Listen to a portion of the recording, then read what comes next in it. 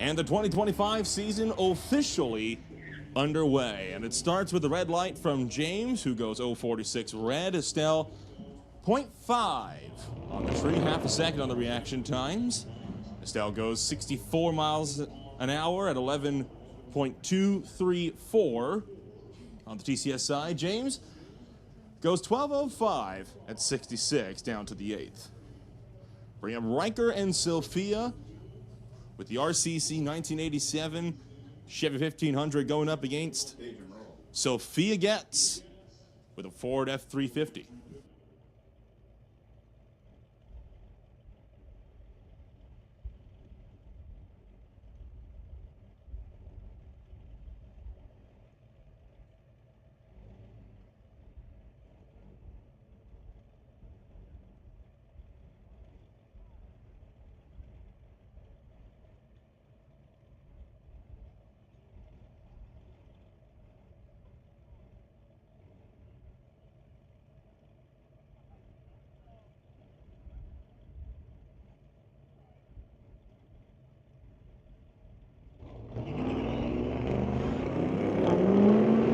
On the tree for Riker, while Sophia is off the diesel pickup with a .17, by far the loudest vehicle in Junior Street.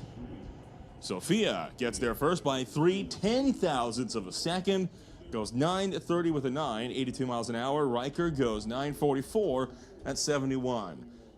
Pair of Zapstrap Racing pickups here. Josephine over right side. Two-time repeat defending champion Tyler left side. Tyler seeing if he can make 2025 the hat trick to sweep Junior Street from 2023 all the way through 24 and out the back door of 25.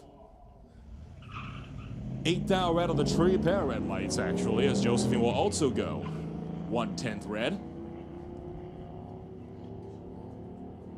Josephine goes 9.78, 73 miles an hour in the Lord Kill lane. TCS lane is Tyler at 10.86 at 64. Bring up two more. Some more sibling rivalry as Taryn and Jenna will face off. Both drivers racing under the Peden Industries colors, with Jenna also under Winter Harbor Marina and RV.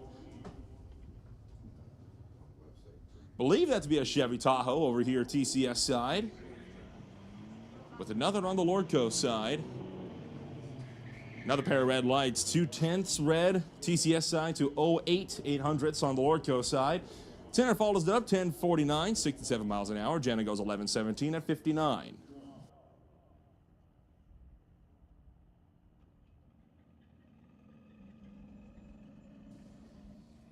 So Jenna's S10 Sport making tracks well.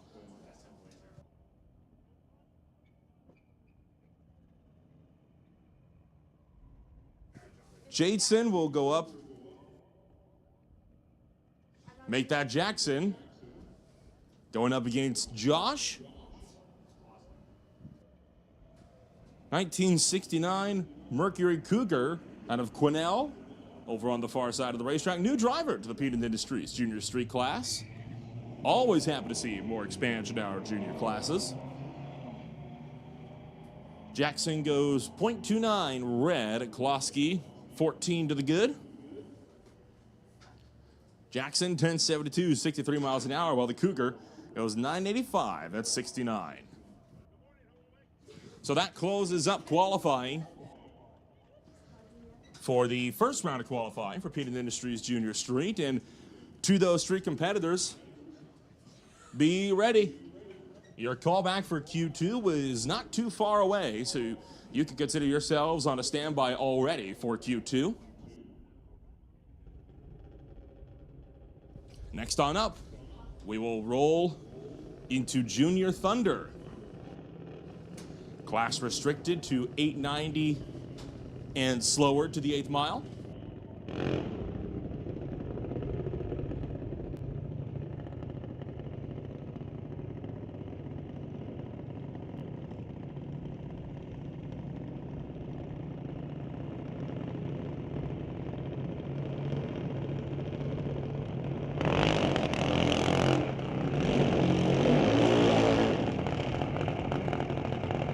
So we'll bring up Hunter for BDL Automotive, Diversified Metalworks, Bill Ron Truck Body, Lordco Racing, and Badass Garage, going up against Cadence, the 2006 Creative Dragster, also for Titanium Auto Group, Milron Truck Body, Ken Specialty Auto, Ernie Speed and Custom, Elite Belts, Dave and Trudy, and Color Compass. Both dragsters gunning for the 890 mark.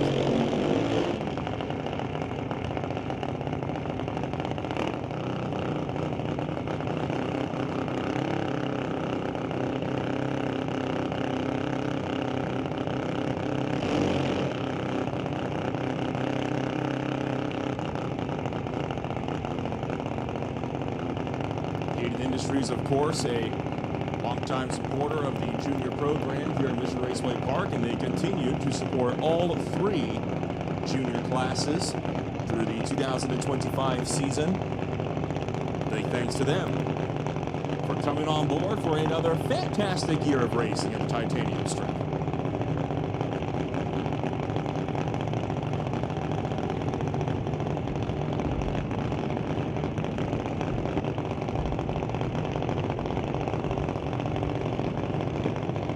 One in, two in. Well, great start to the year for Hunter. It's going to be a tough reaction time to beat for the #1 qualifying spot. 7 foul on the tree, while Cadence goes 0.57 red. Hunter follows it up with a 9.19 at 71 miles an hour, while Cadence goes 8.96 at 72.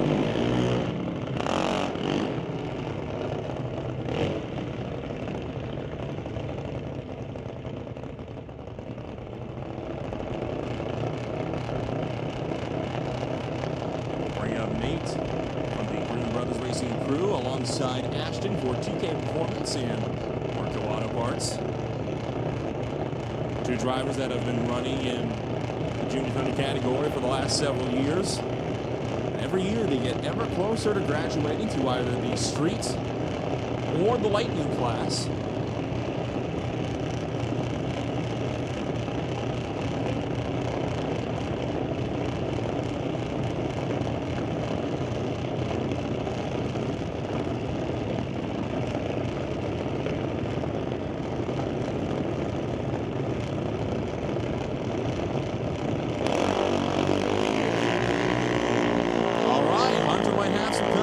Is Ashton 13th out to the good on the tree, while Nate is 0.96. Ashton goes 8.81, 72 miles an hour, while Nate goes 9.01 at 70 miles an hour.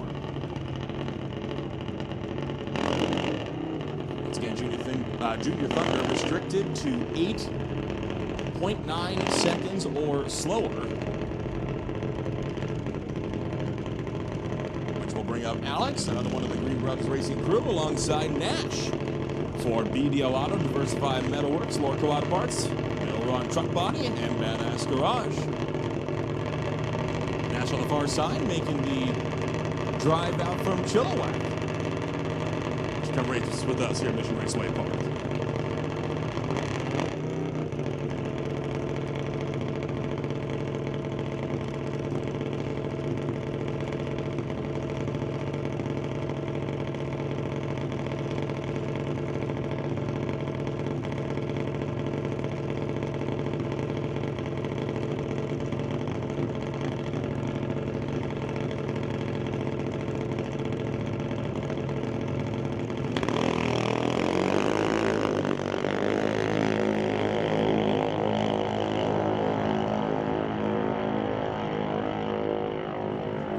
Alex goes 9.51, 69 miles an hour, while Nash follows it up with 12 seconds with a 2 at 52 miles an hour. Next pairing, Owen for Badass Garage, Lordco Auto Parts, Home Masters Team, and Fountain Tire. How about this? New driver to the Junior Thunder category. Welcome, Kira, to the drag racing world. Running a creative dragster out of Abbotsford. And looking like Owen's car. Gonna have to go through a bit of a refire down to the starting line.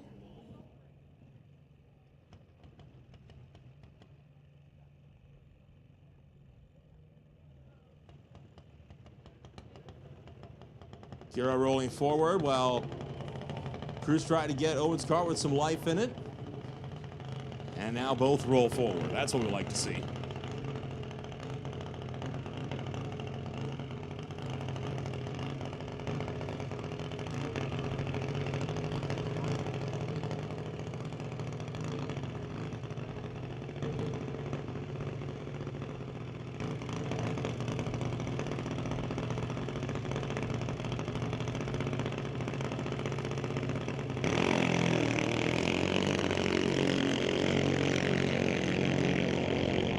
Low 17 to 32 on the tree.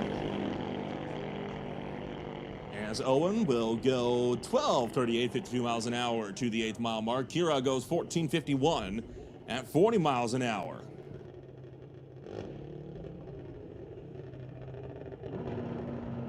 Cruising on through our first of two qualifiers for the Peden Industries Junior Thunder class.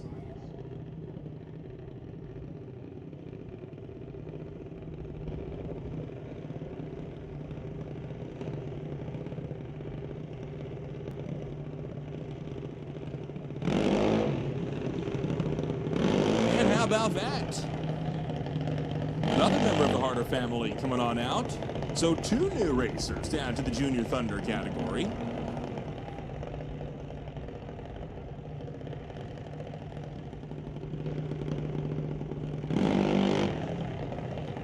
Danica also racing out of Abbotsford with the Creative Dragster, facing off against longtime runner Wesley in his 2012 Martin Dragster out of Chilliwack.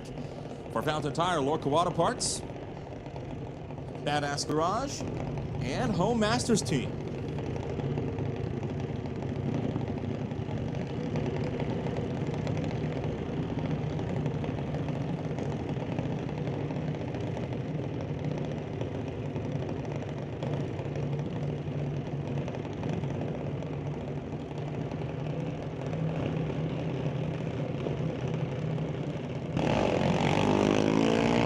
Wesley goes 031 red on the tree. Danica 1/10 to the good.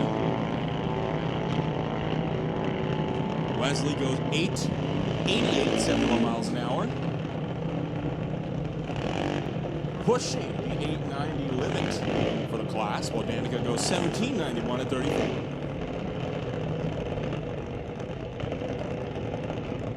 Bring up Jack. Bring up Hunter. Another member of the Green Brothers Racing team over here, tower side, spectator side. It's the JBS Equipment Junior Dragster, local to the Mission area for both racers.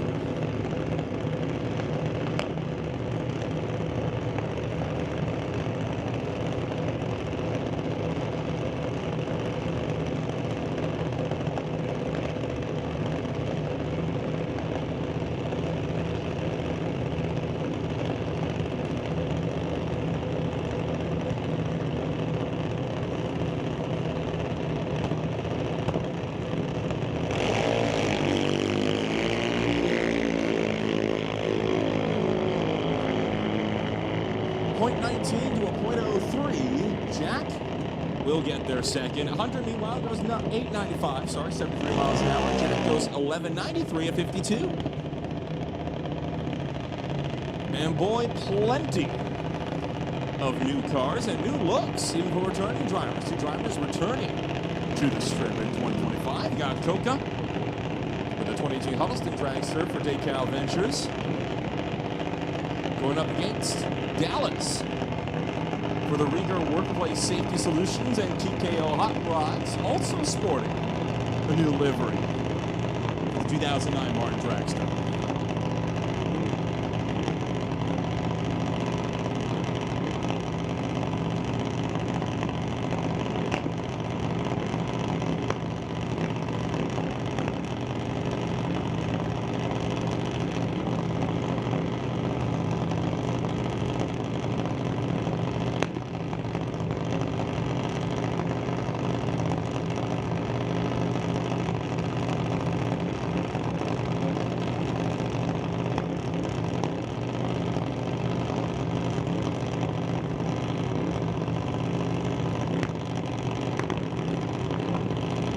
One, two, here we go.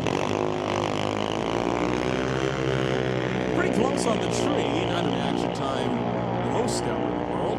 28 to a 29, so almost 0.3 of a second for both drivers. Coca goes 871, 74 miles an hour. Dallas goes 1197, 54.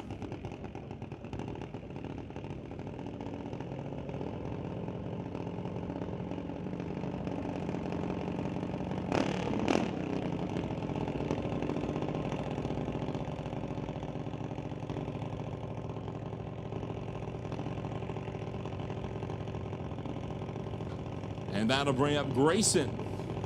Yet another newcomer to the strip. How about that? Coming on out from Maple Ridge. Ultra Tune Automotive. Sporting that machine.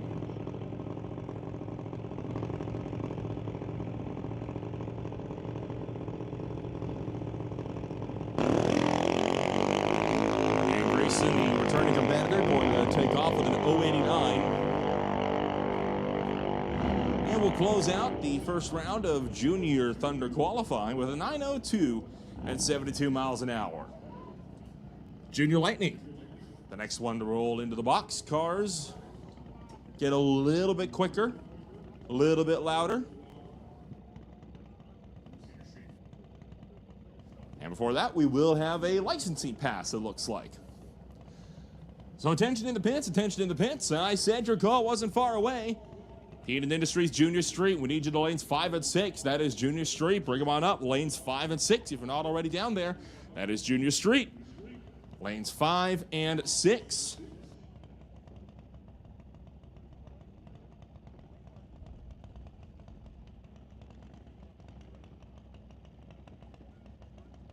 With us having made the call for Junior Street to lanes 5 and 6, that will put National Tire Wholesale Pro on standby.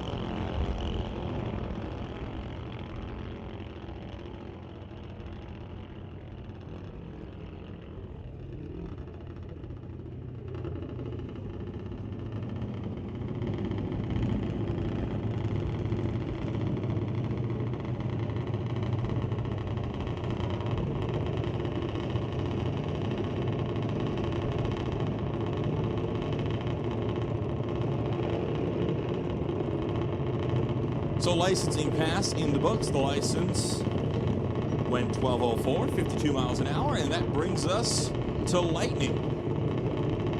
Now, how about that? Now, I saw that car in Orco Lane yesterday. I can tell you right now, that is absolutely a new sponsor for, well, not a new sponsor for Isabella, but definitely a new look. And that car looks darn good. Love the coloring blending in with the Timecodes colors, as well as the Silva Auto World for the 2016 Mike Boss Dragster. She'll face off against Connor for TKO Hot Rods, Fitness Lab, Panther Auto Glass, Albion, Thailand Ortho Auto Parts, and Napa Auto Parts.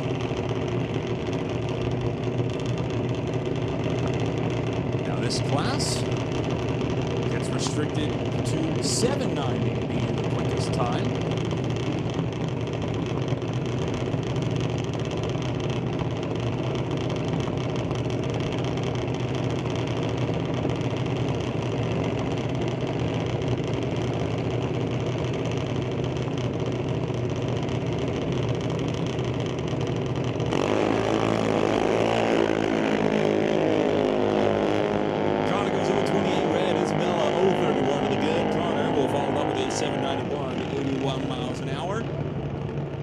Going 848 at 79.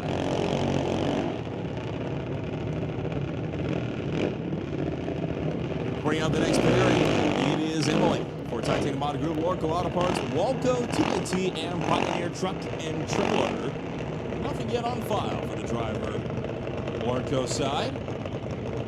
I believe, though, that may be Adam.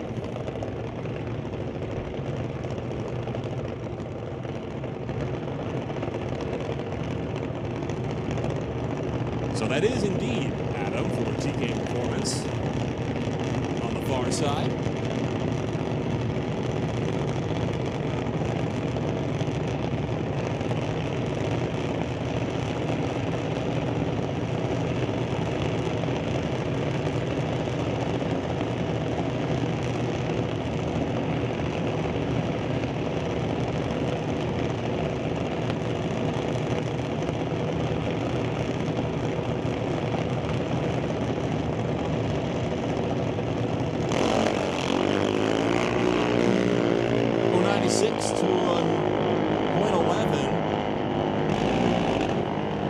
Goes 803, 81 miles an hour. Emily goes 893 at 72.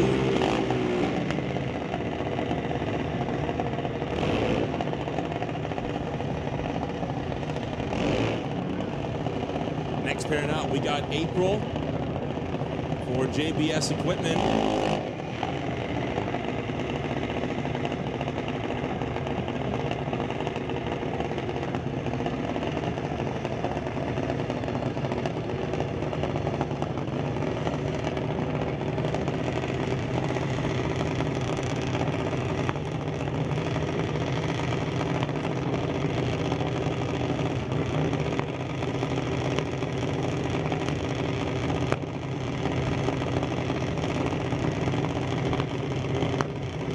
So April versus Adeline. As both cars will bump towards the stage beams.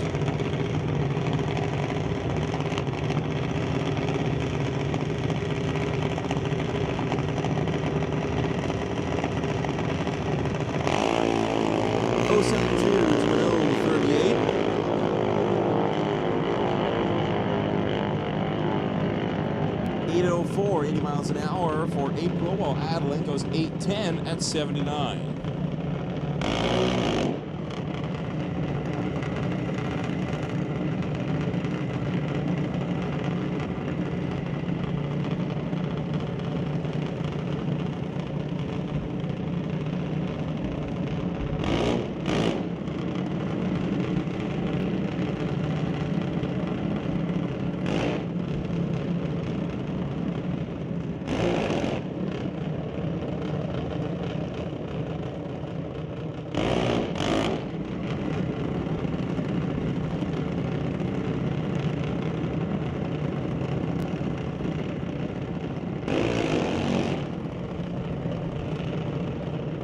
So next pairing up, it'll be Bentley, the current champion of the class, had a fantastic 2024 campaign. He faces off against Nick for JBS Equipment. Oh no, sorry, Bentley, the Junior Thunder champion. Nick, the Junior Lightning champion. How about this? Thunder and a Lightning champion is facing off.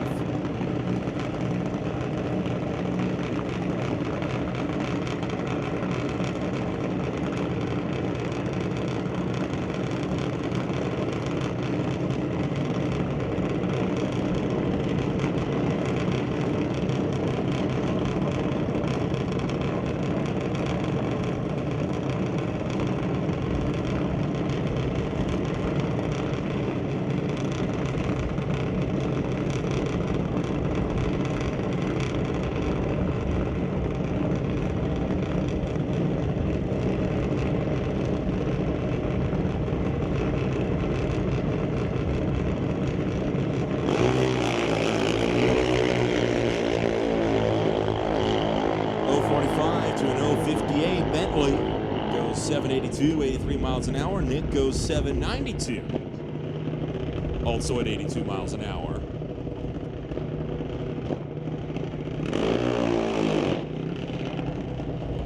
And that'll bring up McKenna for Napa Auto Parts and JBS Equipment.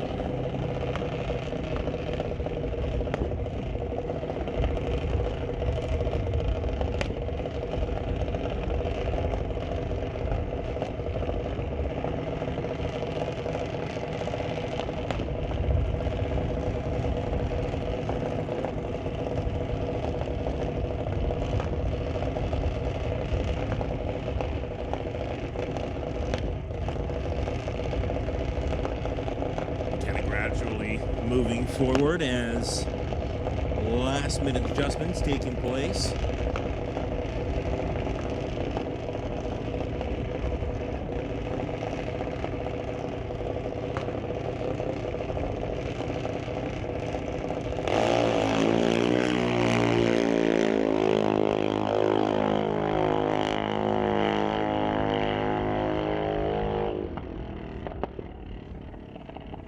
.793, 81 miles an hour. That closes out Q1 for Peden Industries Junior Lightning, and that'll take us back to Junior Street for their second round of qualifying.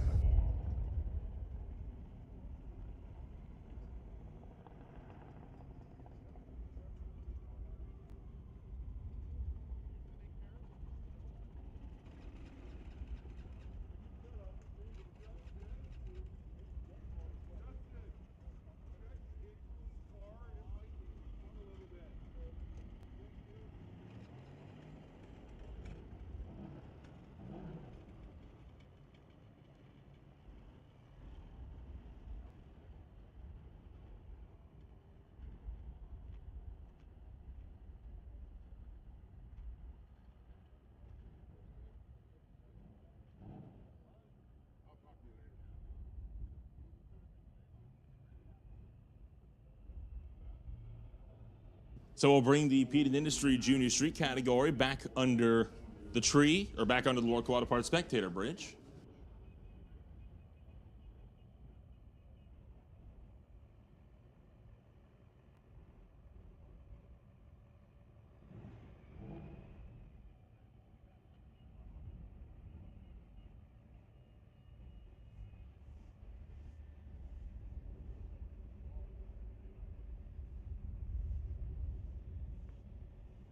Once again, Estelle and Sophia will go up. An F350 out of Kamloops. Bit of a drive for Sophia. Racing against the 2006 Chevy Equinox. 7 tenths to 2 tenths on the tree.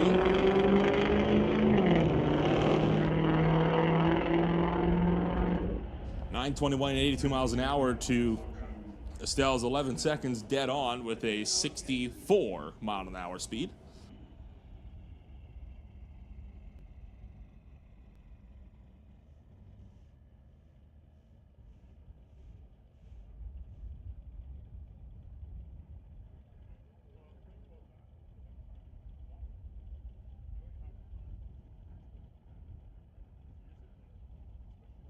That'll bring up James with that Mustang going up against Riker, the current #1 qualifier, with the RCC 1987 Chevy 1500. James goes 996, 73 miles an hour. Riker goes 912 at 74.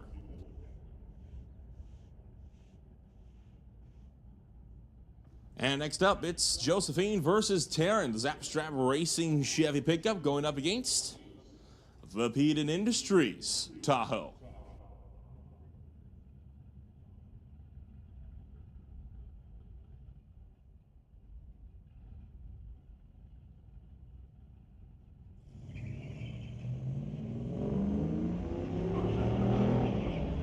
Josephine goes 043, Taryn goes 090. Josephine, 985, 72 miles an hour. Taryn goes 1049 at 67. That brings up your two-time repeat champion going for 3 in 25. Tyler, with his Zapstrap Racing Chevy 1500 pickup from 1997, facing off against Jenna's S10 for Peden Industries and Winter Harbor Marina and RV, and Nana.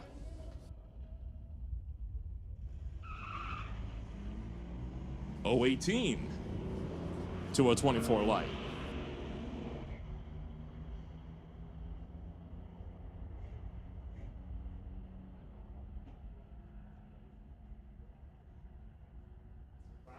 Tyler goes 1091, 64 miles an hour. Jenna goes 1120 at 59.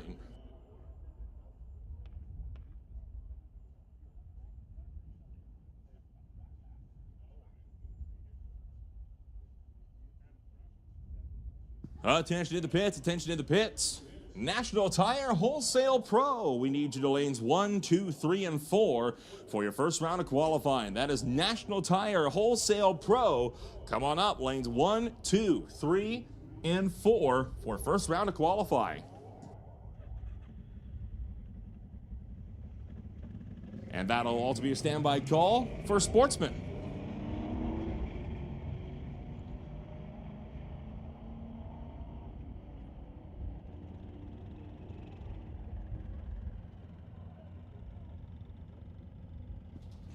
Josh takes the Mercury Cougar to a 988, 69 miles an hour, while Jackson goes 1069 at 63 for the GMC.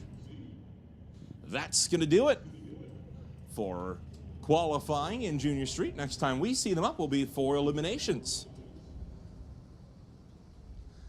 So the tractor is going to go on. Make sure that everything is nice and prepped for National Tire Wholesale Pro. Big thanks to National Tire Wholesale for coming on board to sponsor the Pro Bracket category.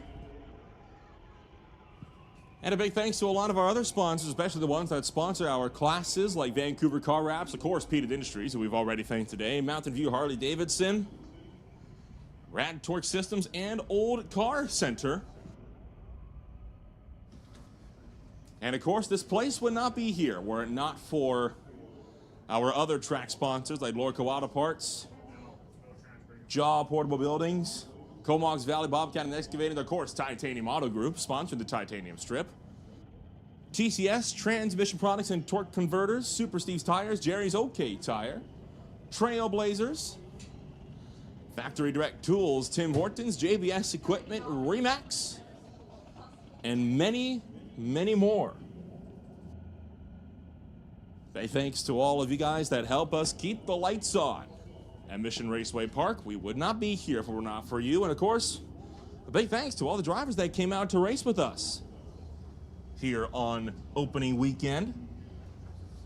To the people that might be hanging around in the stands. And to everybody watching us online at MRP Lordco TV.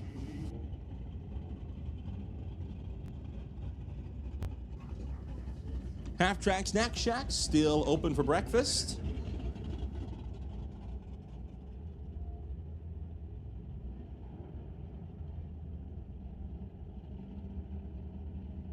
And I do believe the Pro Shop is open as well.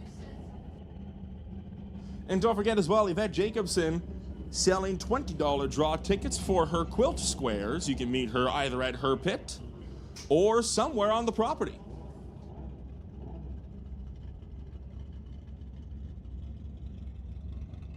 I see plenty of Pro Bracket cars and trucks coming on down. Some of them I recognize. I see Mike Render making his way on down. I believe I see Steve Baskerville's Mustang. And I see a couple of faces I don't quite recognize.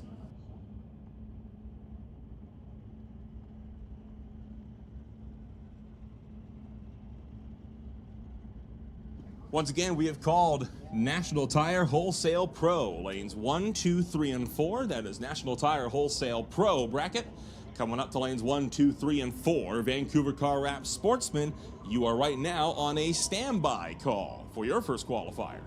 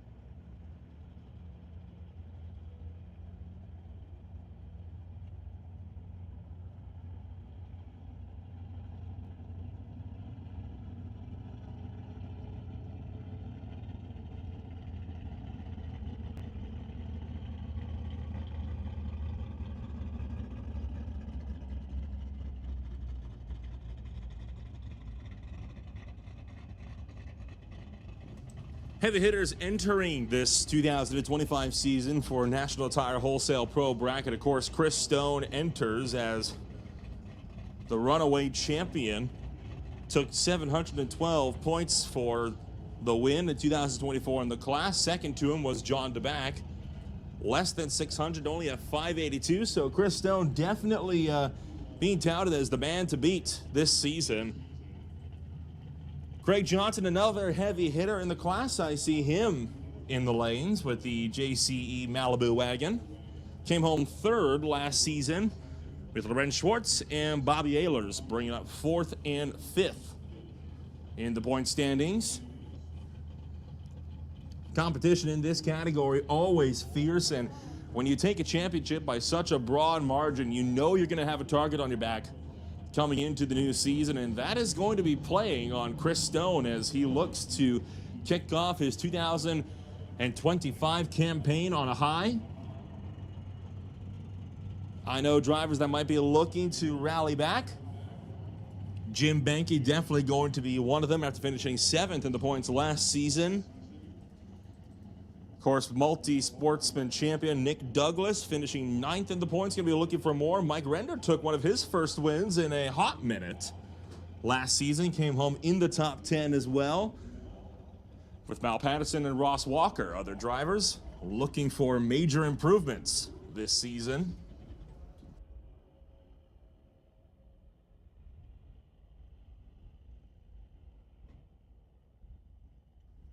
Just waiting on the last bits of track prep, and then we'll pull your National Tire Wholesale Pro Bracket category around the corner and underneath the Lorca Auto Parts Spectator Bridge, and we'll be back and rolling.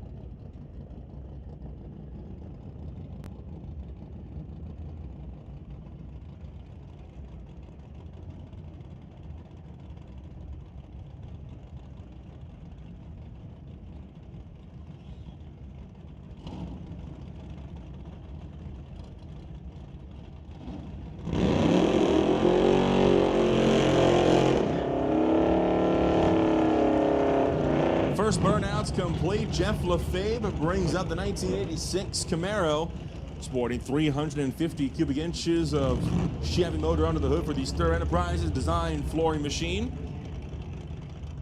Going up against Neil Cuthbertson with a 97 Chevy out of Old Grove. Jeff racing out of Quesnel.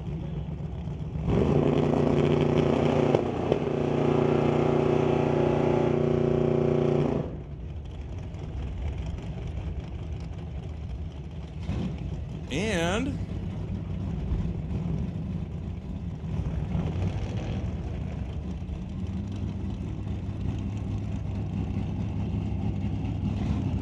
Something going awry with the tree, so we're going to back both cars out and give them another chance.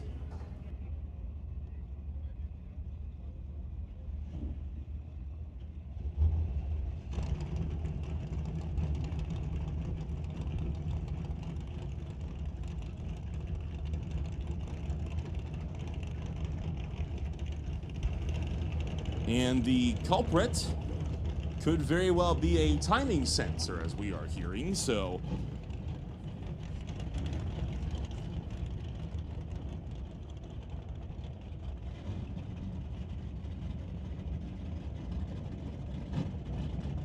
we're going to back both pairs out of the water box and swing on up to take a look, see what's what.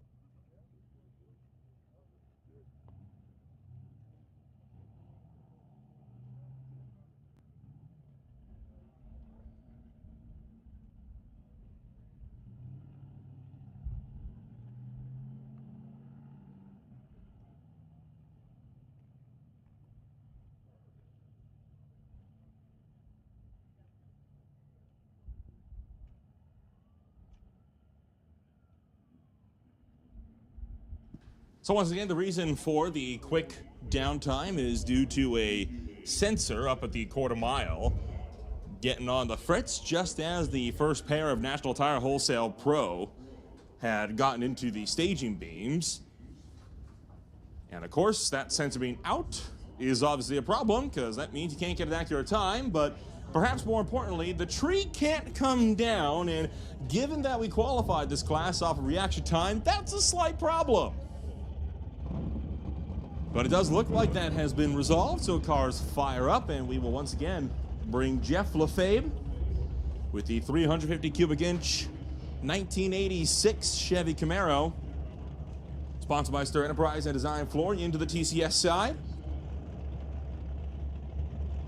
While Neil Cuthbertson brings his 1997 454 cubic inch Chevy pickup truck into the Norco side.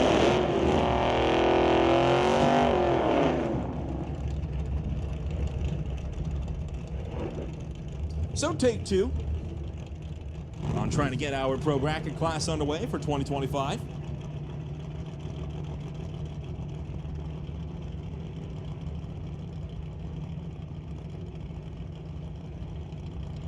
We thank everybody for your patience as we worked out the technical glitch.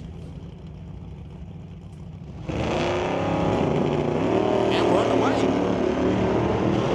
1-0 on the tree for Lefebvre, Cuthbertson, 0-19 to the good. And these guys racing all the way to the quarter mile. Lefebvre going to get their second 5 thou. We'll take it to Neil Cuthbertson, goes 11.77 at about 13. While Lefebvre, also at about 13, goes 11.68.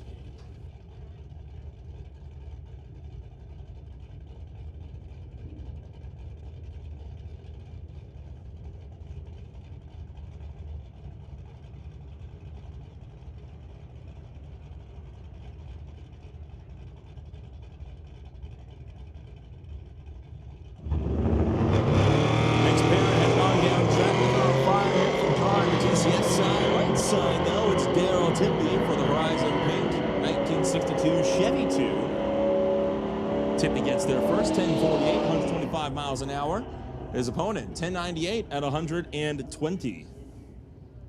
We'll take up the next pairing. It is Steve Baskerville. Used to run a 2-liter Volkswagen Golf.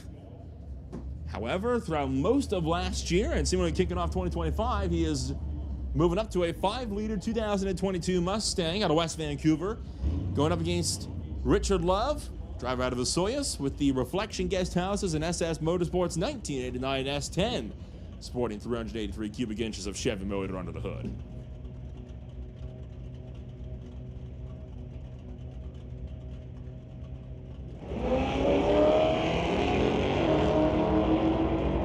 Soft launch for Baskerville, 0.68 on the tree, while Love was 0.57, and Love clocks in 11.74, 112 miles an hour. Baskerville, 12.68 at 115.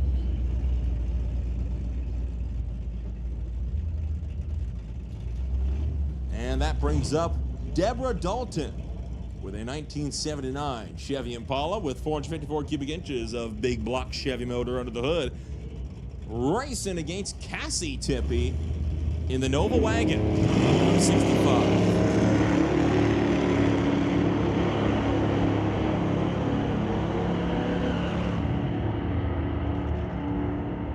Top end of the racetrack, Deborah goes 11.57, 115 miles an hour. Cassie Tippy goes 11.61 at 114. Brendan Piskacek, sorry, going racing in the Buick Racing and Motoring Canada with Thomas, 90s Ford Mustang, against Dell Northgraves for Ritchie Racing Engines with a 414 small block Chevy 77 Nova. That Nova still has pep in its step as it's going to take off straight down Farmer Lane. Top end of the racetrack, 10.36, 128 miles an hour. Piskacek goes 13.16 at 101. Next one up, nothing on file yet for the pickup over here, Tower side. But it is Terry Hoogston's with his 66 Chevrolet over on the far side.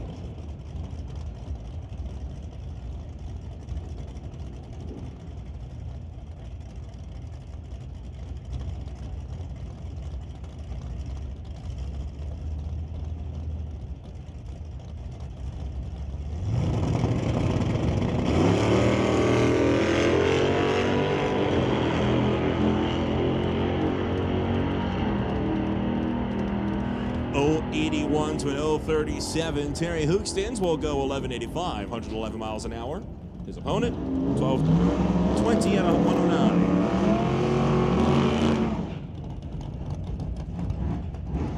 Pay attention in the pits, attention in the pits. Heads up for those that have made into the quilt draw. The winner is Andy Klosky. Klosky, you've won yourself a quilt. You can go see Yvette Jacobson to pick up your prize. Once again, Andy Klosky, you have won the Team on a Mission quilt. You can go get your prize over at Yvette Jacobson's pit. Dennis Winton and Brian Prescott, the next pair up, lost in time. Belair goes over 31 red. Over to the good is Prescott's S10.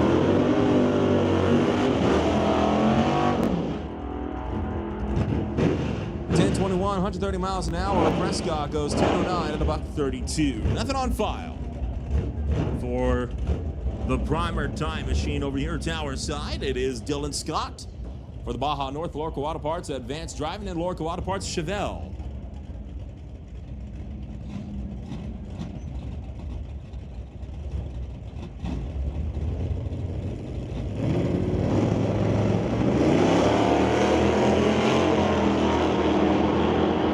Both cars off and away. 011 red on the tree for the car in the left lane. Right lane goes 10-15 at about 28. Left lane is 10-73 at 125. Bring up Ron Thibault. Racing the 468 cubic inch Chevelle from 1967, going up against John DeBack with the Rad Torque Systems Titanium Honda Group 89 S10.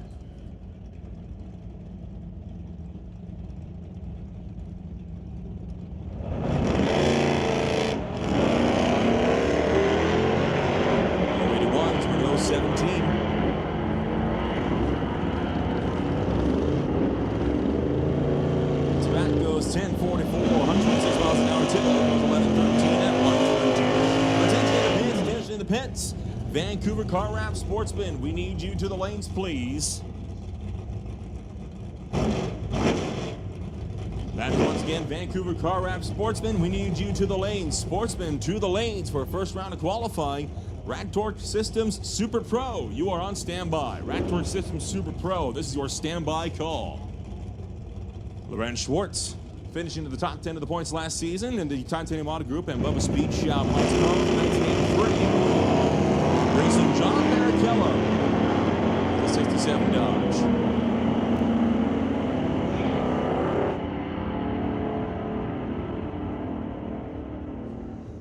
Schwartz, 10:03, 133 miles an hour. Barrichello, 11:49 at $1.16. And how about Ralph Ehlers with the Junkyard Dog Mustang?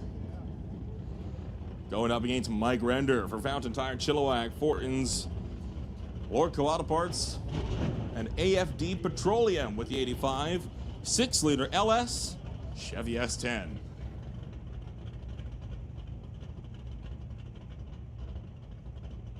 Boy,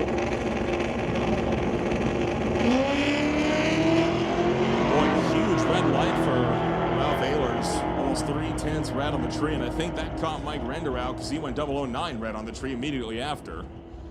Ehlers goes 1064, 125 miles an hour. Render goes 1079 at $1.18. Bring up Matt Warner with the wheel standing. Linden Service Center, 1966. Plymouth coming up from Sumas, Washington, going up against Steve Watkins with a 2018 5-liter Ford.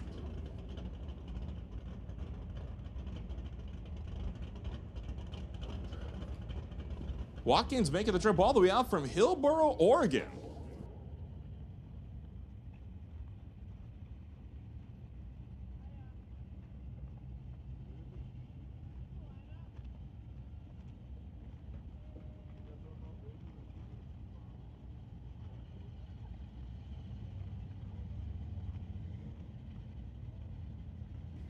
Bit of cleanup going on after Ralph Ehlers' Junkyard Dog Mustang Fox Body took off down the racetrack on the tower side.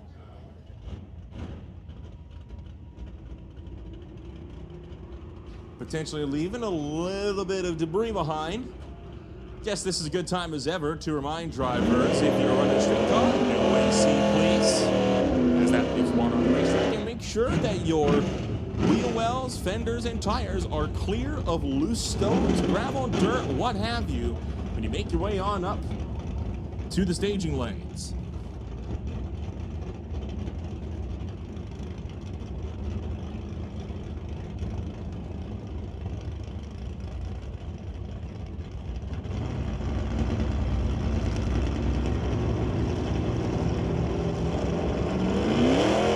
Oh, well, Matt, you left a little early on that one.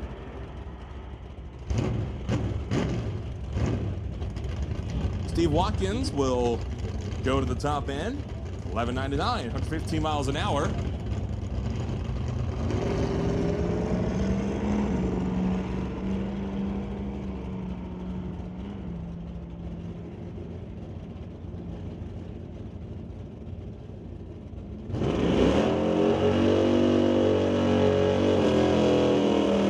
So not the way that Warner wanted to kick his 2025 campaign off, but still got another hit.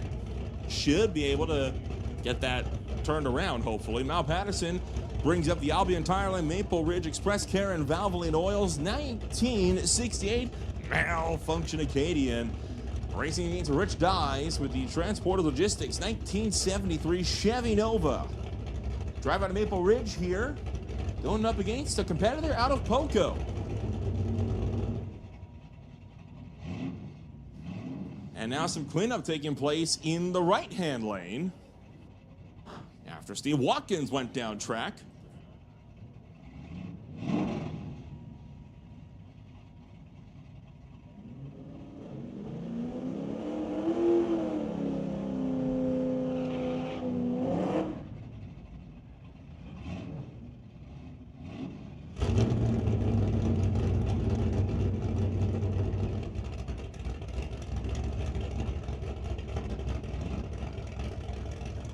Mal Patterson's Acadian loves to get up on that wheelie bar. So this, if it launches well, should be a pretty easy wheels up launch.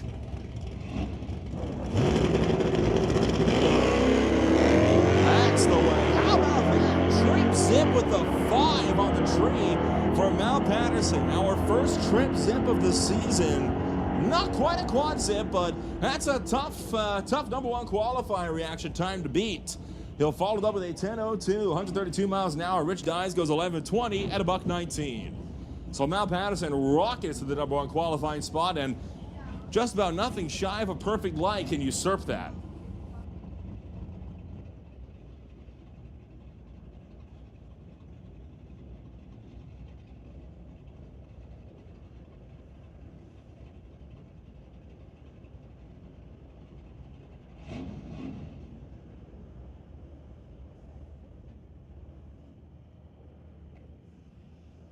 So yet more prep going on over in the far side. Once again, if you're running the street car, your AC must be off. That AC generates water. Water on a racetrack equals no racing. You don't want to be the one that shuts us down for a little while we clean it up, do you?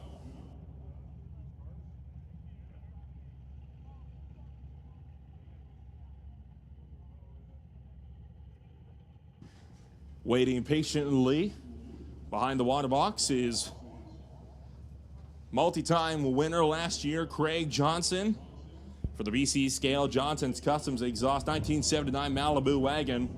Racing against Rob Getz with the 2024 Ford F-150 out of Kamloops.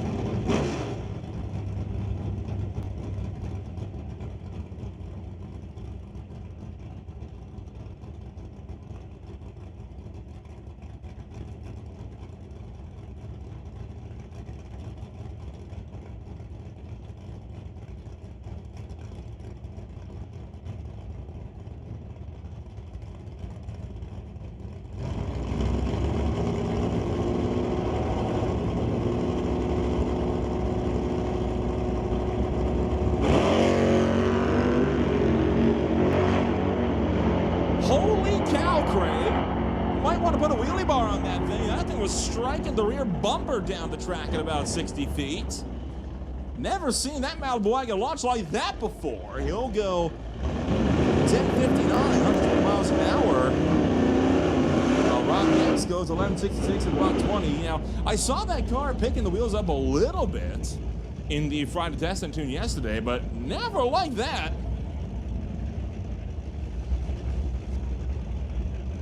Bring up Elijah Copeland with a 1981 Camaro out of Surrey, racing Sean Langley.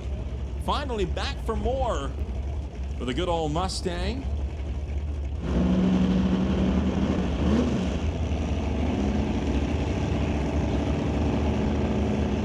So the Pacific Raceway Sportsman Trek champion, Lincoln Washington, taking off 13 to a 27 line. Langley gets there first. He'll go 12, flat with a 3, 114 miles an hour. Copeland goes 12:42 at 107. And that'll bring up Ray Bollinger for the Just Mechanical A&A Customs 1963 Pontiac. You don't see many Pontiacs around anymore. That one still looks just as beautiful as it ever does every time it comes out here. He's facing off against top 10 finisher in the points last season, Ross Walker, running the Preston Chevrolet 1966 Chevy 2.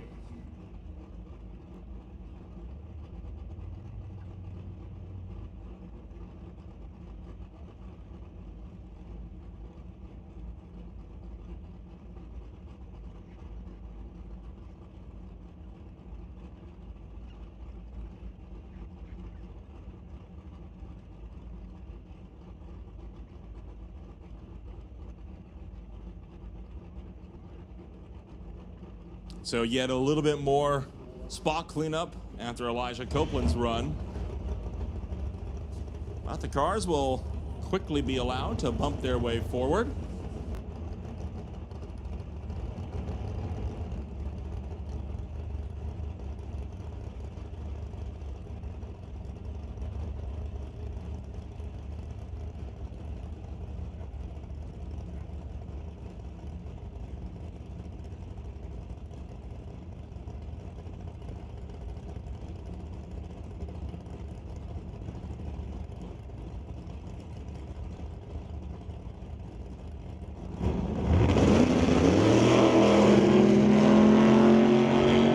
Too light for an 054. Ross Walker out in front. He'll go 10:01, 131 miles an hour. Bollinger goes 10:53 at 124.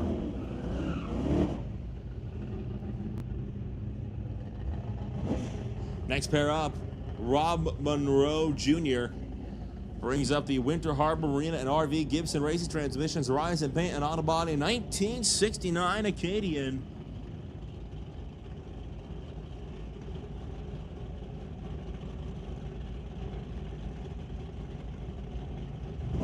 Facing off against the Cutlass on the far side.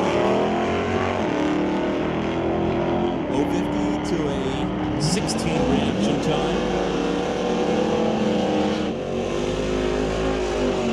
Monroe Jr. goes 10:55 at 124. The Cutlass 10:71 at 99.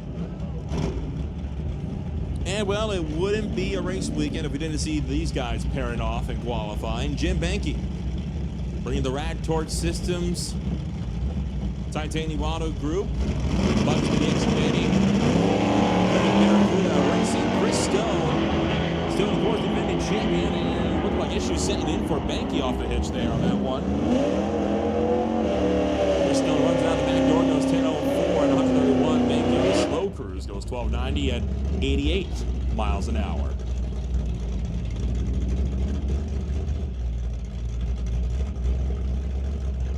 I might have gotten a little bit close to the center line there. Decided to not take the risk on the first qualifier of the afternoon. Bring John Basinski with a 1970 Barracuda and Walter Johnson in the Chevelle.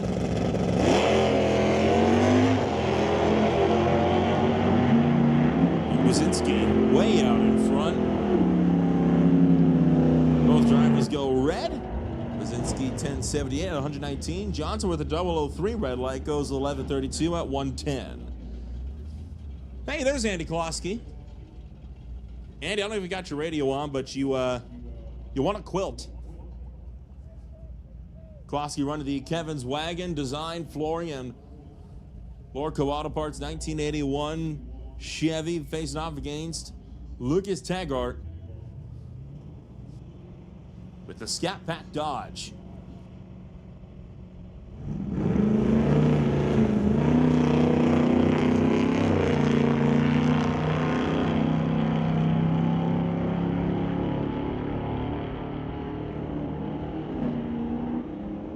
Klosky 1059 103, and Taggart to the stripe goes 1496 at 80 miles an hour. That'll bring up Nick Douglas, 2023 Sportsman Track Champion, running the 2023 Super B out of Lake Stevens, Washington.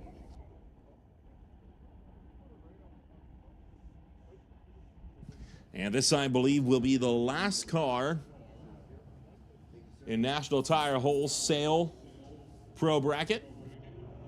Uh-oh, looks like somebody was planning on making a hit, and it hasn't gone their way, as you see an orange car stopped out here in front of the tower. Douglas, 011 red on the tree.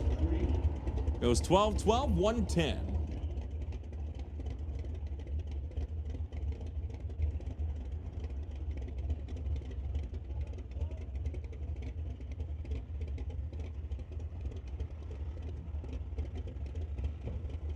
So that is Ryan Ledre running that car right now. That used to be Brody Shirk's car that ran in the door slammer category.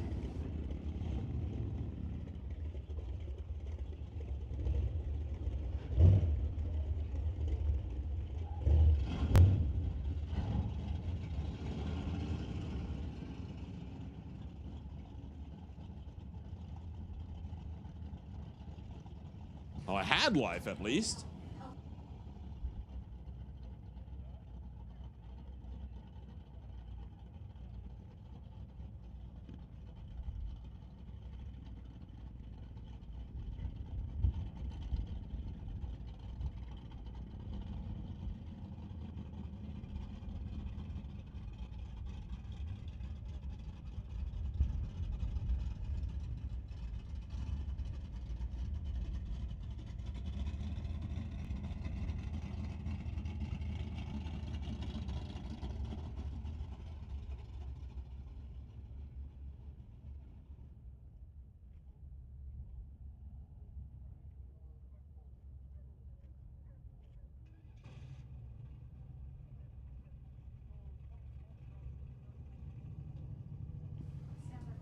Rad Torque Systems Super Pro, we need you down to the lanes. Once again, attention to the pits, attention to the pits. Rad Torque Systems Super Pro, bring them on up to the lanes. That is Rad Torque Systems Super Pro to the lanes.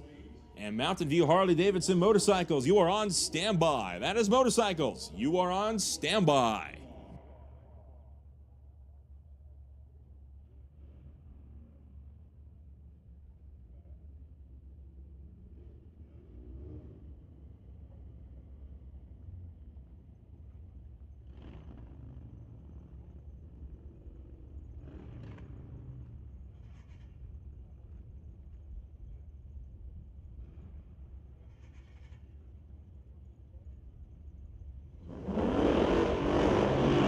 So first pair of Vancouver Car Wrap Sportsmen in the box. Joel Smith brings up the Zapstrap Racing Chevelle Tower side. Going up against a driver not yet on file in the right lane.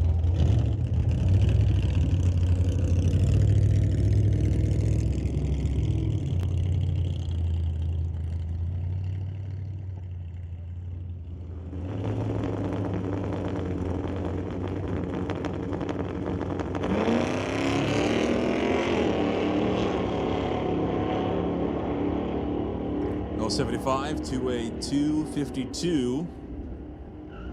Joel Smith is 1164, 115 miles an hour.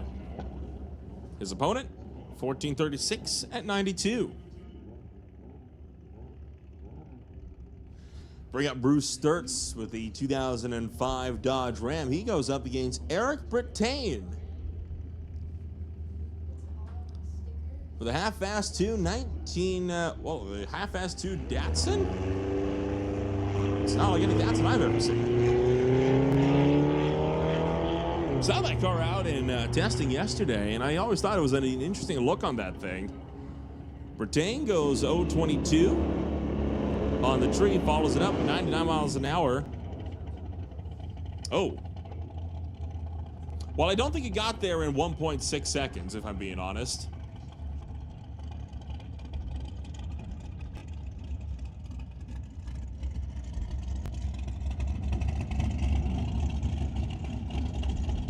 Sturtz goes 15.66 at 84 miles an hour. Meanwhile, Steve Baskerville and Dale Wood will bring him on up. That is the 2022 Mustang GT going up against Dale Wood's 1972 Nova.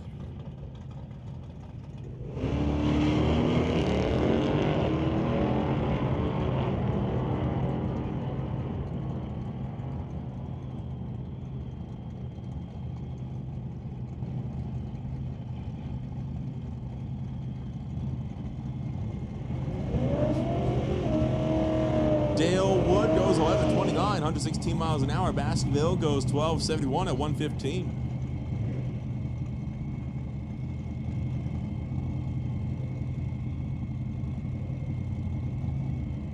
Richard Love, once again, back for more for the Reflections Guest House, SS Motorsports 89 S10.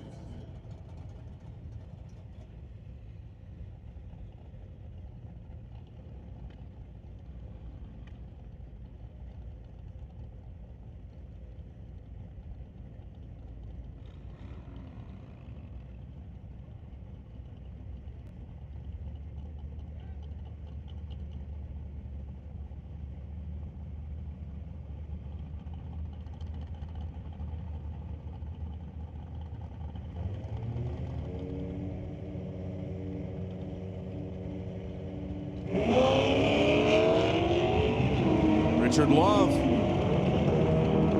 taking off 0.35 on the tree. His opponent 3.67 on the light. Love goes 11.62 at about 15. His opponent 14.39, 98 miles an hour. And that brings up Dallas Nassy for the overtime Honda BC Dragon and Snorkum Canada Honda Civic. Dallas was racing in Junior Street last year, has graduated to full-size cars. He has chosen to run in Vancouver Car Wrap Sportsman in the same car that he ran in the Junior Street category. He races Jessica Armstrong. Armstrong at Monroe Marketing 75 Dart.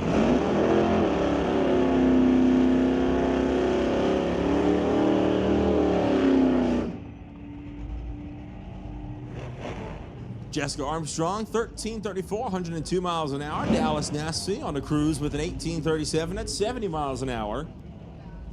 And that brings up Sylvia Hookstins facing off against Veronica Hodgson.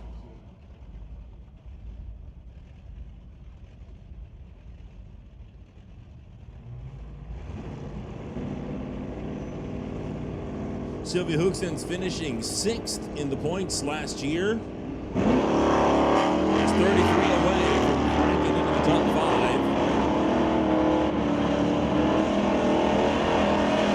5. Oh, 53 to an 0.41. Top end.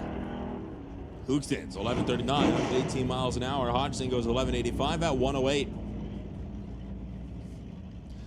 Bring up Roland Lowen for the Lorco Auto Parts. 1955 Meteor got his first career win at Mission Raceway Park last year. Then Brandon Piskacek coming home 5th in the points last year for the Buick Ford Motor Canada with Thomas Foxbody.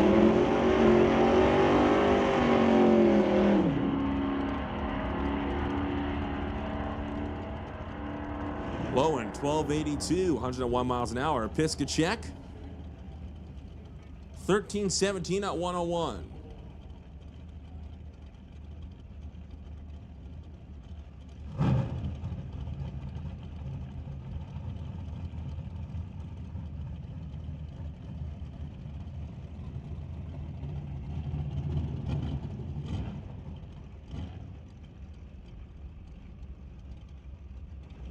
Next pair up, Randy Hermsen.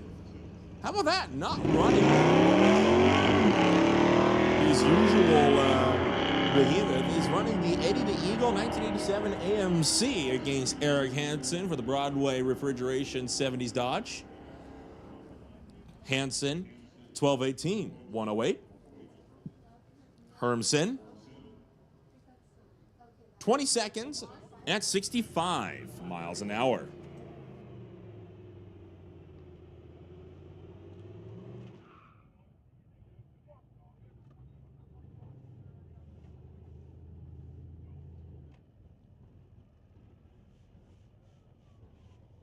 And we'll bring up another 2020's Mustang. This one going up against Ann Copeland with the 2016 Subaru Outback.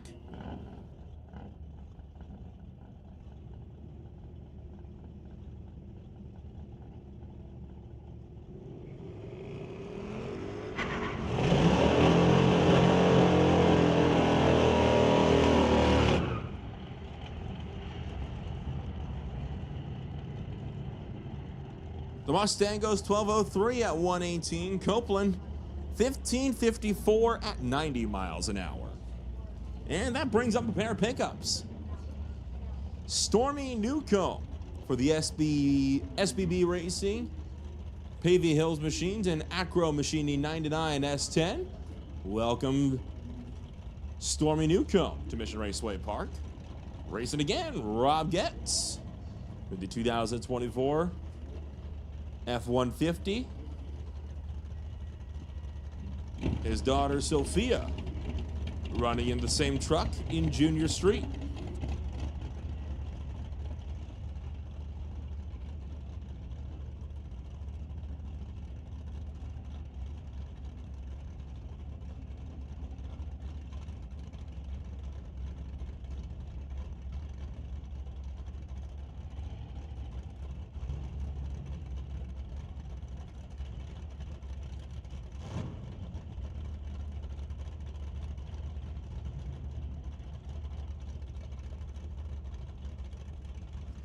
Hey, attention in the pits, attention in the pits. Rad Torque Systems Super Pro, this is your final call to the lanes. Super Pro, final call to the lanes. And we're gonna make the call from Mountain View Harley-Davidson Motorcycles to lane 5. That is motorcycles, come on up, lane 5. Bikes to lane 5. Rob Getz out in front of Stormy Newcomb. Rob goes 0:55, Stormy goes 0:28. With that call for Rad Torque Systems Super Pro with your last call to the lanes and bikes to lane 5, we're also going to put Old Car Center Hot Rod on standby. That is Hot Rod, you are on standby. Kevin McCauley brings up the BDL Automotive Old School Cutlass from 1983. He races against two-time repeat champion Nick Douglas.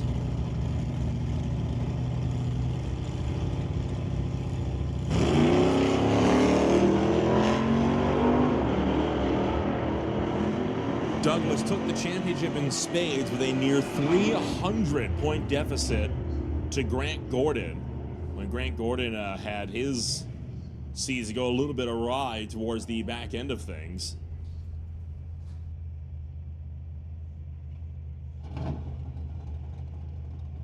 We'll bring up Philip Marvetts and Grace Kemp.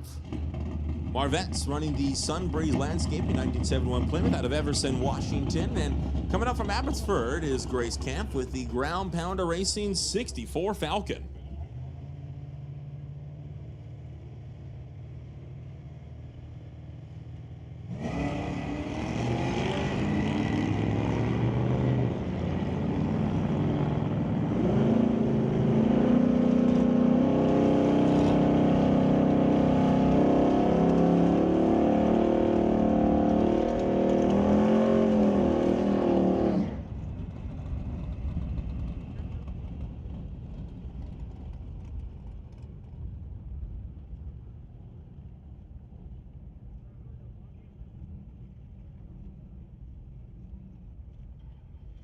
Bill Wells brings out the TNT Auto Parts.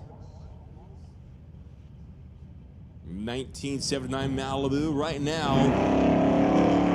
with 60 years of racing experience under his belt. For the 82-year-old, he'll take off down track and goes 11:69 at 107 miles an hour. And so we're going to send crews out there. That was the last car in Vancouver Car Wrap Sportsman. Got another sensor to check out, this one at the 8th mile. And we should be back to racing shortly.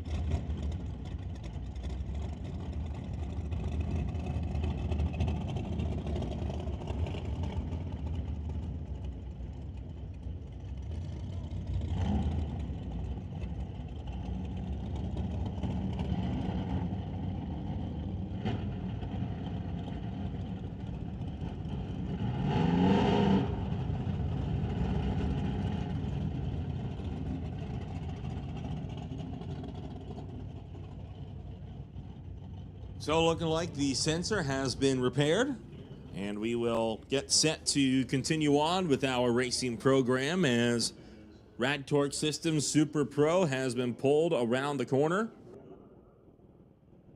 Kevin McNichol took the win in that category by less than 100 points last year over a tight battle between Jason Gibson and Craig Johnson for the number 2 spot. They finished just 1 point apart, with Gibson taking second.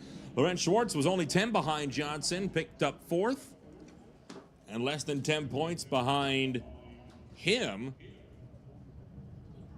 was Robinson, taking home the number 5 spot.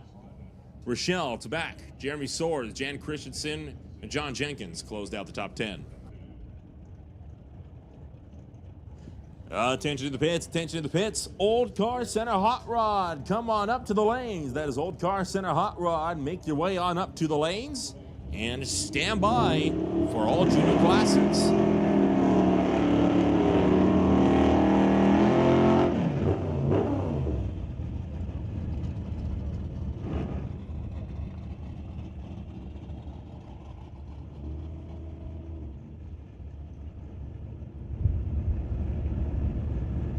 So we bring on up the first pairing.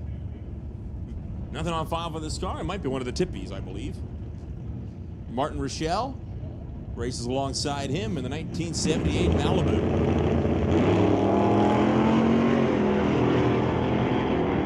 Rochelle usually running the NHRA Super Street Index on weekends,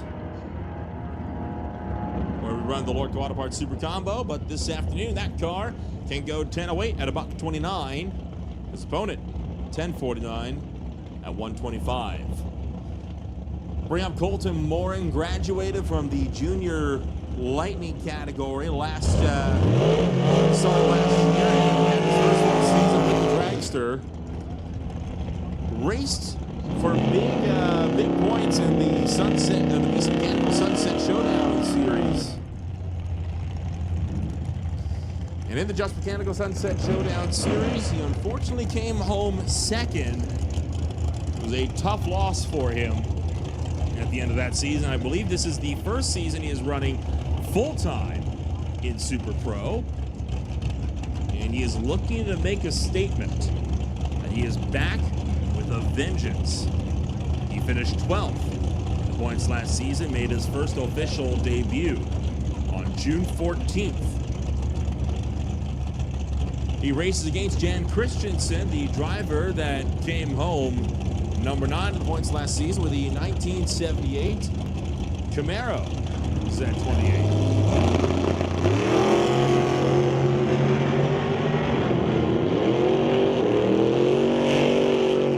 .014 to an .035 red on the tree. Colton Morin goes 796, 164 miles an hour. Christensen, 1060 at 117. And that brings up Rob Monroe Sr., running a white knuckle racing 1931 Ford Model A out of Langley, racing against Mark Muscat for Lorca Auto Parts with a 1977 406 cubic inch small block Chevy motor out of Vernon on the far side.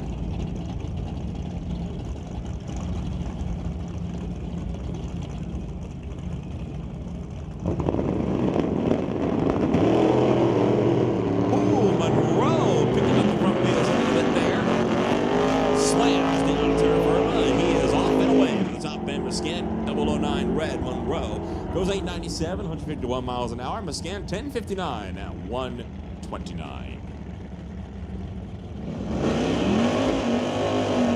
Next pairing, we got Lorenz Schwartz. We got Andy Hatton. Titanium Auto Group and Bubba Speed Shop being represented on the 1983 Monte Carlo over here, tower side. While it's Bubba Speed Shop, Titanium Auto Group, Taves Roofing, and Velocity Chemicals represented on the Grinch, with a 584 big block Chevy motor in the Camaro on the far side.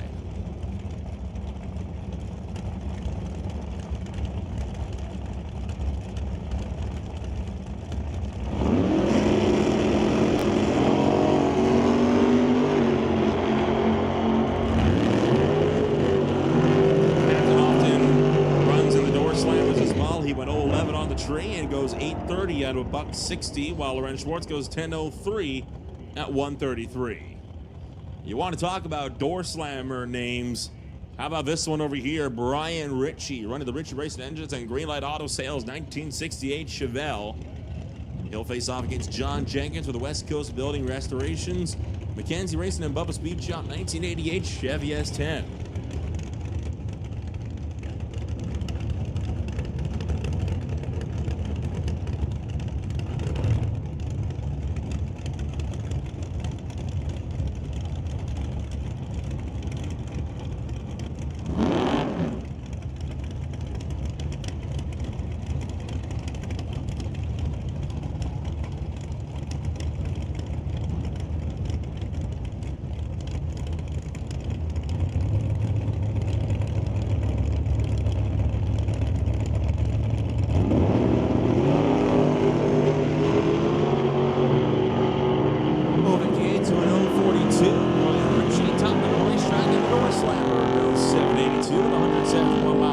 Jenkins 1034 at $124. And this is the big dog, defending champion Kevin McNichol, as well as winning in the 2024 Lining the Loafers Old Time Drags, as well as the 2024 Street Outlaws champion at the track with his 434 cubic inch small block Chevy 67 Nova, racing against Mike Stewart with the Bucky's Mini Excavating, Ken Specialty Auto, Gibson Racing Transmissions, and Big AJ Motorsports 67 Chevy 2. The Super Chiclet down track with the 006 light goes 1004, 130 miles an hour. McNichol, the defending champ, goes 1008 at 133.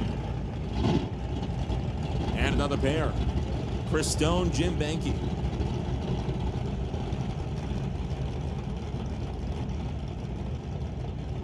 Dodge Dart versus Plymouth Barracuda.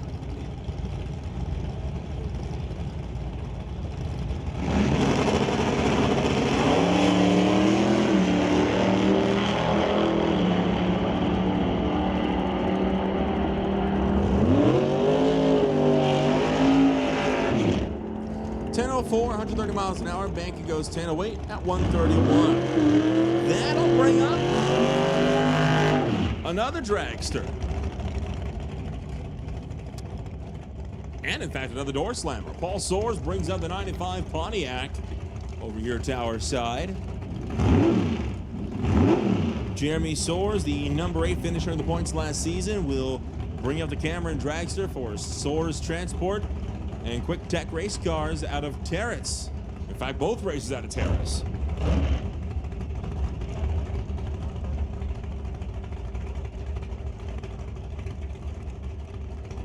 Well, this could go either way. Those door slammers do not slouch off the line, but Dragster's got some good top-end charge to it. Should be a good grudge match here, just like the Fox Body duo in the water box.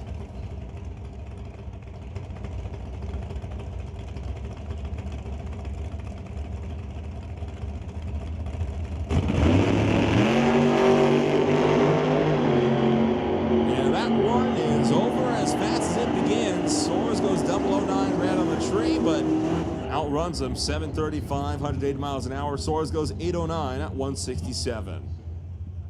And a pair of Fox Bodies, sibling rivalry as well. The Gibson family going to war against one another. One Mustang from 91, the other from 88. One sporting 289 cubic inches tower side. The Lorco side, 427, so a lot more power being boasted on the far side.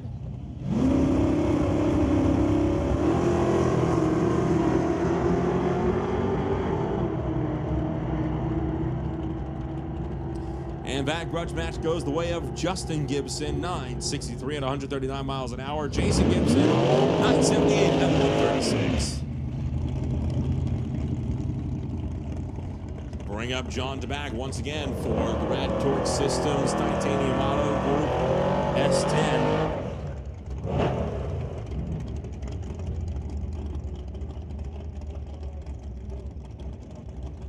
He'll face off against one of the Dragsters over there on the far side.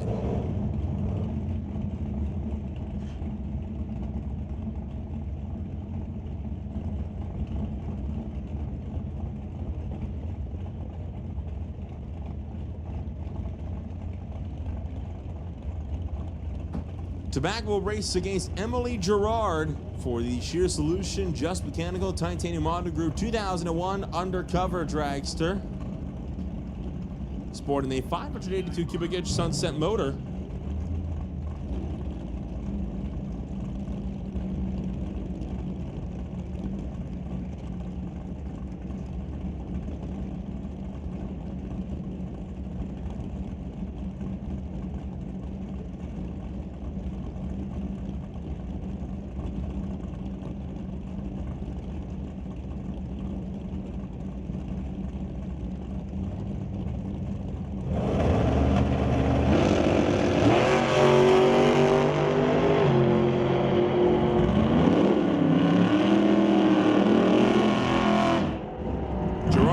goes 756, 175 miles an hour. John DeBack going 1044 at 126. And that'll bring up another pair of cars that usually runs in the Oracle Auto Parts Super Combo Series. That is Brad Vinci for the BNC Racing 68 Camaro, racing Warren Jacobson with the 67 Chevy 2. Both these cars on a typical Super Combo race will usually run the NHRA 1090 Super Street Index with throttle stops in play. Curious if it'll be the same thing here or if, like Martin Rochelle, the turning stops off so the cars can do it. No throttle stops in play for both competitors, so they're gunning for that 1090 index. Doing it solid when it gets to eliminations. Vinci goes 1057 at 147. Jacobson 1083 at 137. So some fine tuning still needed on the throttle stop portion of things, or on the brake side of things, one of the two.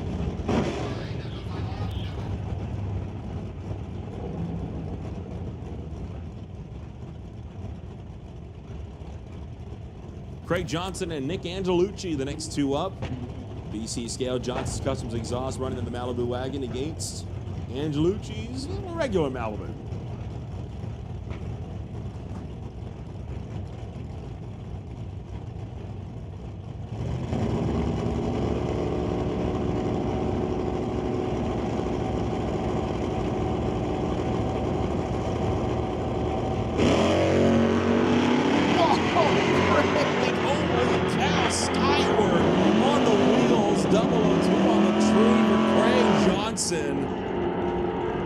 Jeez, it actually genuinely might be time to invest in a wheelie bar for the Malibu wagon. Holy cow. 1060 at 120 miles an hour. Nick Angelucci goes 1144 at $120. And nothing on file for this car, but this will be the last one in Rad Torque Systems Super Pro.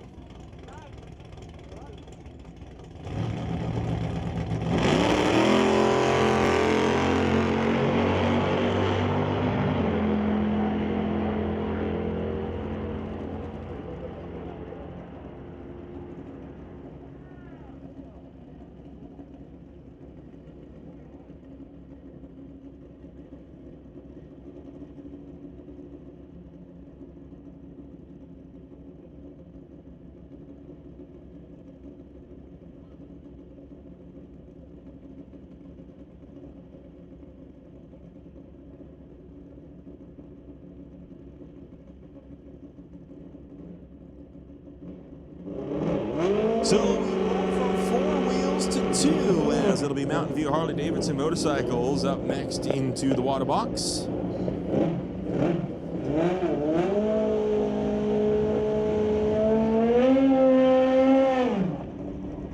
Attention to pits, attention to pits.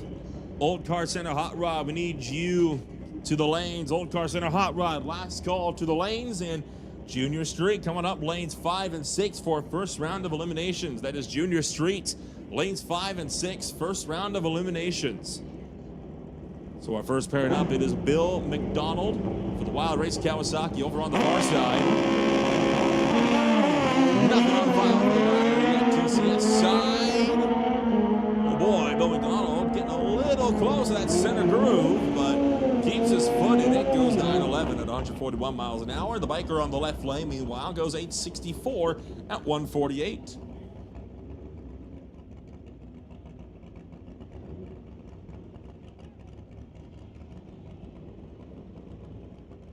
And yet again, nothing on file for the rider in the tower lane here. Jody Brickwood, meanwhile, brings up the Brickwood Renovations 1978 Kawasaki on the far side.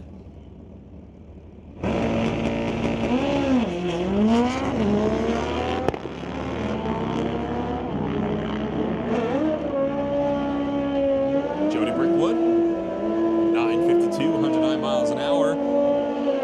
This competitor goes 11.57 at 113. And I guess you could call this pairing the Chris Stone v. Jim Benke duo of the motorcycle class. And it is Corey Craig and Tom Turan.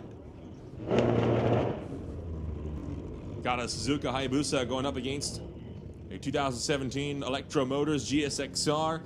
Always love the names of these two bikes. You got Black Lightning over here on the tower side facing off against the Kraken.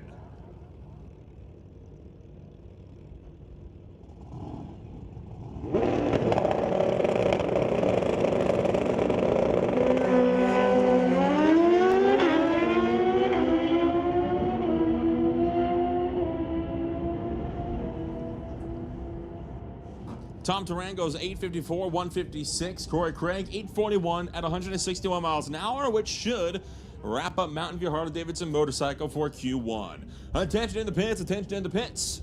Junior Dragsters to the lanes, Junior Dragsters to the lanes. Thunder the 1, Lightning the 2 for your second qualifier. That's Thunder the 1, Lightning the 2 for your second qualifiers. And stand by for National Tire Wholesale Pro Bracket. So our first pass of Old Car Center Hot Rod into the water box.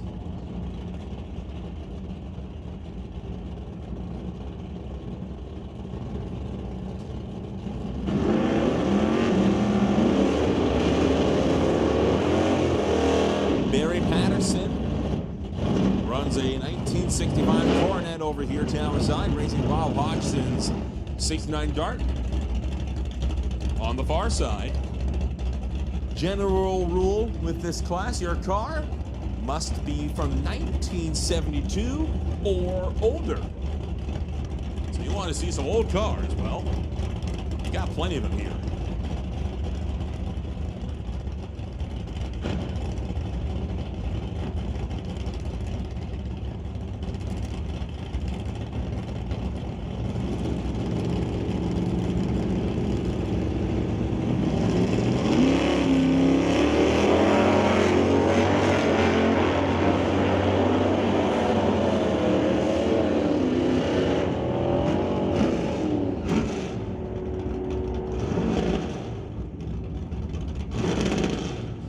Terry Patterson goes 970 with an 8, 137 miles an hour. Rob Hodges goes 1061 at about 24. Bring up Matt Warner and Terry Hookstons, the Linden Service Center Mercury, racing up against the Chevrolet. Warner's pro bracket pass did not go to plan. I think, putting it mildly, left before even the first amber came on. Looking for a better launch in Q1, the Wolf Car Center Hot Rod. That's a bit better. How about that 007 on the tree? No 27. That's a nice consolation. We have screwed the booch with Q1 qualified and pro, but he'll take it in Hot Rod at least. Goes to the number 1 spot. 1037 at about 25. Terry Hookstons goes 1182 at 111. And we'll bring up Dennis Winton with a lost in time, 66 Bel Air. He faces off against Roland Lowen for Lorca Auto Parts in the 55 Meteor.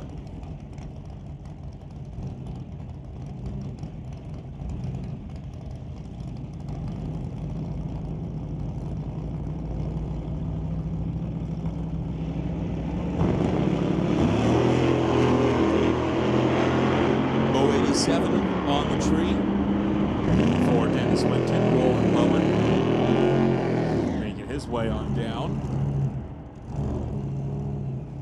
1033 at $128. Roland Lowen goes 1299 at 100 miles an hour. And that brings up Rob Monroe Sr. with the White Knuckle Racing Model A going up against his son, Rob Monroe Jr. in the 69 Acadian.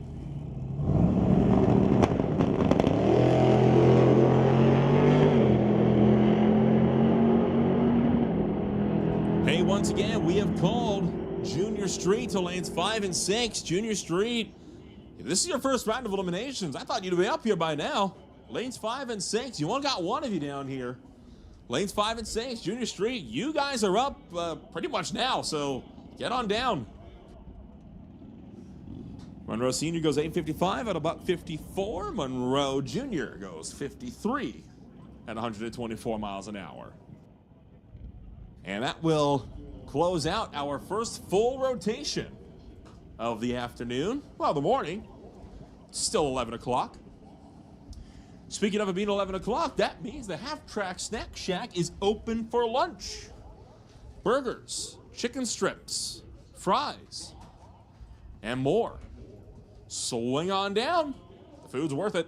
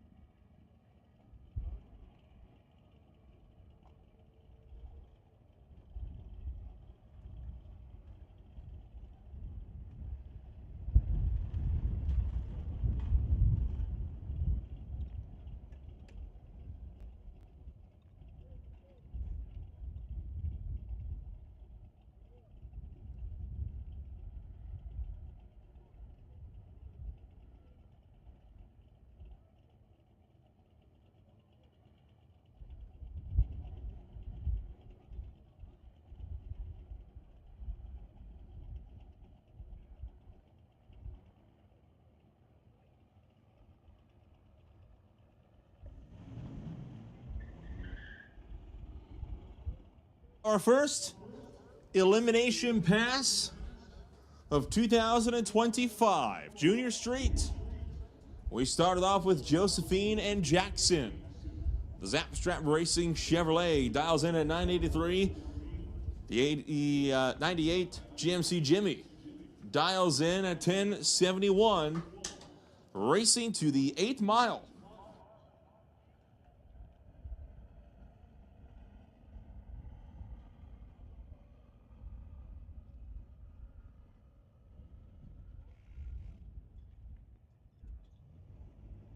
So Jackson leaves first.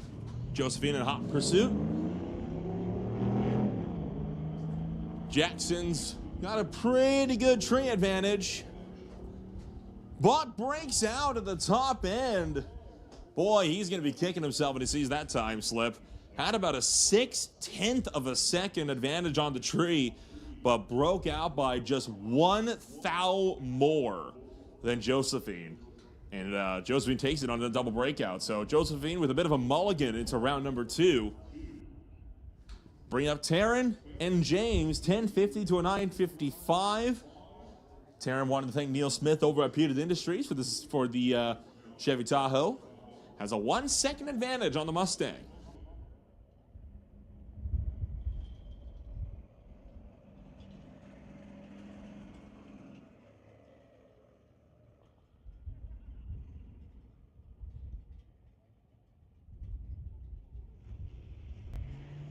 Red light start for James, and the Mustang is sent packing. So Taryn moves on to the next round. Follows it up with a 1062 on the 1050 dial.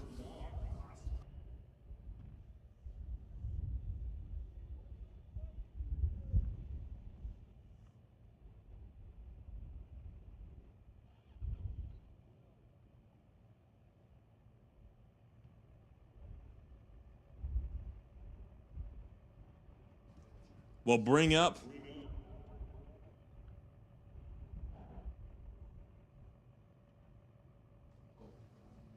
Josh over in the Mercury Cougar on the far side, dials in at 990.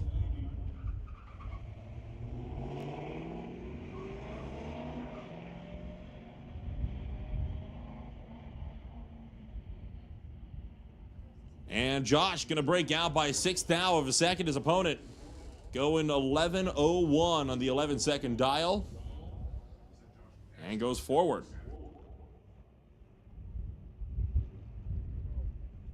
Bring up your 2-time repeat champion Tyler, dials in 1088 for the Zapstrap Racing Chevy pickup, and Sophia dials in 921 for the Ford F350.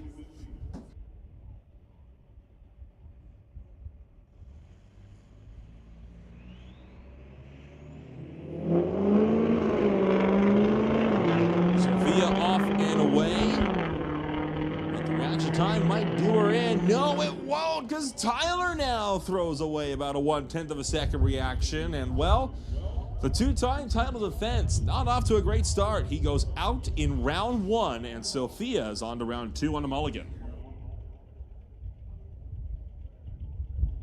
Bring up your number 1 qualifier. Riker dials in 910 for the RCC 1500 Racing Jenna. For Peter's Industries and Winter Harbor Marina and RV and Nana. Running a 2000s S10, or an 80s S10, sorry. Dials in 1120. Red light start for your number 1 qualifier. While he may have taken the number 1 light with a 007 in qualifying, he will be out in the first round of eliminations. We will see them back up in a few minutes for round 2.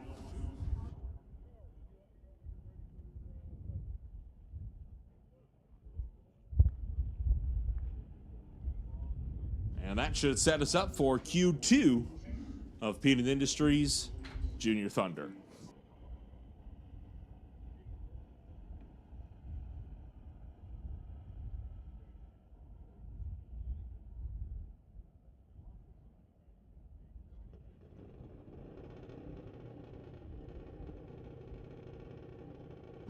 So in the second round of eliminations for Junior Street, Sophia Getz will have the bye, and then it will be Estelle versus Taryn, and Jenna versus Josephine.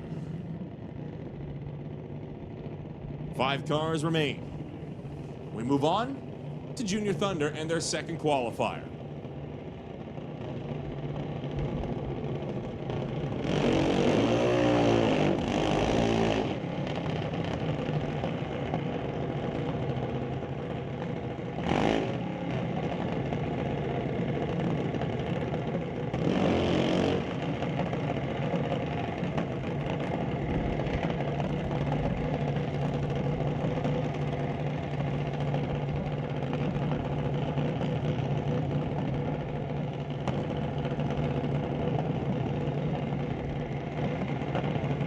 So Hunter goes up against Cadence.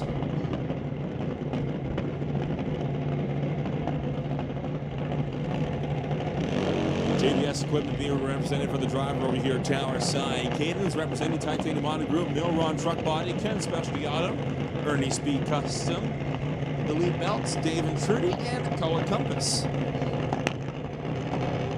Hunter yesterday in the opening Friday testing tune of the season got a quad zip put down. .0000. Perfect of that one, you can say. That's the type of time that even experienced bracket racers and drag racers in general find nigh impossible to hit. You see a kid in Junior Thunder doing that, shows he's got some talent behind the wheel.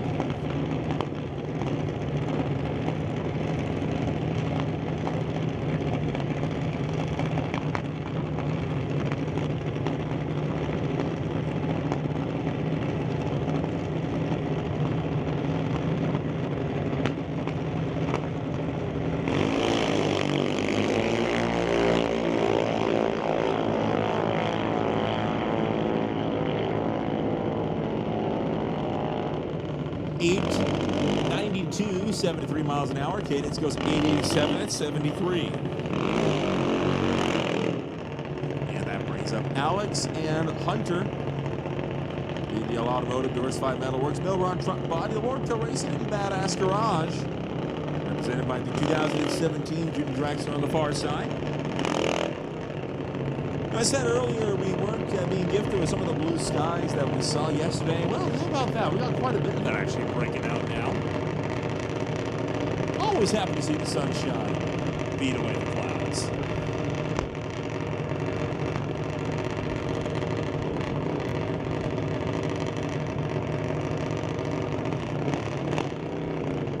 Green Brother Racing driver Alex moving forward.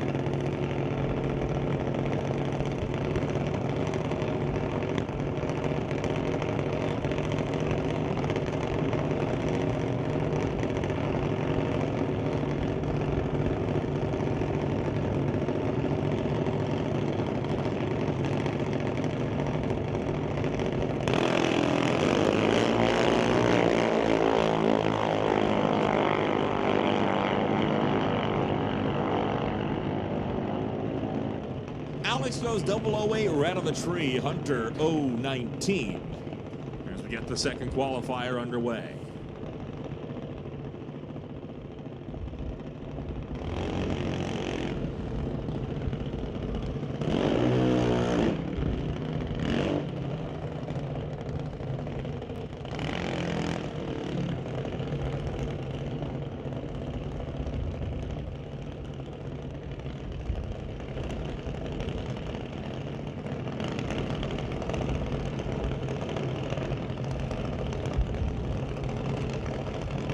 We'll bring up Owen, we'll bring up Ashton for the next pairing in Junior Thunder. Badass Garage and the Rodrigue family being represented over here at Tower Side. Meanwhile, it's TK Performance and Lordco Auto Parts on the far side.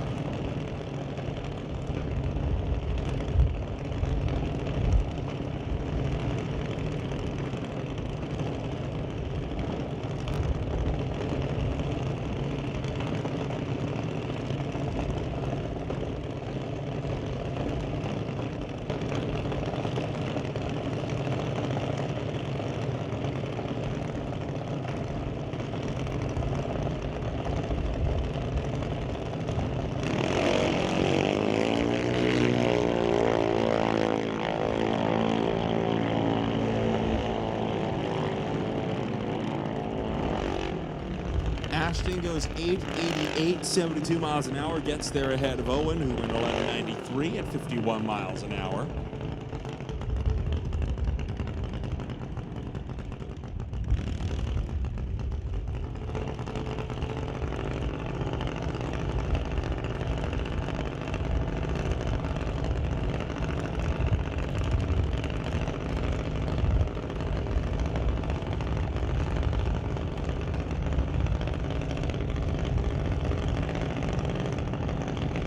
Pairing up, it is Nash, BDL Automotive, Diversified Metalworks, Lord Auto Parts, Miller Truck Body, and Badass Garage, going up against Green Brothers Racing driver Jack.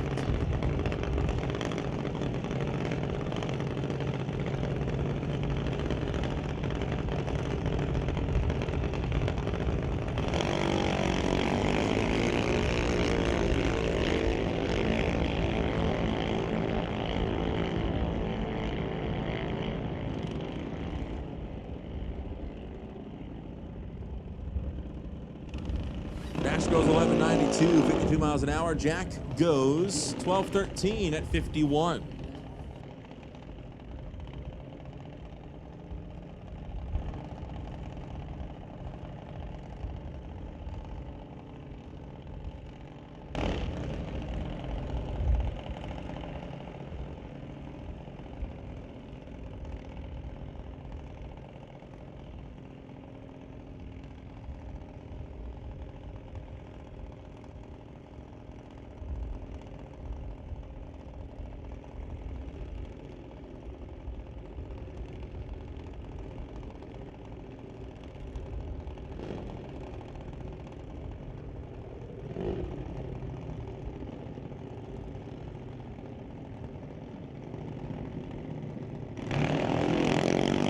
Danica and Grace in the next pair down track. Danica goes 007 red. Grace was 004 red. So both drivers really trying to knock down the tree here. Grace is going to go 893, 73 miles an hour. Danica goes 1486 at 42. Hey, attention to the pits, attention to the pits. Junior Street. We need you to lanes 5 and 6 for a second round of eliminations. Needed Industries, Junior Street, bring them on up. Lanes 5 and 6 for first round. Well, the sun might be coming out, but so is the wind. Right now, looking at around 13, 14 kilometers thereabouts. Blowing off towards the north from the looks of the flags atop the North Water Park Spectator Bridge.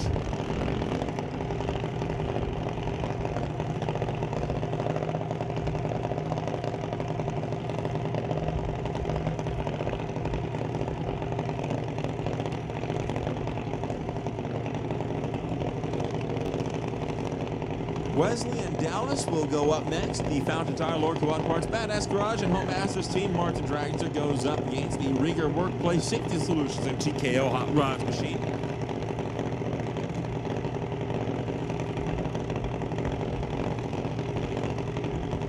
One's already pre-staged.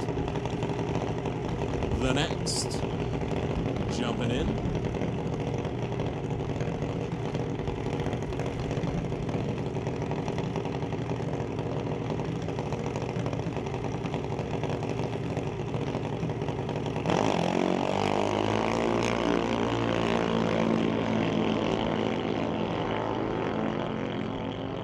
And Wesley going to go 892, 71 miles an hour, while Dallas puts down an 1195 at 50.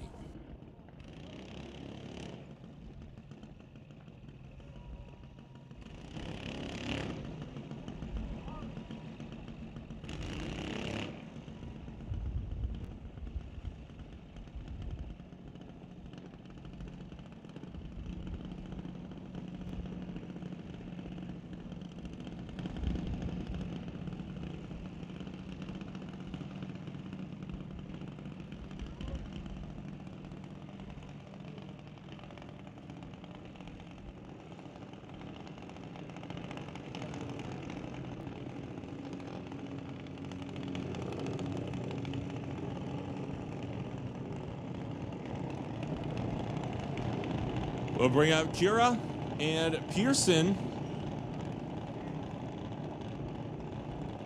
Pearson making their first qualifier of the season.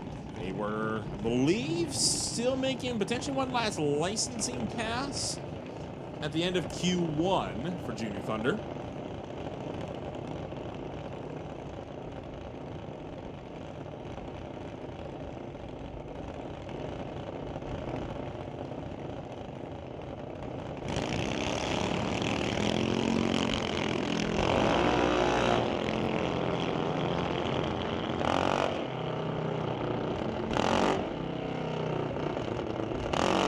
Pearson 11:43, 54 miles an hour. Kira goes 14:53 at 39.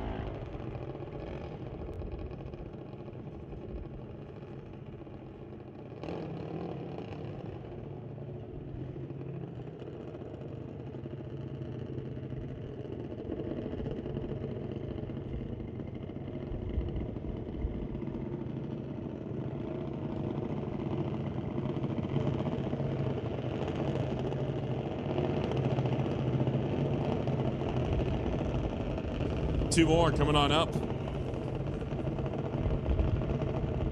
As we roll into Junior Lightning. Isabella and Emily.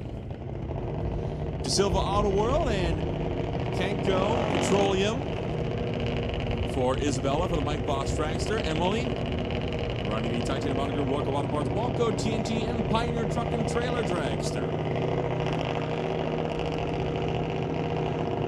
Isabella sporting a brand new look on that car, white, orange, and blue for the 2025 season.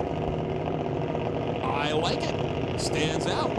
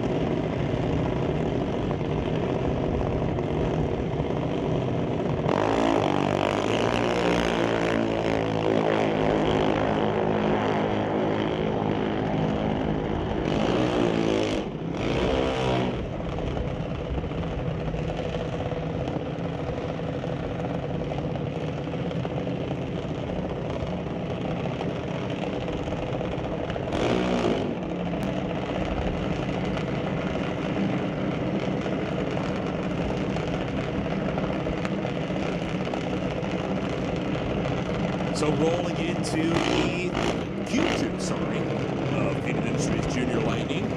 First pass down, Isabella went trip sip, red with the 7. Yes. She'll go 803, 82 miles an hour. Emily went 890 at 71. Bentley up next for the Bubba Speed Shop. Painted Industries, Titanium Auto Group, Napa Auto Parts, Badass Garage, and Lucas Oil. Junior Dragster, local edition, same with April for JBS equipment on the far side.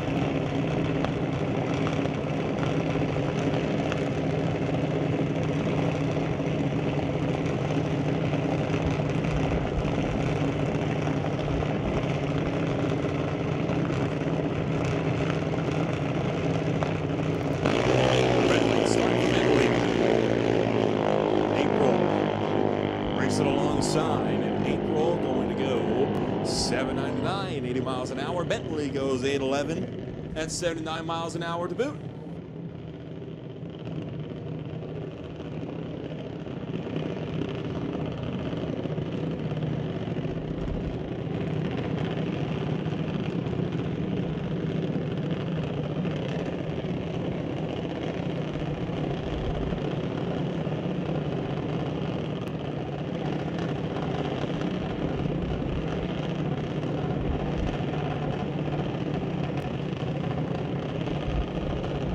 Bond will bring out the JBS equipment machine, the 2023 champion.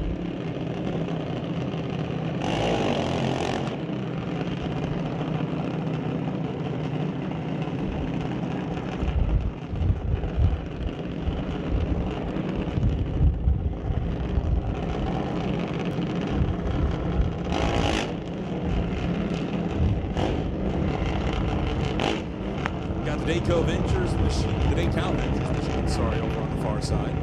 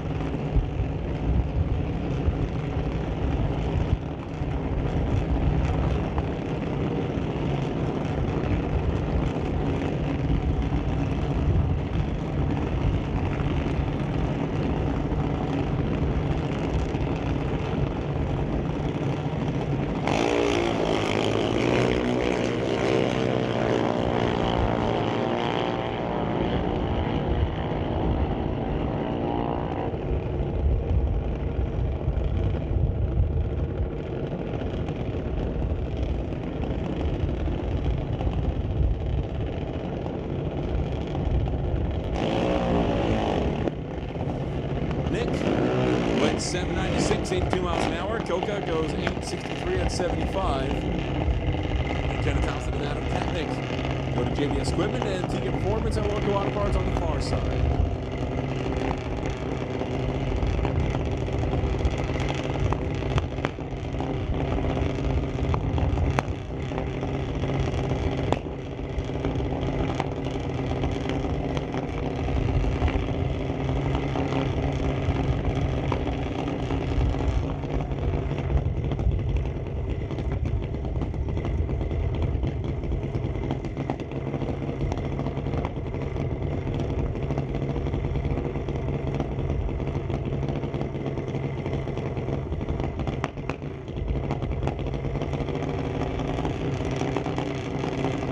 Next pairing up, it's McKenna for JBS Equipment and Napa Auto Parts. On the far side, yet another TK Performance runner. This one being Adam. As well for Local Auto Parts. Although problems going to set in for Adam, they are going to back that junior out. And looks like this is going to end up being a single for McKenna.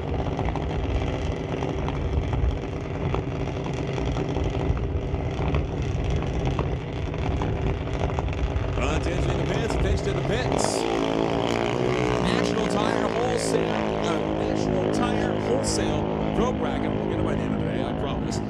We need you down to the lanes. National Tire Wholesale Pro Bracket. Come on down to the lanes. That is Pro Bracket to the lanes. Vancouver Car Wrap Sportsman, you are on standby.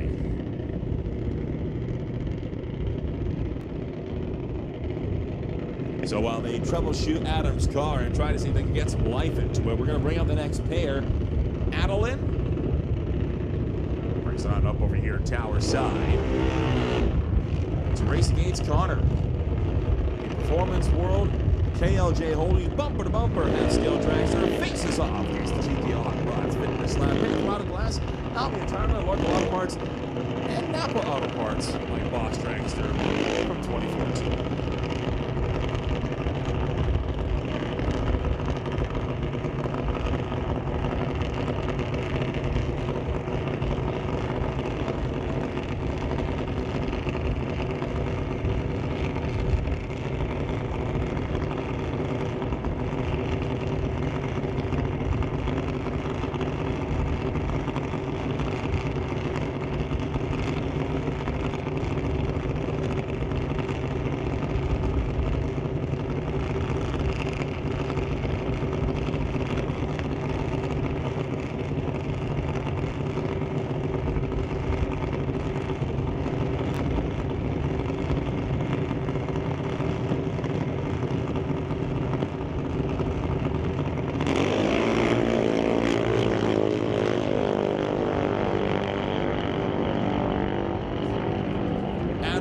goes 799, 80 miles an hour. Connor going 791 at 81 miles an hour.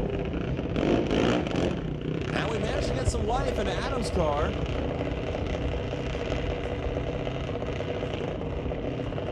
So Adam going to get set to bump forward for the 2022 champion.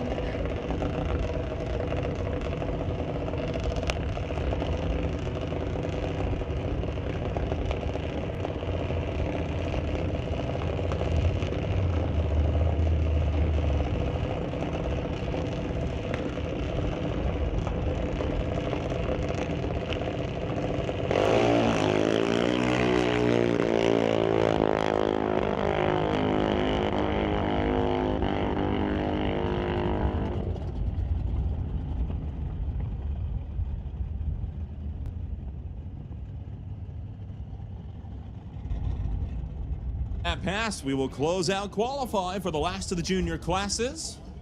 Next up, round 2 of eliminations for Repeated Industries Junior Street.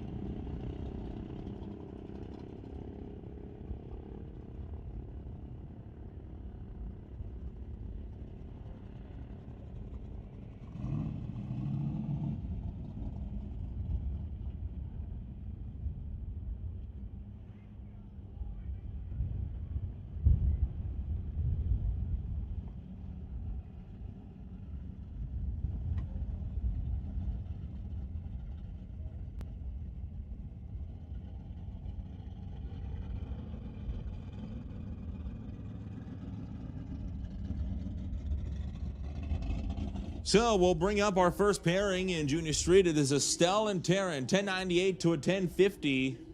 Estelle's already bumped in. Taryn being put on pressure to get in as well. 1, 2, we are off.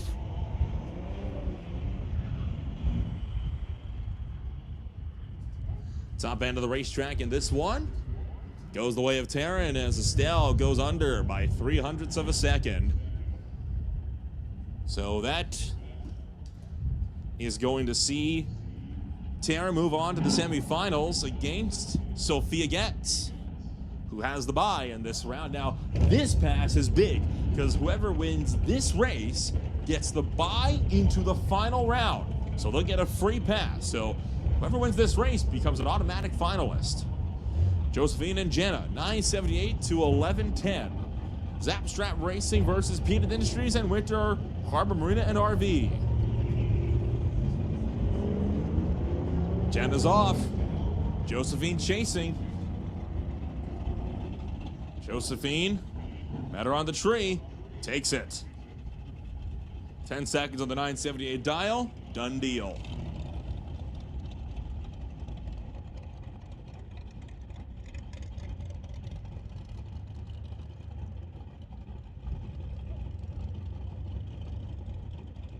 That will bring up Sophia.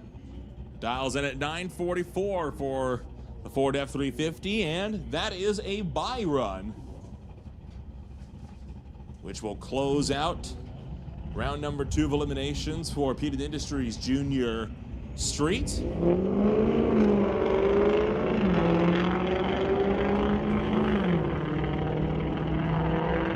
we're going to do a little bit of track prep now, and then we'll be back with National Tire Wholesale Pro Bracket.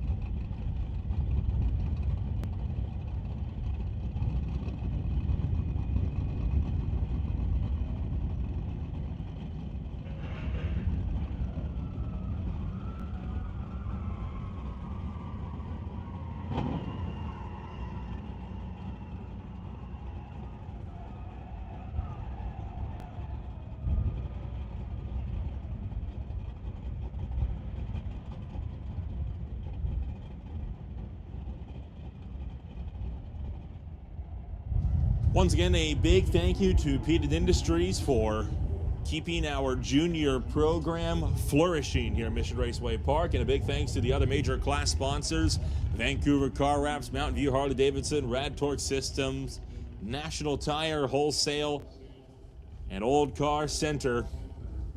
As always, as well, a big thank you to all of our major track sponsors like TCS, Transmission Products and Torque Converters, Titanium Auto Group, Lordco Auto Parts, Similex, Jerry's OK Tire, Factory Direct Tools, Tim Hortons, JBS Equipment, Remax, and so much more. If you have a second, take a look at all the signage around the racetrack. They may be adverts to you, but for us, they are the ones that help us race week in, week out at Mission Raceway Park, and we owe a lot of thanks to them, because we would not be here if it were not for their support. Half Track Snack Shack still very much open for business as well. Over here on the spectator side, or the pit side, around 330 feet. If you are milling around on the parking lot side of the racetrack, your ticket does come with a pit pass, so you are more than welcome to hop on over to the Lordco Auto Parts Spectator Bridge.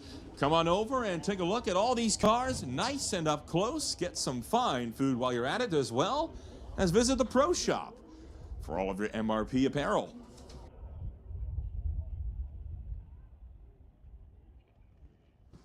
Still running our qualifications for Pro, Sportsman, Super Pro, motorbikes, and hot rod, and then we will be in eliminations for all classes to the end of the day. We are in our second and final qualifying rotation.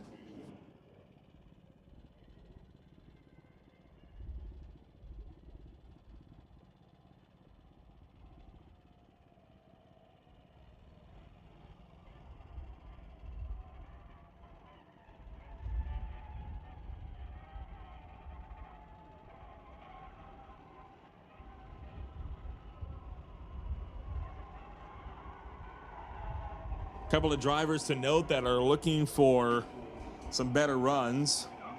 Matt Warner jumped the gun a little early in his first attempt at qualifying for Pro Bracket. And Jim Benke, car launched well, but kind of hooked a little bit towards the center line, had to lift out to avoid crossing over. Decided to play it safe for that first round, so both of those drivers still looking for full pulls to get themselves geared up for eliminations.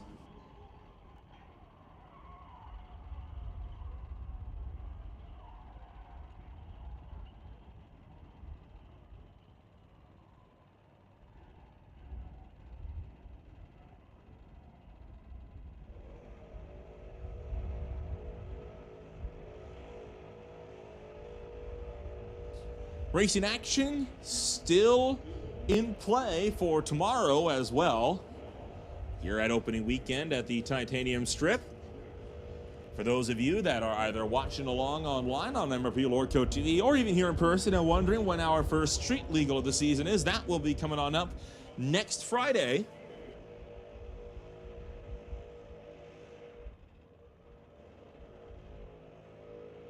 With the SCCBC, the Sports Car Club of British Columbia, hosting their first race on the road course side next weekend as well, on the 26th and 27th.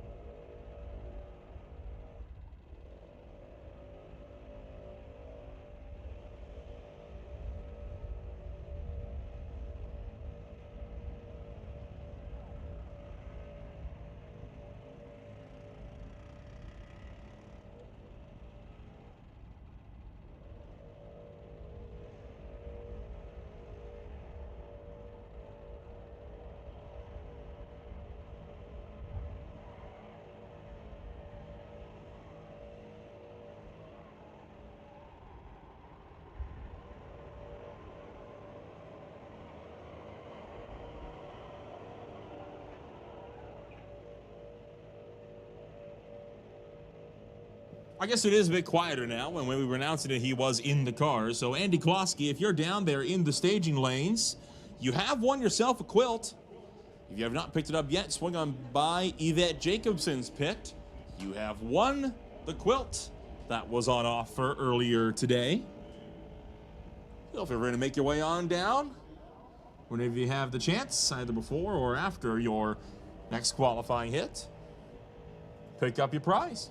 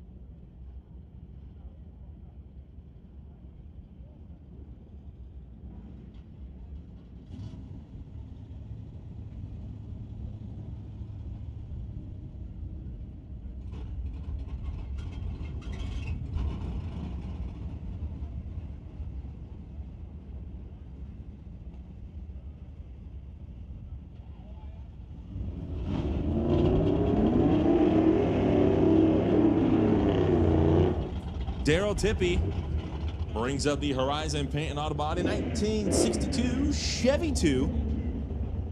Racing Cassie Tippy in the 65 Nova wagon.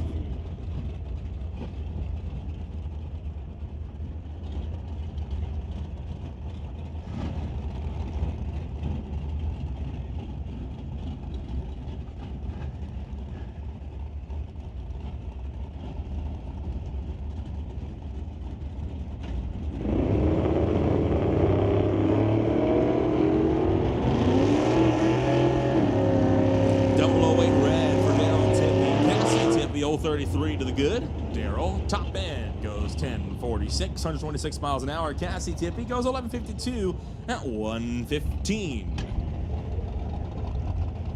Bring up Richard Love. Bring up Ray Bollinger. The Reflections, Guest House, SS Motorsports S10. Goes up against the Just Mechanical ANA Customs Pontiac.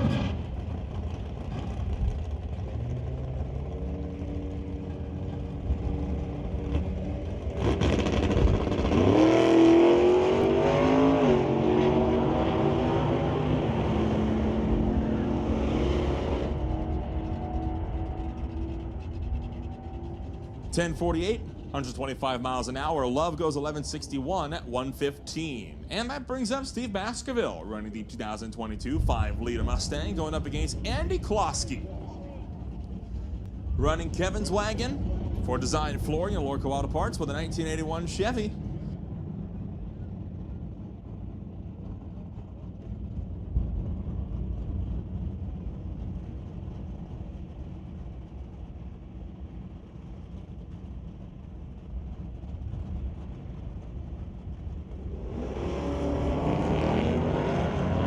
.006 right on the tree for Baskerville. Andy Klosky gonna go down track as well. .13 to the good. Klosky goes 1246 at 104. Baskerville 1254 at 115.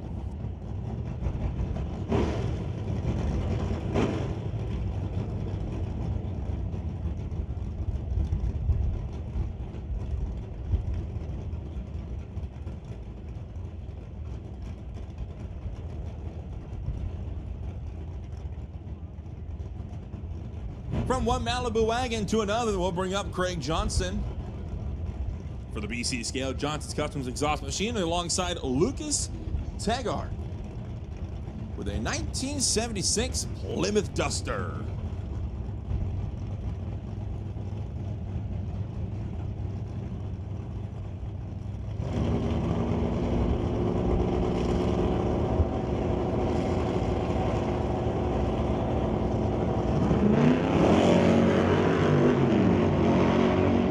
Up high and the throttle wide over Craig Johnson, while Taggart goes quiet on the starting line. Johnson 1055, 121 miles an hour. And we will be pushing Lucas Taggart's Duster out of the staging beams. Believe that to be Neil Cuthbertson waiting in the water box on the Lordco side.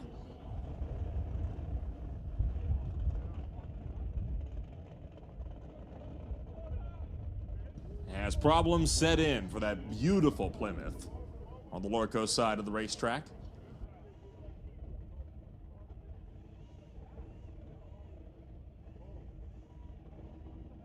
Tough break, not the way he was hoping to start his season. And no doubt going to be looking to, well, see if he can get that car back up in working order by eliminations. Dale Northgraves will be bringing it on up. Running the Ritchie Racing Engines 1977 Chevy Nova.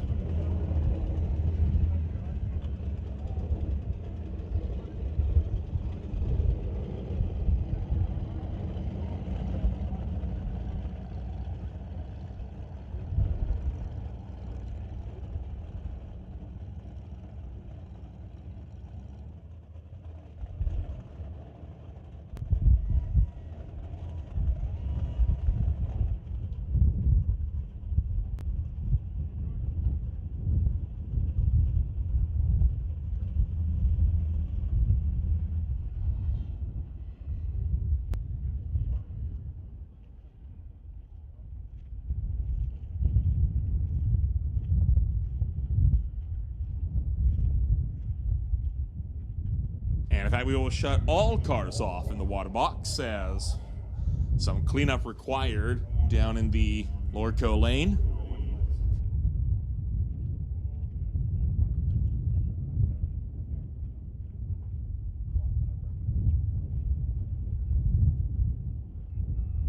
So going to be on a quick hold.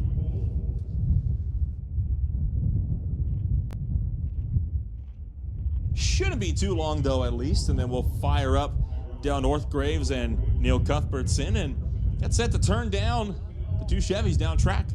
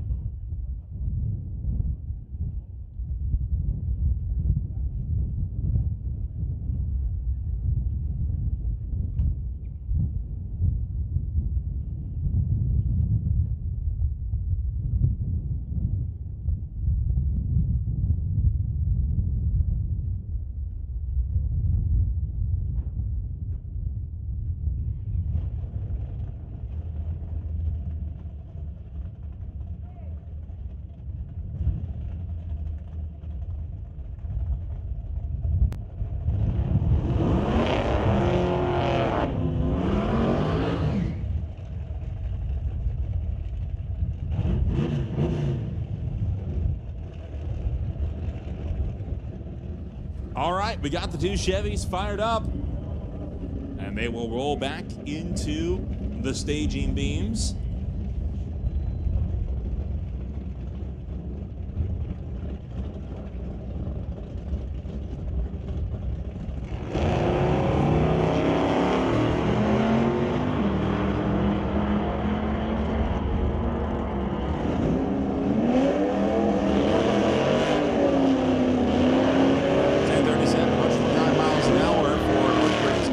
Goes 935 at 120. Next pairing up, Ron Thibault with the 1967 Chevelle at Lone Butte in the TCS side. Lordco side, it's John Basinski for the 1970s Plymouth Barracuda from Pitt Meadows.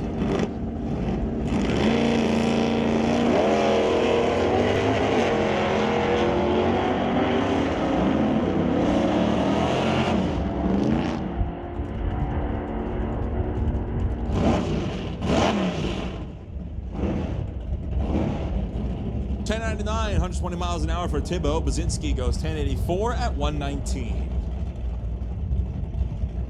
For the next pair, it's Dylan Scott once again for the Baja North Lordco Auto Parts. Advanced dive into Lordco Auto Parts. Boy, Lordco twice in that one. 1970s Chevelle going against Dennis Winter for the Lost in Time Bel Air.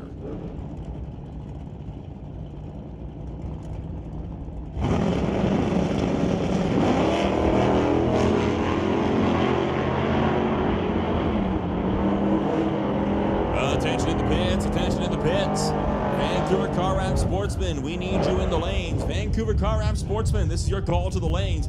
Vancouver Car Wrap Sportsman to the lanes. Rat Torque Systems, Super Pro, you're on standby.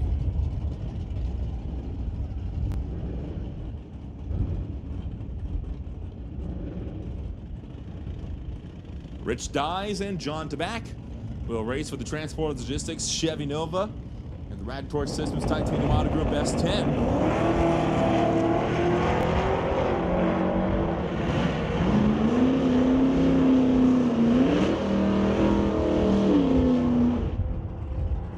Taback, 1044, 127 miles an hour.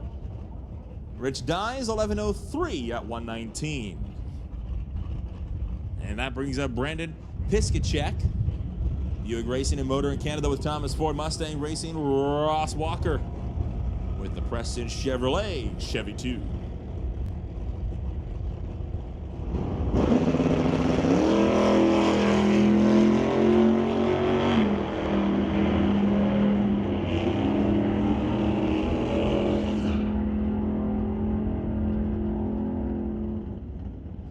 Walker, 10:01, 131 miles an hour. Piskachenko's 13:20 at 1:01. How about Terry Hoogstens and Walter Johnson? Chevrolet versus Chevelle.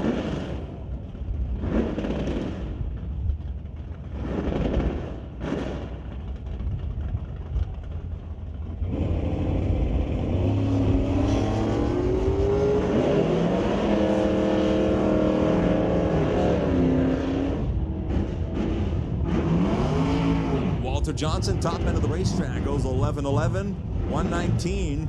Hoogstens 11:73 at 1:11. A lot of 11s on that pass. 111, 11:7, 11:11, 11:9 for the mile an hour.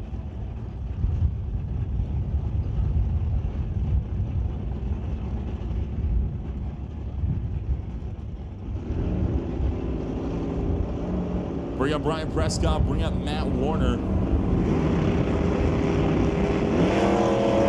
There's the wheels up watch we expect to see. Matt Warner, shown as always, he detests wheelie bars. The Linden Service Center Plymouth goes 10:39 at $125. Brian Prescott takes his S10 to a 10:09 at 132. A lot of S10s in this category. Mike Render brings up another one for Fountain Tire Chilliwack, Fortin's, Lorca Auto Parts, and AFD Petroleum. Racing Ralph Ehlers with the Junkyard Dog Mustang.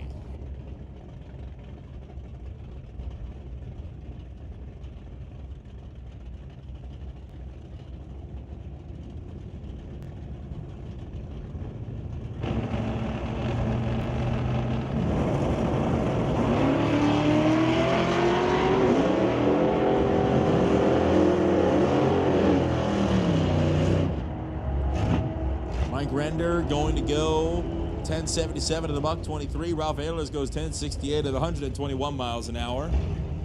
Bring up Deborah Dalton with a 79 Impala, sporting that 454 cubic inch big block Chevy motor, racing against the Albion Tireland, Maple Ridge Express Care, and Valvoline Oil's Malfunction Acadian.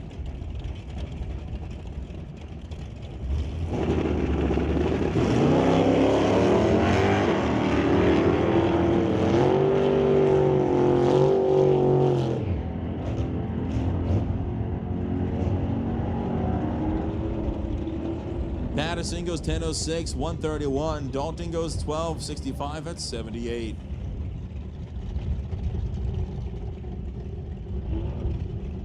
And that brings up Nick Douglas and Ryan Ledre. Ledre could not get that car down track in Q1, but looking like he has managed to patch up the car that used to be that of Brody Shirk.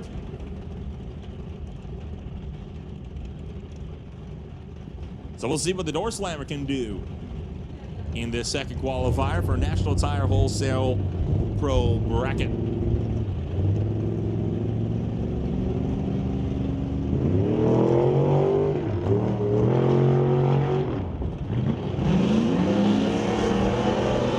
Definitely does not have that car tuned up for the full door slammer spec, as Douglas is going to go 12:09 at 111. Ledre goes 12:52 at 122. And once again, it's Chris Stone and Jim Banky. The Stone Cold Racing, Willowbrook Motors, Dodge Dart will race against the Bucky's Mini Excavating, Titanium Auto Group, and Rad Torque Systems, Wheel Stand and Barracuda of Jim Banky.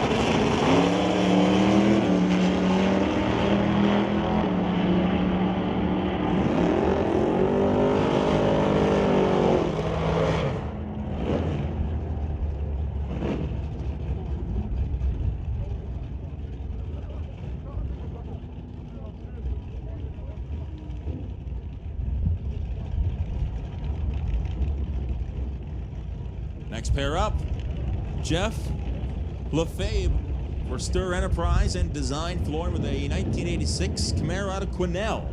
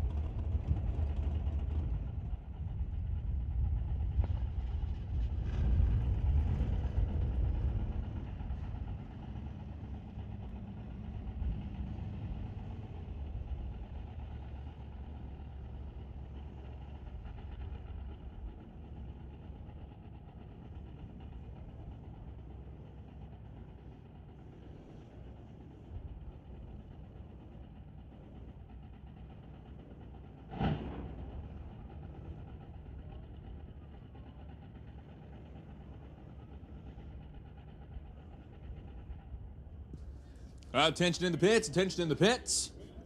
We need Rad Torque Systems Super Pro to the lanes. Rad Torque Systems Super Pro, come on down for your second and last qualifier.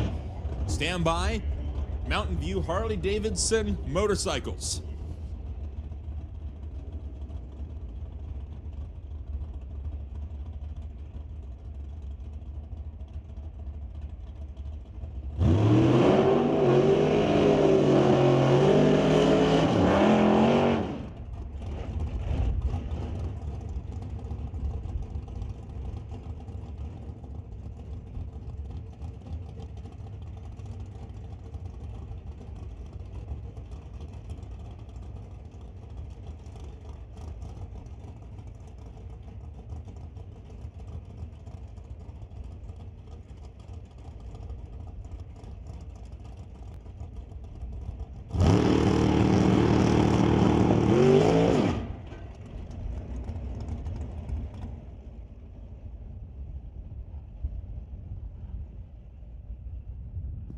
Right. Well, one car, I believe, looks like left before the tree was ready, and problems swiftly set in for the other.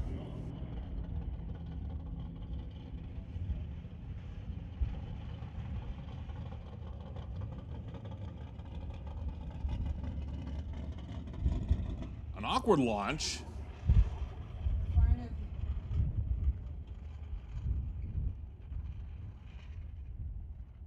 Oh boy. Well, when they break the jack out, you know it ain't ideal.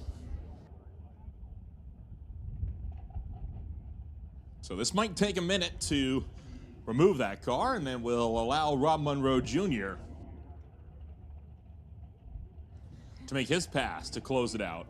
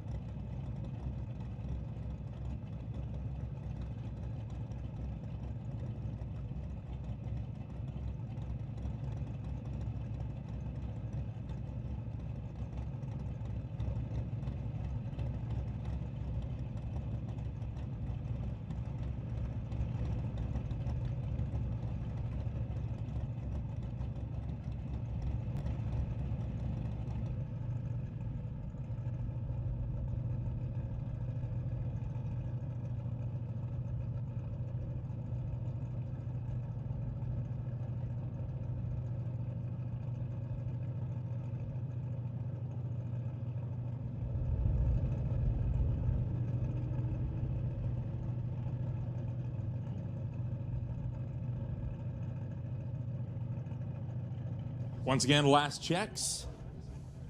Going on down to the starting line. Looks like everything is pretty much good to go. So we're going to fire up Rob Monroe Jr. for the Winter Harbor Marina Gibson's Racing Transmissions, Rise of Paint, and Autobot in 1969 Acadian to close out the second qualifier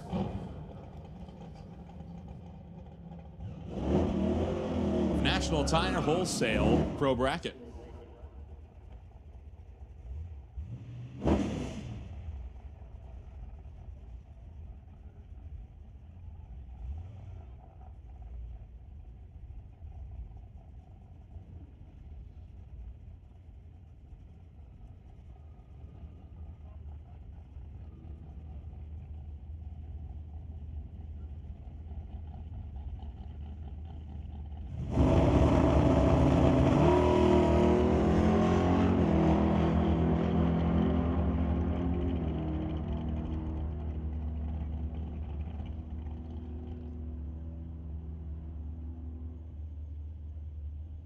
.1053, 124 miles an hour for Monroe Jr., and that moves us to Vancouver Car Wrap Sportsman.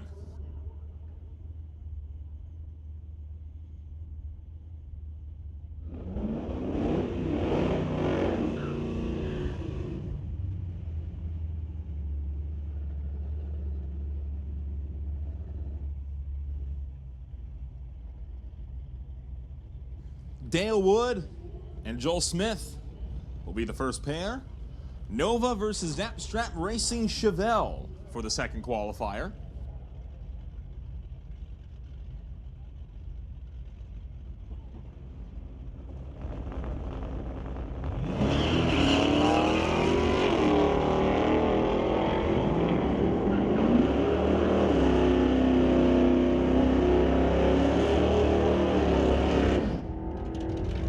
Smith goes 11:56 at 115 miles an hour. Wood goes 12:46 at 88 miles an hour. Bring up Veronica Hodgson for Lorco Auto Parts in her Dodge Dart, racing against Bruce Sturtz, running the 2005 Dodge Ram pickup.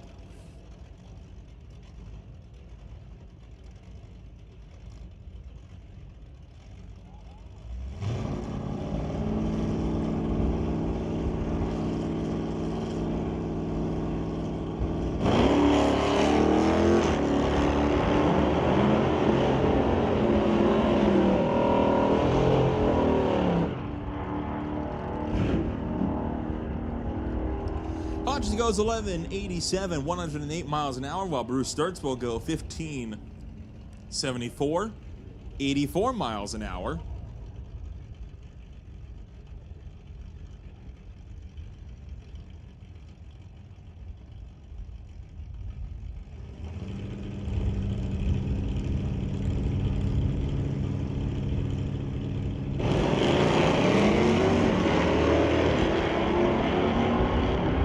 Next up, Eric Hansen and Stormy Newcomb. Broadway Refrigeration, Dart versus the SBB Racing, Pavey Hills Machines, and Acro Machining, S10. Hansen goes 12:19, 108. Newcomb, 12:82 at 101. And that brings up Sylvia Hookstens in her beautiful 1966 Ford Mustang versus Jessica Armstrong for the Armstrong and Monroe Marketing 1975 Dodge Dart.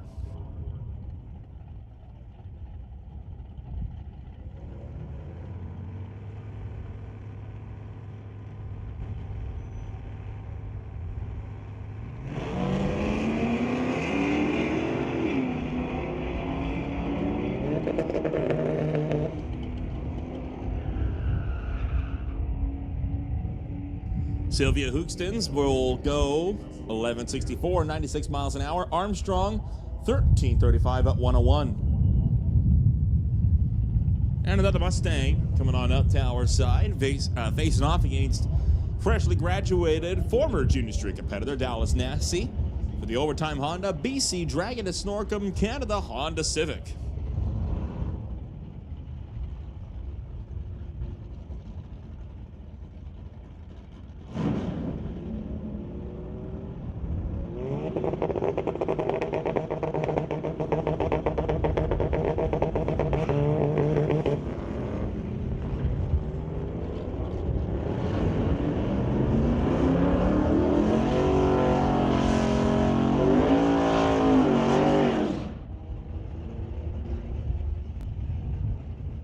And it'll go the way of the left lane as the Mustang goes 14:59, 89 miles an hour. Nassie goes 15:70 at 98.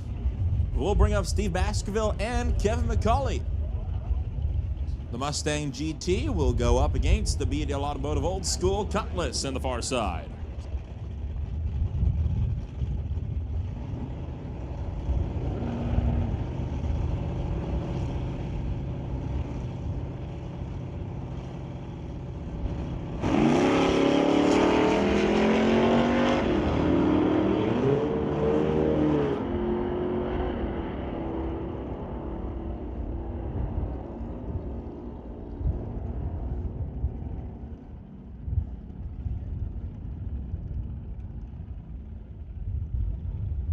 Attention the pits, attention the pits. Mountain View Harley-Davidson motorcycle, we need you on down to lane 5. That is motorbikes to lane number 5. And then Old Car Center Hot Rod, you are on standby. And Copeland versus Eric Bertain on the next pass down.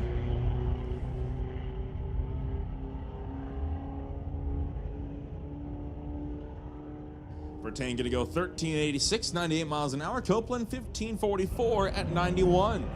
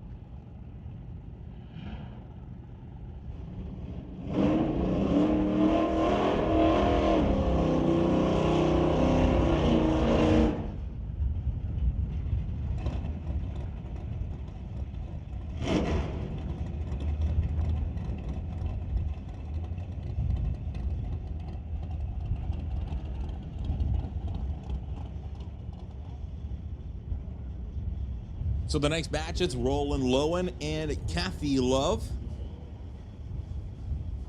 Reflections Guest House Motorsports 2003 pickup on the far side, facing off against the Lorca Auto Parts Meteor here, tower side.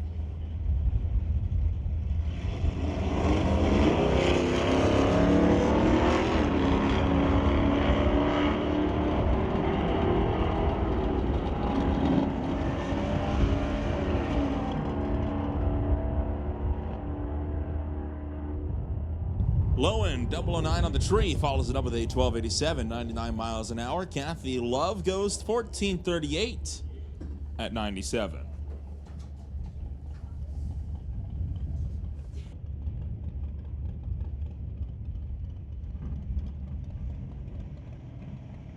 Sizable sportsman class this afternoon, one of the biggest classes on the property.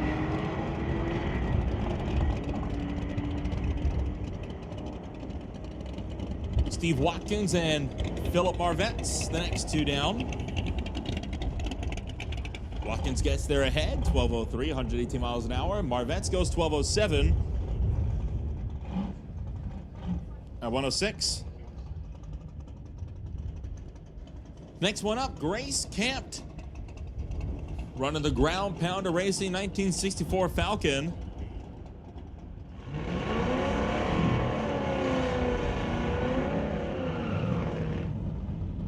Camp going to face off against Brandon Piskacek with the Buick Ford Motor in Canada with Thomas Mustang over on the far side.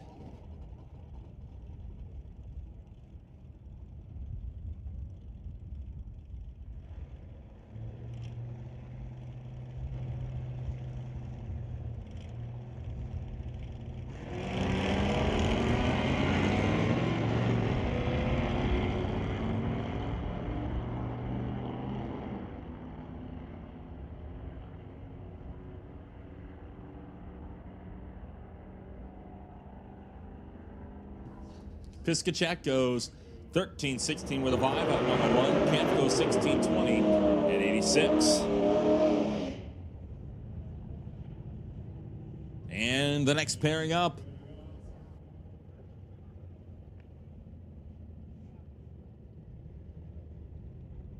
Rob Getz Running his 2024 Ford F-150, racing Richard Love with the Random Guesthouse SS Motorsports 1989 Chevy S10.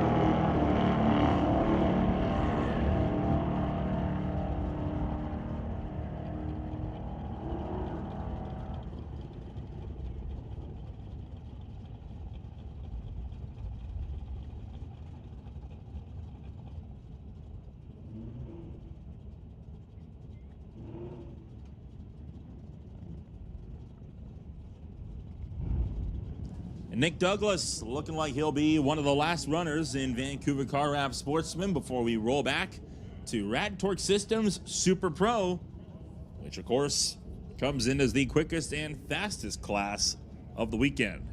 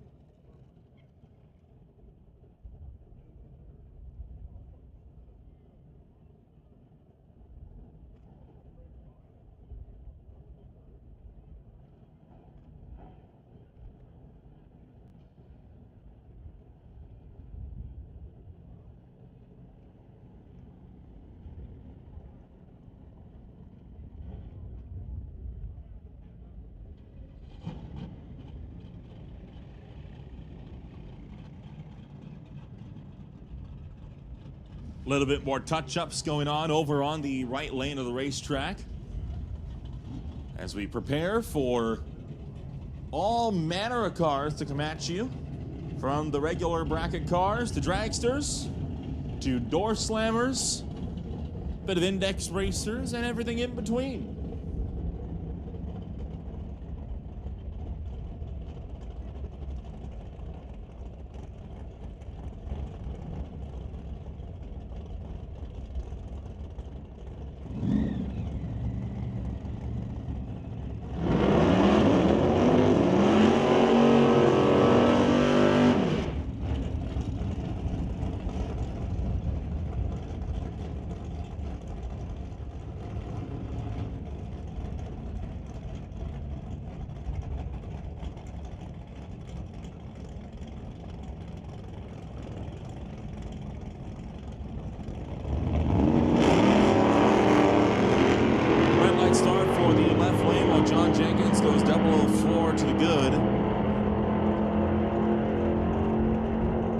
Top end goes 984, 135 miles an hour. Jenkins 1035 at 125. Bring up Jan Christensen running a 1978 Chevy Camaro Z28. Going up against Brad Vinge for the BNC Racing 68 Camaro that plans to run the Super Street Index.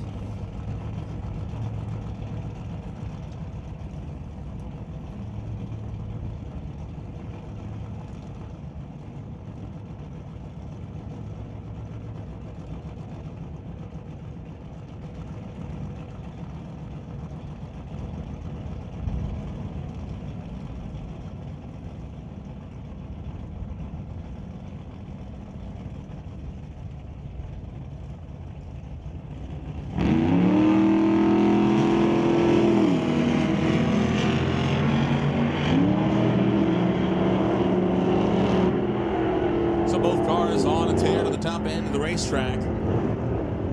Christensen goes 10:59, 126 miles an hour. Vinci goes 10:54 at $147. Bring up Martin Rochelle. The 78 Malibu is sporting a bit of a different look, scrapping a lot of the NHRA contingency stickers he had on that thing, as well as putting it looking like a new coat of paint on that thing. Greasy Daryl Tippy.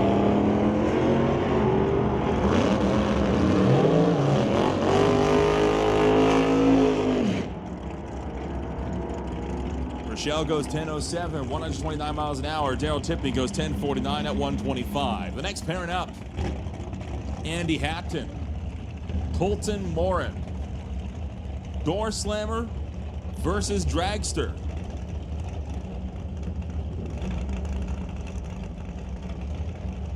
Andy Hatton running Bubba Speed Shop, Titanium Auto Group, Taves Roofing and Velocity Chemicals on that 1969 584 big block Chevy Camaro, dubbed the Grinch. While the Moore Motorsports Race Tech Dragster sports 615 cubic inches of big block Chevy motor on the far side.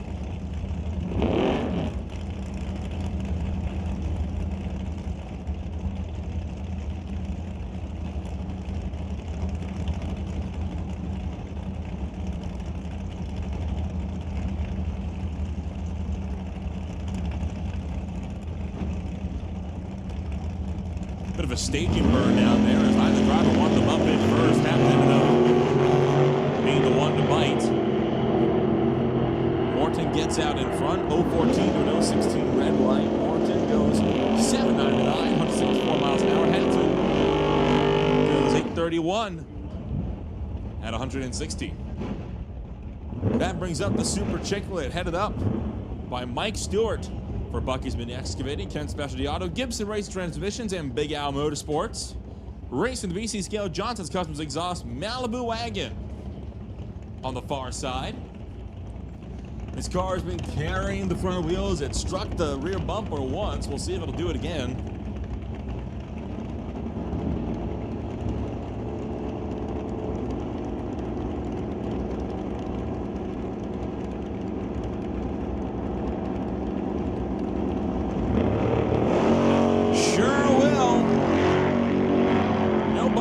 That time, but not far from it.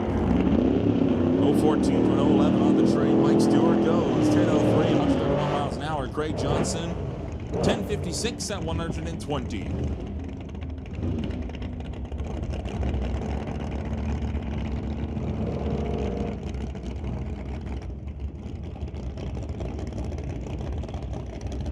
Attention in the pits, attention in the pits. Old Car Center Hot Rod. We need you in lanes 1 and 2. Hot Rod to lanes 1 and 2, and stand by for license and test. Once again, that is stand by for license and test.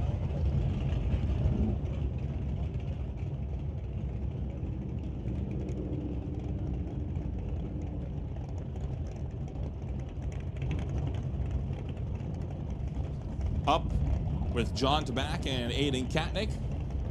The Radtor Systems and Titanium Auto Group S10 faces off against the Lorco Auto Parts and TK Performance Mustang.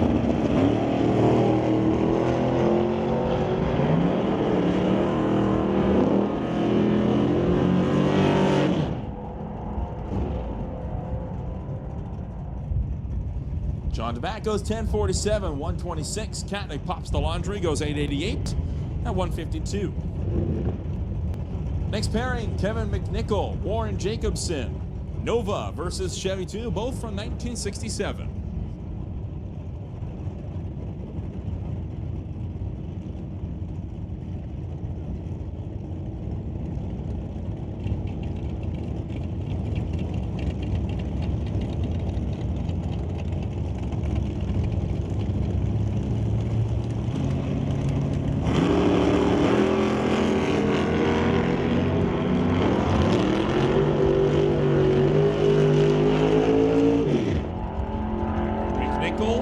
Top end goes 10:09, 131 miles an hour. Warren Jacobson goes 10:85 at 137. And that'll bring up Brian Ritchie.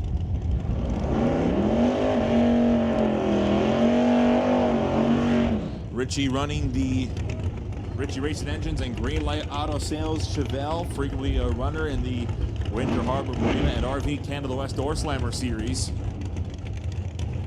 This time he raced Lorenz Schwartz for the Titanium Auto Group and Bubba Speed Shop 1983 Monte Carlo.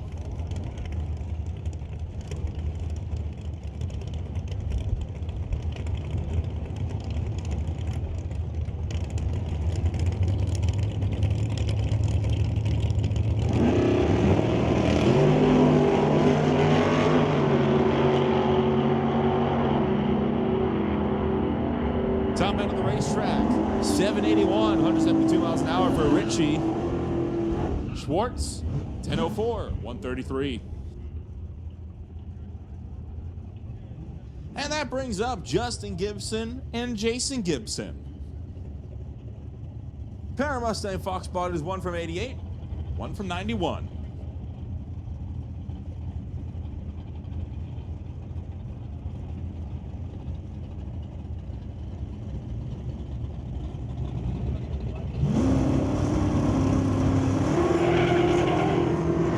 Bit of wheel spin off the hitch there on that one.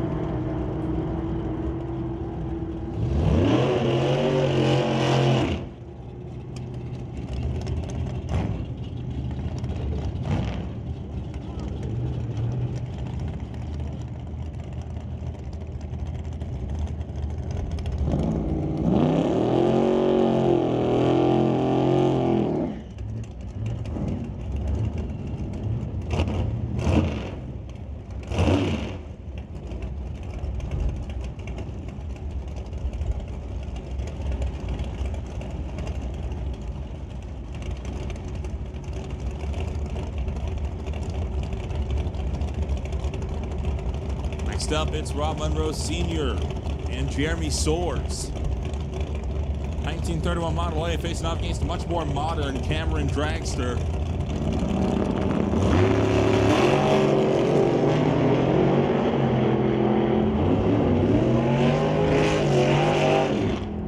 Jeremy Soares goes 735, 180 miles an hour. Rob Monroe, 869 at 154. And next up, it's Emily Gerard and Nick Angelucci. Sheer Solutions, Just Mechanical and Titanium Auto Group sponsoring the 2001 Undercover Dragster. Well, Angelucci will sport his own colors in the 78 Malibu.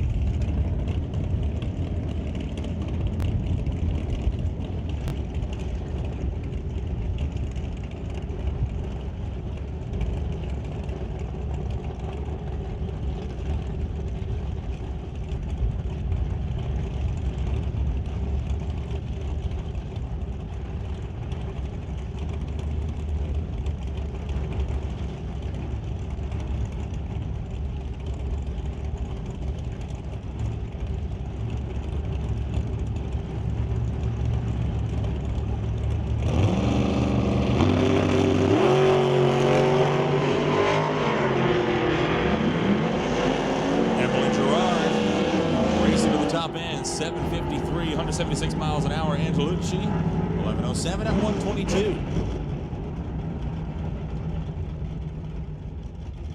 That brings up Jim Banky and Chris Stone.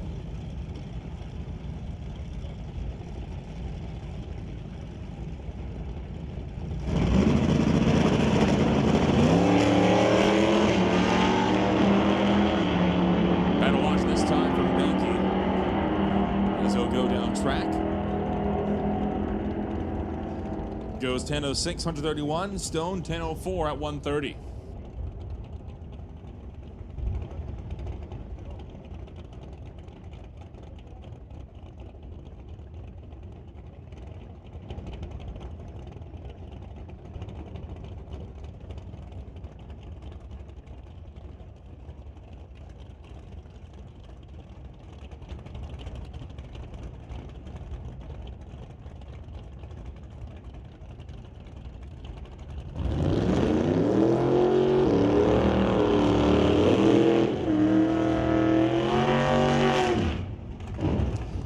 Bunch going to be Paul Soares and Mark Muscat, 1995 Pontiac going up against Lord Parts 1977 Chevy. for the 406 cubic inch small block Chevy motor on the far side.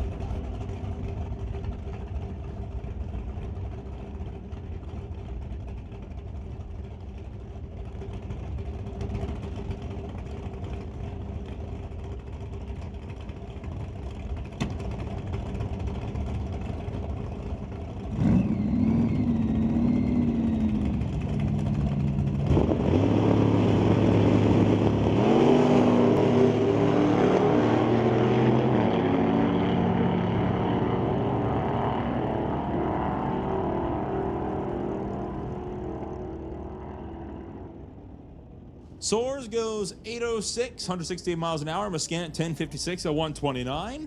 And that takes us back to the second and final qualifier for Mountain View Harley-Davidson Motorcycles.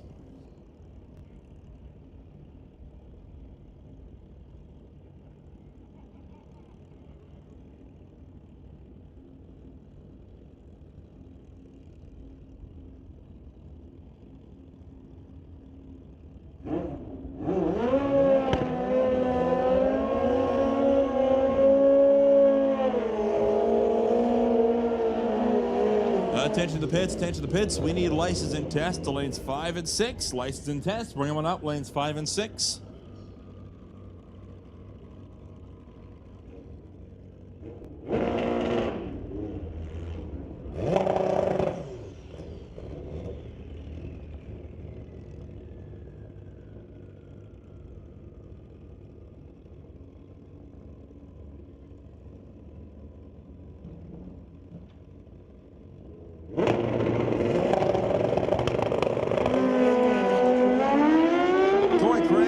The next pair down track, first ones in this quarter-mile qualifying session. Craig, 780, 171 miles an hour. Terrain goes 854 at about 56.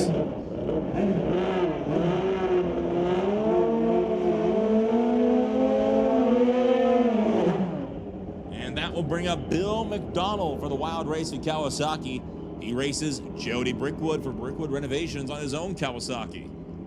1400 cc, so the 1428 on the far side.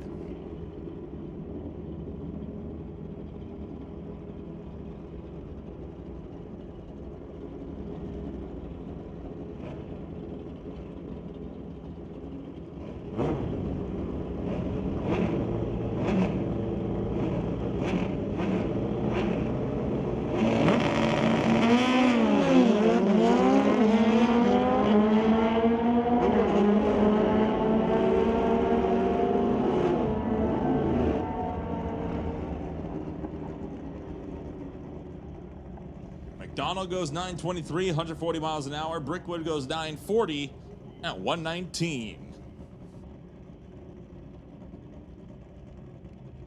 Next up, it's Daryl Storzuk, running the Leak Pro Suzuki from 1988, racing against Rick Barnett, running the ND80 from 93. And Barnett did not get into the beams in time. Daryl, a little close to the wall. He's going to gather it up, gets it back into the center line, and, well, center of the groove, and goes 873, 146 miles an hour at the top end. Barnett, no time logged.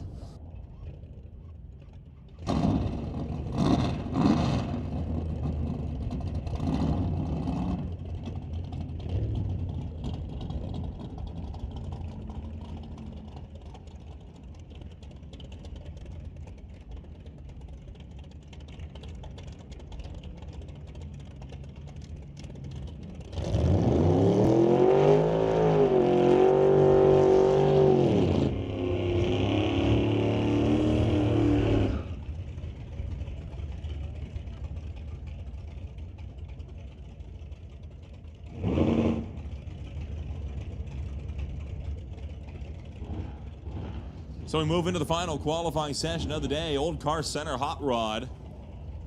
Terry Hookstins and Ryan Ladre. 1966 Chevy facing off against the Muffler Tech Auto Chevy that was once run by Brody Shirk.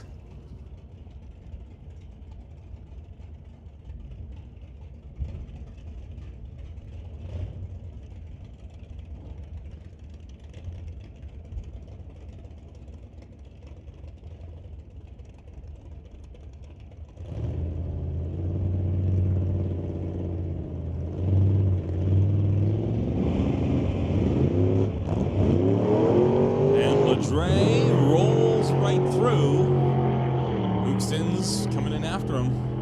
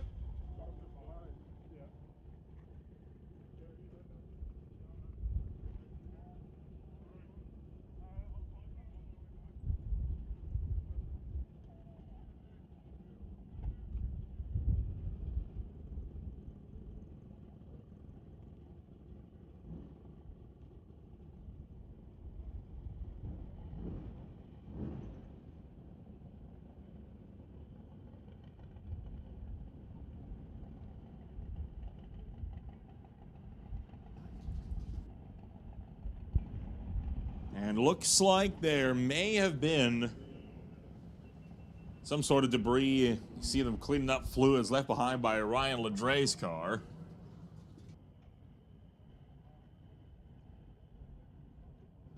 Trying to scrub in some more traction compound.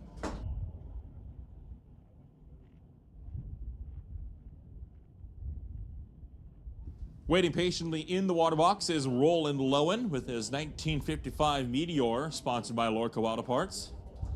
Across from him on the far side is Rob Monroe Jr., running a 1969 Winter Harbor Marina and RV Acadian, sporting a 427 cubic inch small block Chevy motor under the hood. Compared to Lowen's Ford 302 cubic inch motor.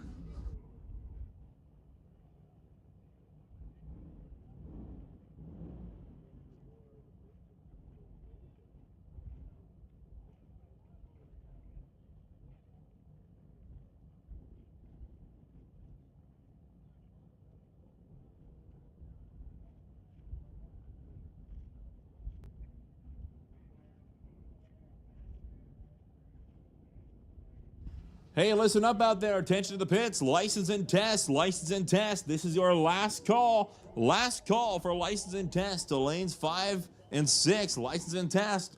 Last call. Juniors, all juniors, you are on a standby. Juniors, this is all your standby call.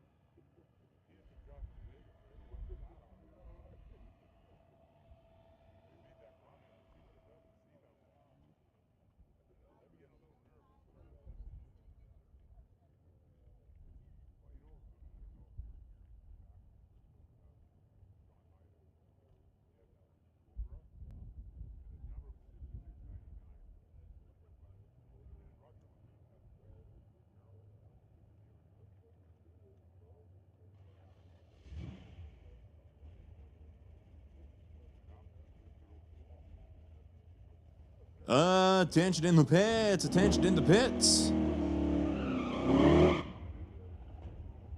Juniors to the lanes. Juniors to the lanes. Thunder to 1, Lightning to 2, Street to 5 and 6.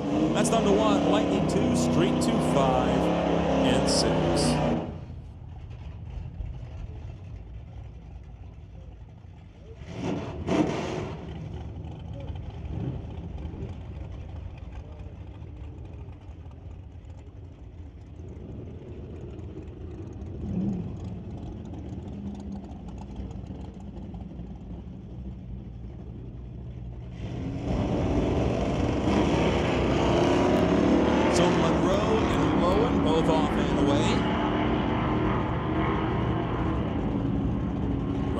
Junior out to the top end goes 1086 at 124 miles an hour, while Lowen goes 1289 at 100 miles an hour, putting down the 001 reaction time. That's not a bad time at all for Lowen. 001 on the tree brings up Monroe Sr.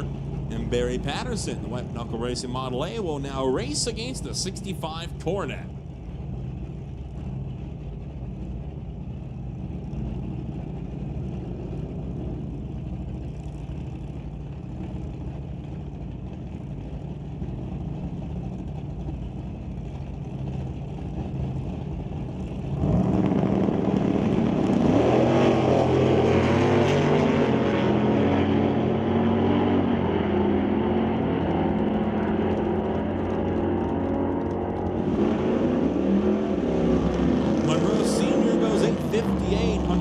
Miles an hour. Patterson 976 at about 36.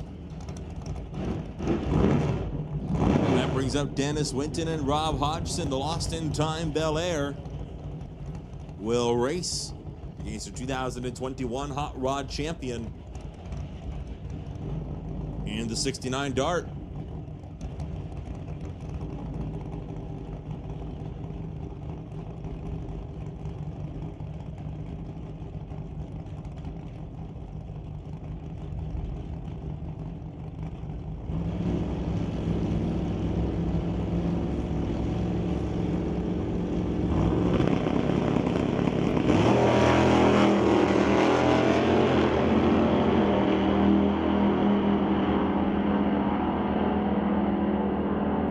Winton going to go 1035, 129 miles an hour. Rob Hodgson goes 1064 at 123. And looks like that'll do it for Old Car Center Hot Rod. So that will be it then for qualifications. We will be eliminating for the rest of the day.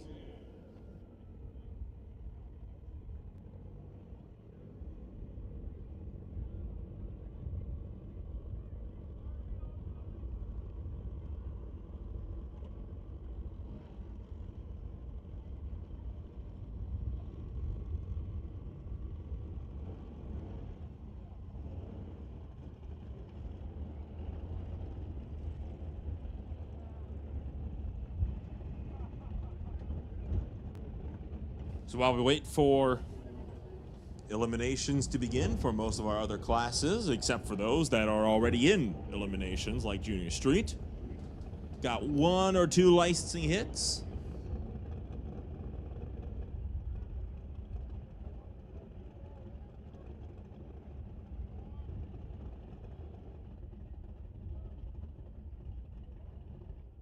Along with some test hits.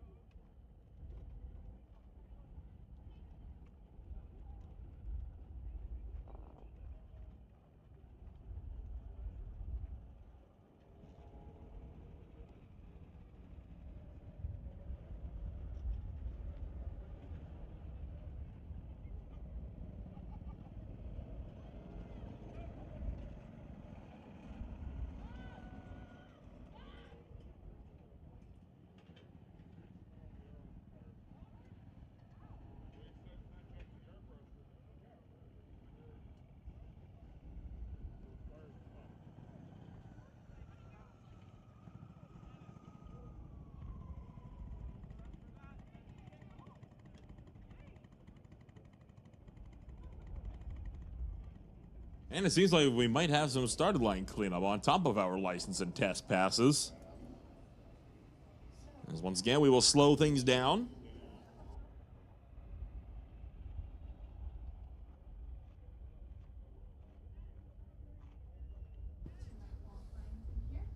One o'clock p.m. Half Track Snack Shack, still very much open for lunch.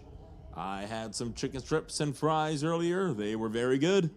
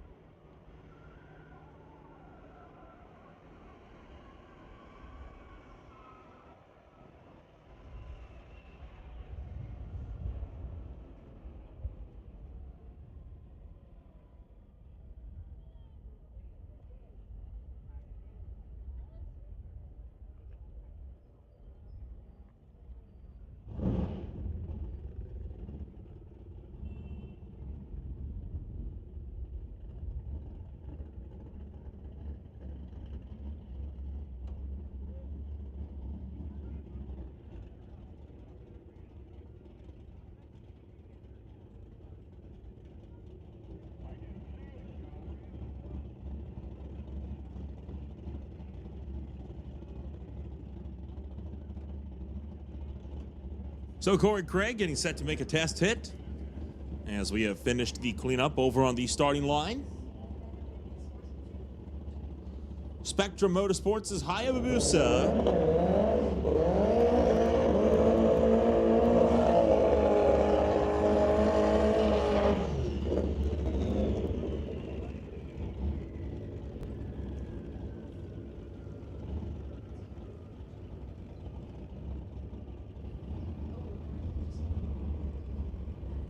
Craig going to bump himself forward to the staging beams. Takes off.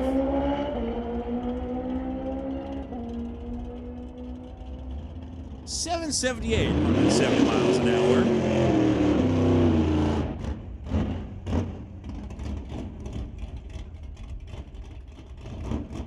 And we'll bring up another.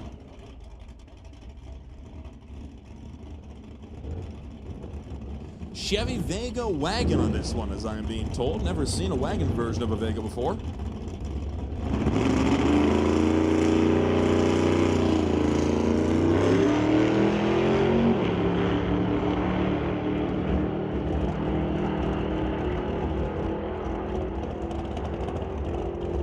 And the Vega wagon going to go 1121 at 121 miles an hour.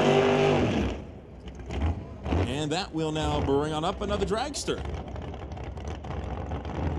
Greg Dowdy with the 2005 Monza machine.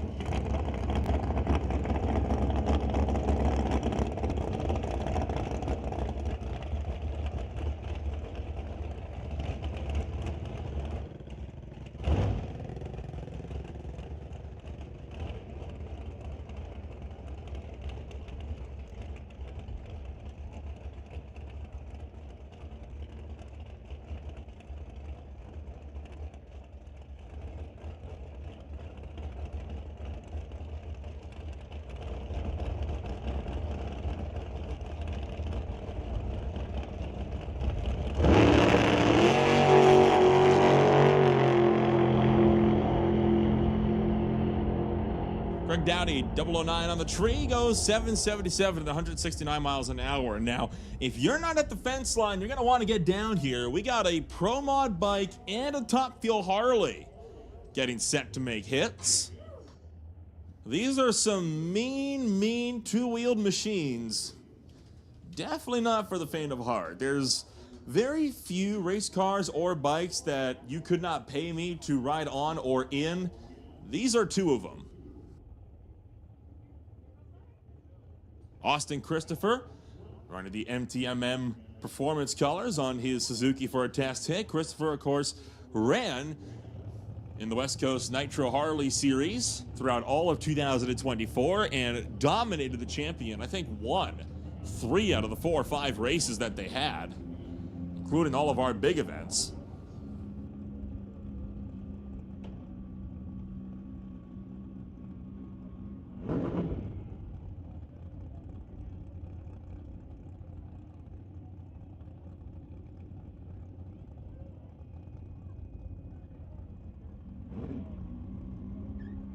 Austin Christopher, running the Pro Mod bike, had set the Pro Extreme quarter-mile record for the Canadian Motorcycle Drivers Association. CMDRA will be racing in 2025 alongside the West Coast Outlaws, the West Coast Outlaws Shootout at season's end.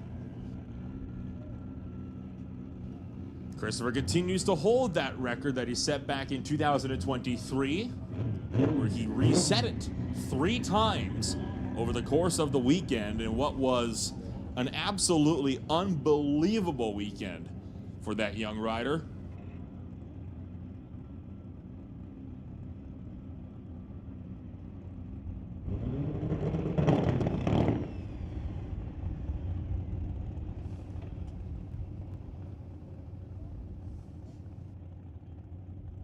Well, it had life.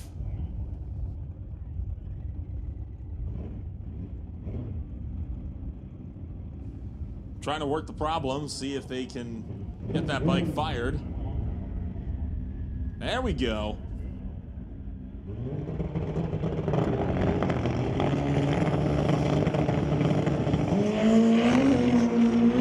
Bit of body language down here on the starting line. Taking off top end, 685, 181 miles an hour. Fastest pass of the day so far. Great run for Austin Christopher. Probably capable of quicker. In fact, definitely is capable of quicker because that bike was going 190 at 1,000 feet, 300 feet shy of the finish line. And now, Ron Billett with the Nitroholic Top Fuel Harley. As I understand it, Ron Billett was making passes to the 8th mile in testing yesterday. Might look for a full pull today.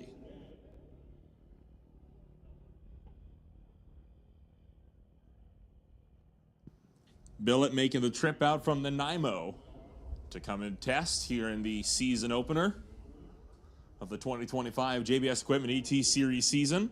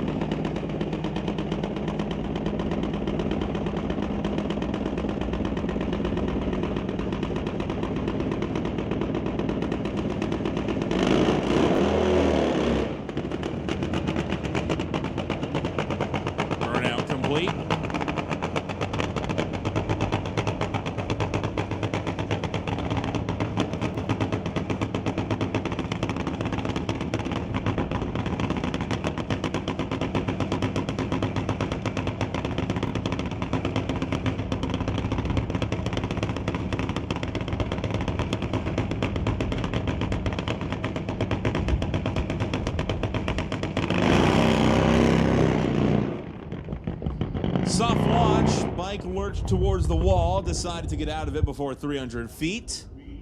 Playing it safe this afternoon. And he'll shut the bike off and cruise to the top end.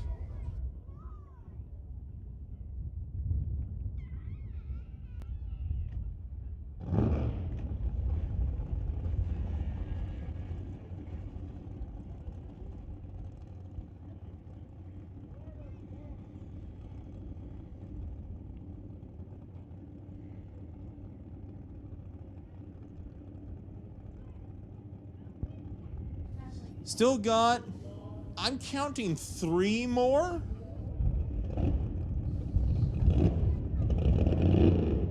A couple of them are door slammers on the looks of it.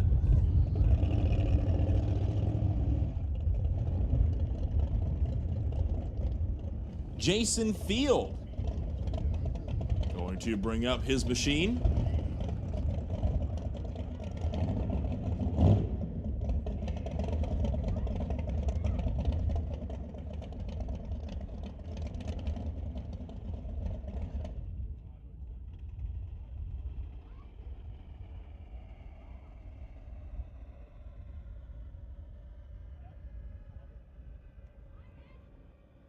Field running the Chevy Nova, sporting a 632 cubic inch motor under the hood from 1971. Again, another frequent runner in the Winter Harbor Marina and RV Canada West door slammers.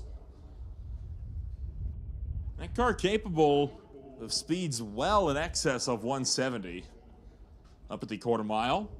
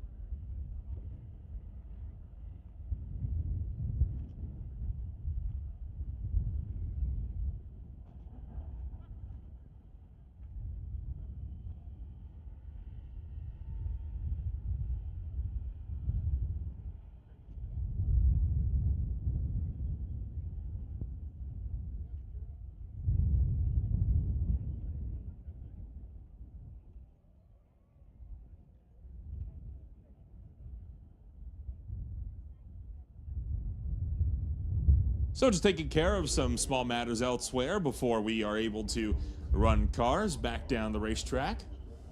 Hence the small delay. We again thank you for your patience.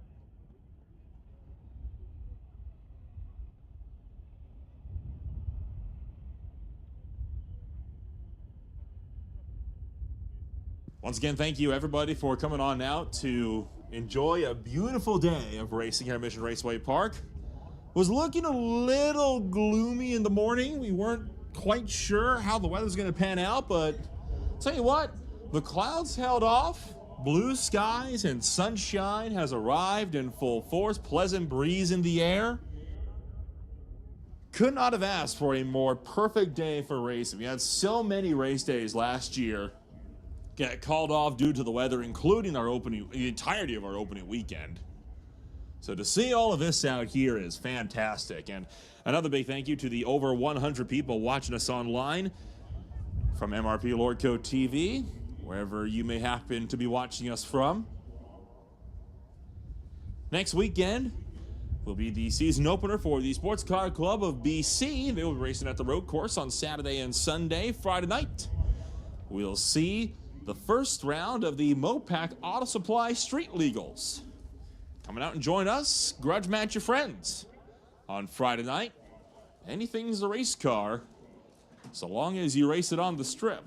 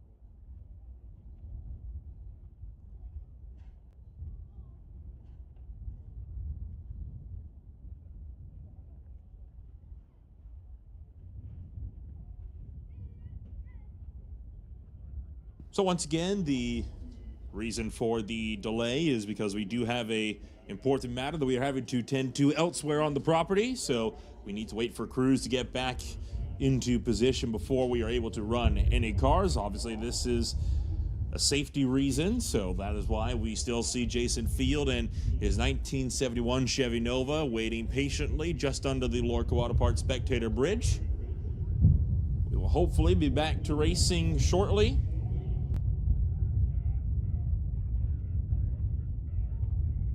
Still no clouds on the horizon, at least. Few in the air, but they're the pleasant clouds. They're the nice fluffy clouds.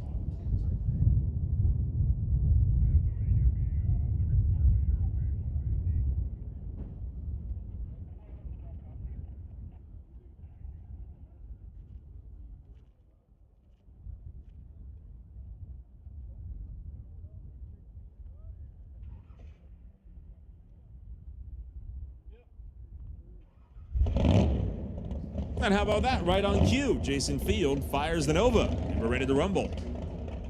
So still got a few more testing hits, and then we'll be into eliminations for the remainder of the day.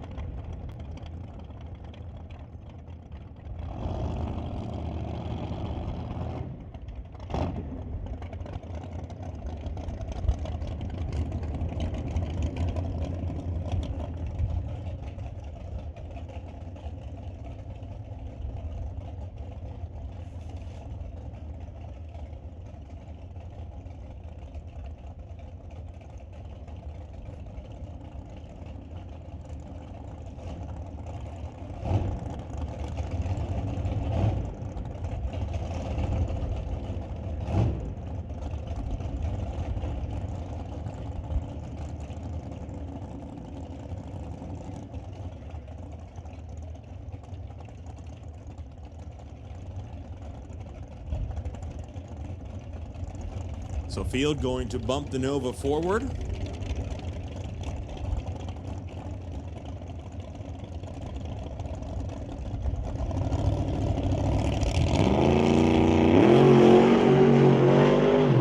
How about that? Little wobbling down here at the start. Drives through it, 721, 186 miles an hour. Pops the laundry. Quick pass of the day with that one. And we'll bring up one of the NHRA Super Street Mustangs, making another, looks like to be a licensing pass.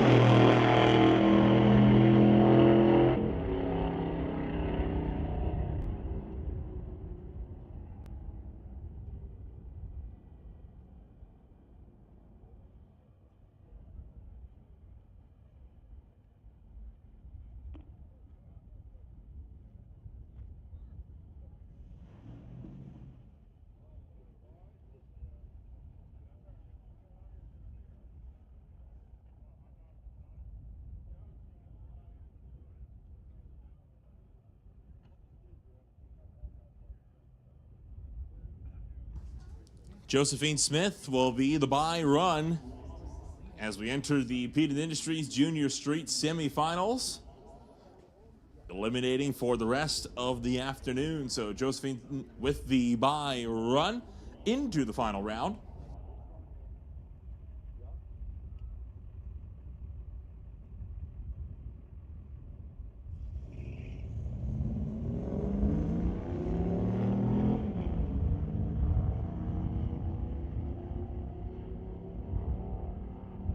The only question now in Junior Street is who is going to face Josephine in that final round? Is it going to be Taryn, who dials in the Peated Industries Tahoe at 10:55, or is it going to be Sophia, who dials in the Ford F350 out of Kamloops at 9:59?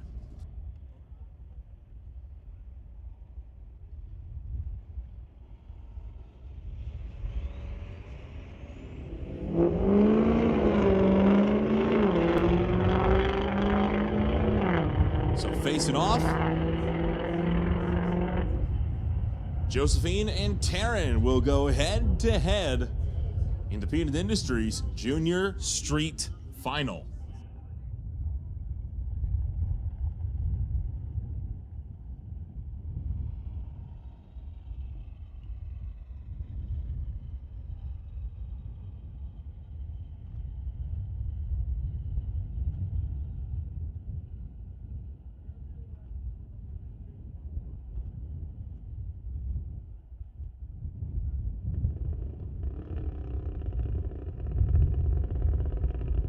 So first round of eliminations for Peated Industries Junior Thunder rolling into the water box.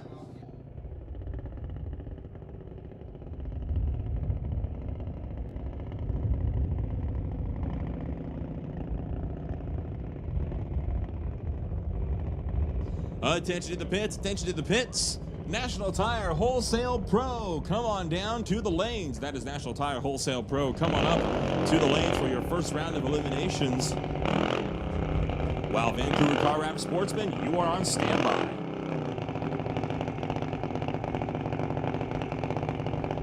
So Hunter will get the bye run for the BDL Automotive Diversified Metalworks, Milron Truck Body, Lorca Racing, and Badass Garage Junior Dragster.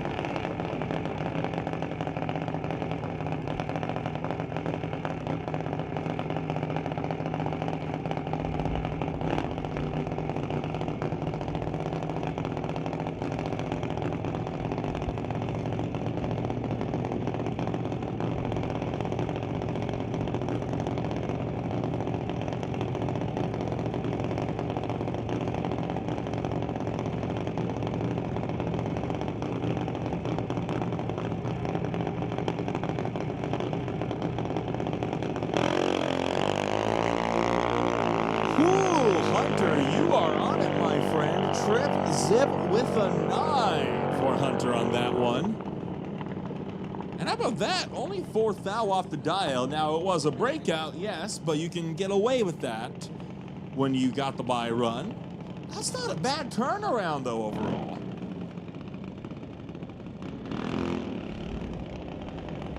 So our first pairing in Junior Thunder, Grayson and Dallas, the Ultra Automotive Junior Dragster, dials in at 890. 3 seconds slower on the opposite end is the Rieger Workplace Safety Solutions and TKO Hot Rods Junior Dragster out of Abbotsford.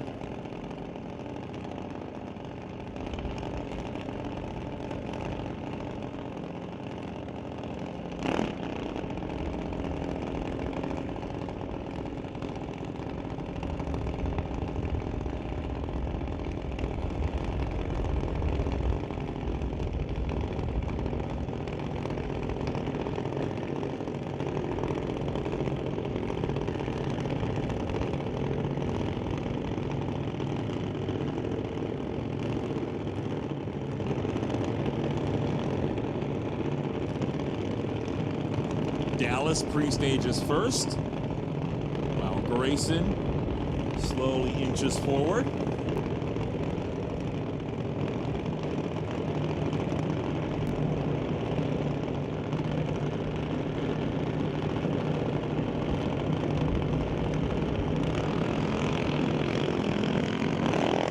Oh, and it's a red light start for Grayson. Tough break.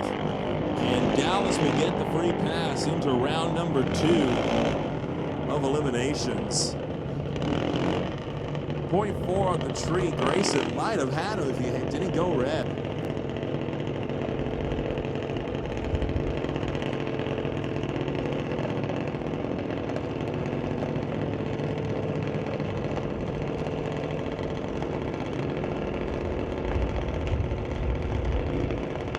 Green and Hunter, meanwhile, will now go up against one another. Green brothers racing over here. Tower side, while Hunter, for JBS equipment, put down that quad zip yesterday, dials in 892, so you'll barely be able to tell with the naked eye the difference between the lights, but there is a slight one.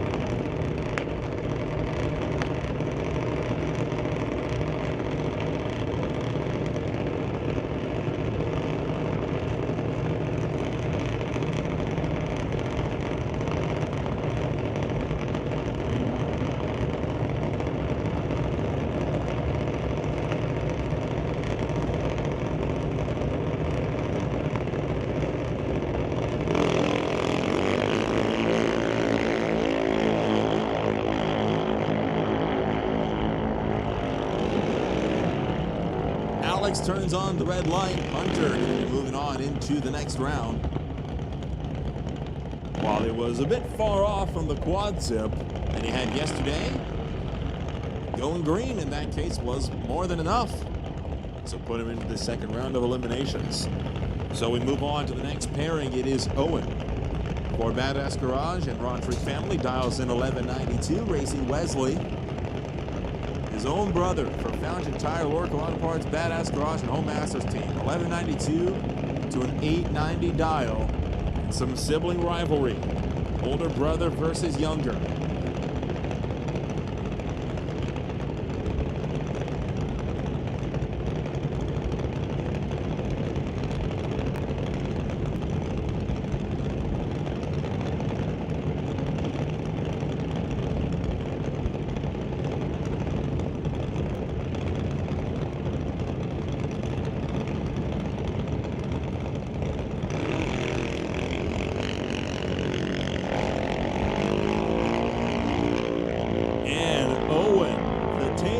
Kid going to be moving on as Wesley turns on the red light by just 9 thousandths of a second. Tough break for Wesley.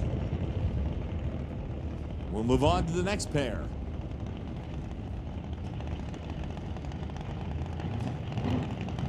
Continuing on through round 1 of eliminations in Junior Thunder, it is Pearson. Dials in 1190 out of Maple Ridge and dialed in the 890, 3 seconds exactly quicker. On the far side out of Chilliwack is Cadence. In the Titanium Auto Group, Milron Truck Body, Ken Specialty Auto, Ernie Speed and Custom Elite Belts, Dave and Trudy, and Color Compass.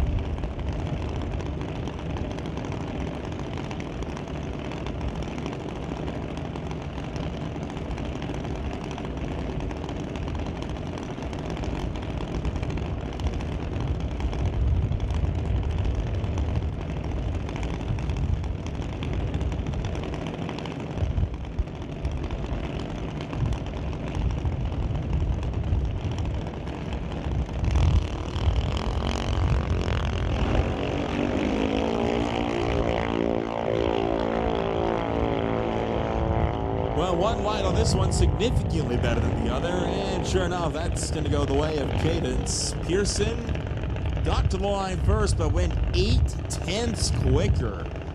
8 tenths under the dial, that is. Went 1107 on the 1190 mark. We'll bring up Jack and Nash. Green Brothers Racing dials in at 12:05. And about a tenth and a half quicker is Nash. For BD Allotted, Diversified Metalworks, Lord Auto Parts, Bill Ron Truck Body, and Badass Garage.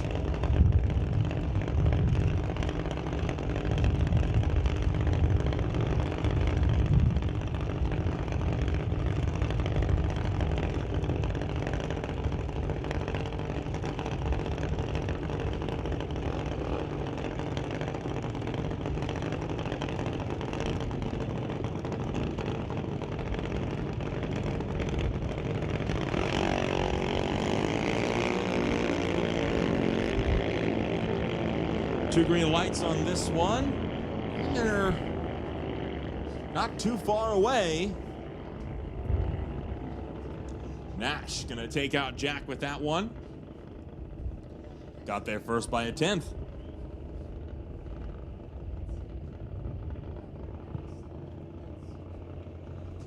Boy, this wind is not gonna be making it easy for drivers to try and dial in their cars. Every bit of wind, obviously,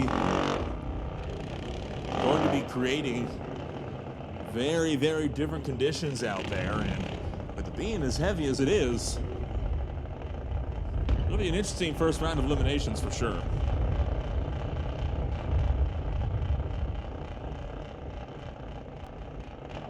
Newcomer versus regular. Kira and Nate, 1450 dials in against an 890.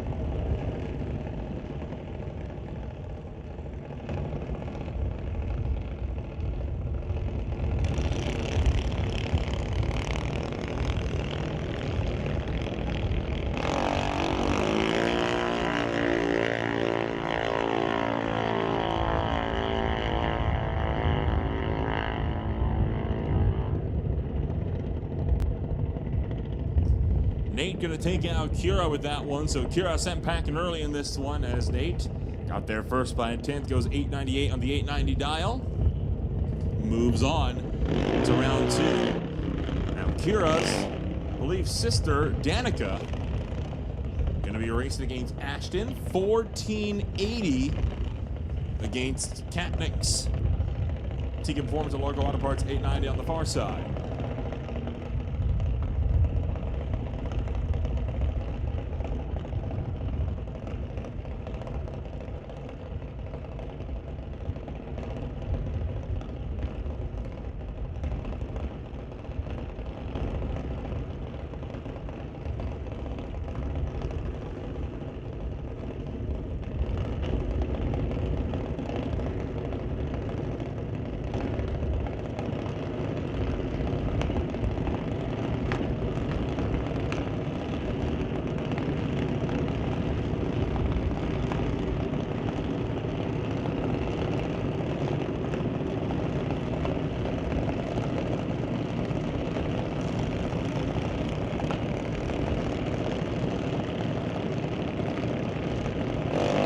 Red-white start for Danica, and that will put Ashton into round two pretty easily on that one.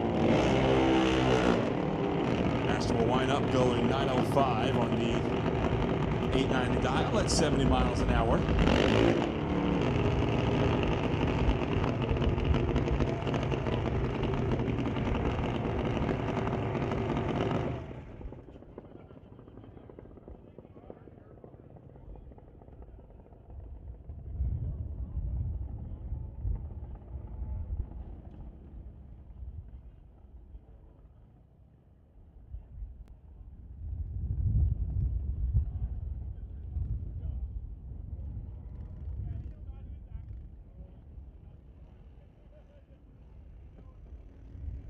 So it looks like there might be something out on the racetrack. So you see our safety crews going out, taking a look, seeing what's what. Oh yeah, I see it too. Right at the 8th mile mark.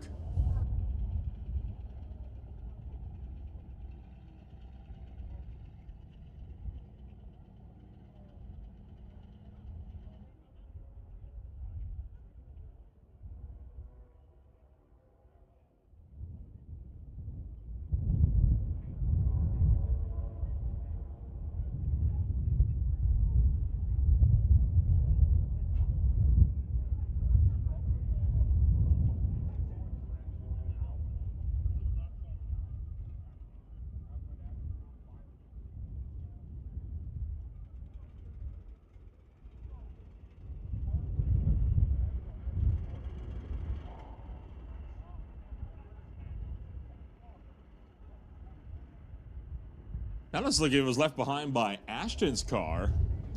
That piece down there on the racetrack. So that, hopefully that wasn't important. As they will hopefully get the TK Performance crew reunited with whatever that piece happened to be.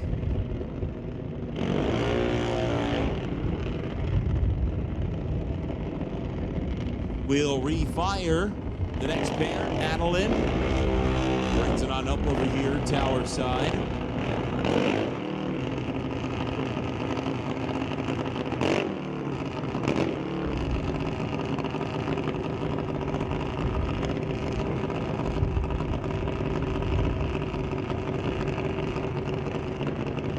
Performance World, KLJ Holdings, and Bumper to Bumper half-scale dragster dials in 796 to Emily's 896 with Titanium Model Group, York Auto Parts, Walco, TNT, and Pioneer Truck and Trailer. And by the look of the 796 dial on the boards, that means we have moved out of Junior Thunder and in to Junior Lightning, where we had 10 cars qualify, which will give us 4 rounds of eliminations.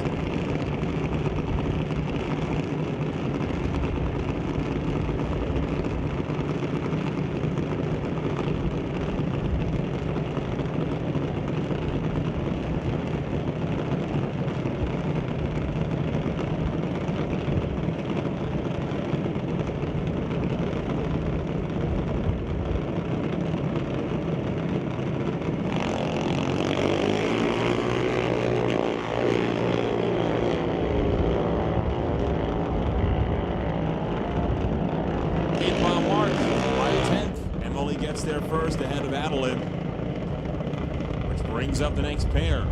790 to an 801 dial here. Bentley is the 790. From Speed Shop, Heated Industries, Titanium Auto Group, Napa Auto Parts, Badass Garage, and Lucas Oil will be leaving second to the JBS Equipment. Driver of Nick, and who took the championship in 2023.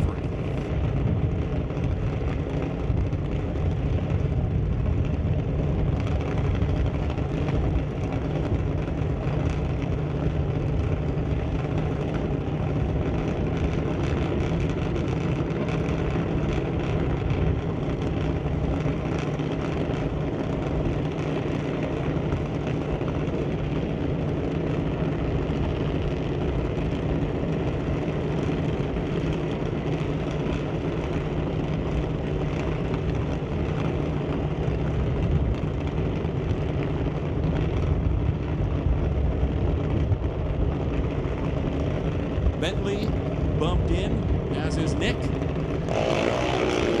drivers away. One of them with those lights is significantly better than the other. Nick out in front. Nick for the win. Stays well in front of Bentley. Had him beat on the tree. Rio Coca from Decal Ventures. 1,865 in the July against Connor for GK Hot Rods, Fitness Lab, Panther Auto Glass, Albany Tire, Local Auto Parts, and Napa Auto Parts. Dials in 794.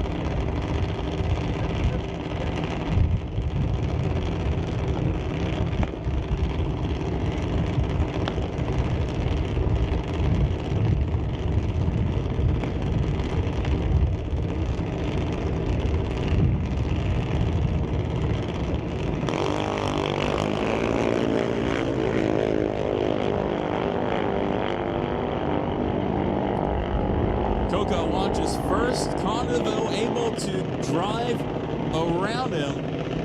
As they got to the stripe, 400th of a second will give it the way of Connor.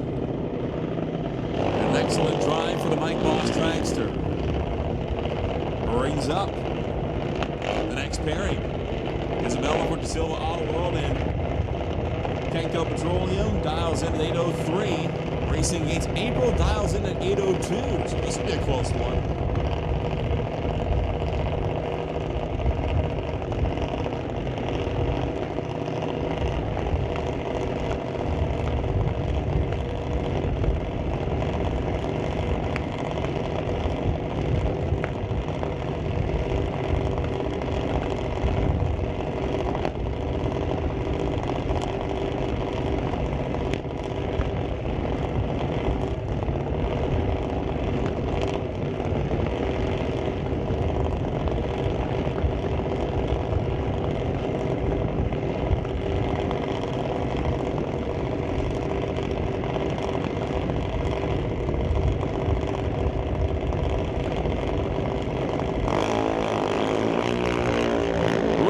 Start for Isabella, 3 thou red on the tree. Unfortunate for her as April will take the run into round number 2 of eliminations.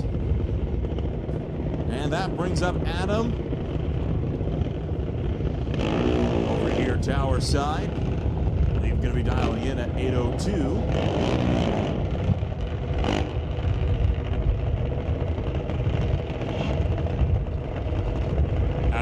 Running for TK Performance and Lord Auto Parts will also face off against McKenna for JBS equipment.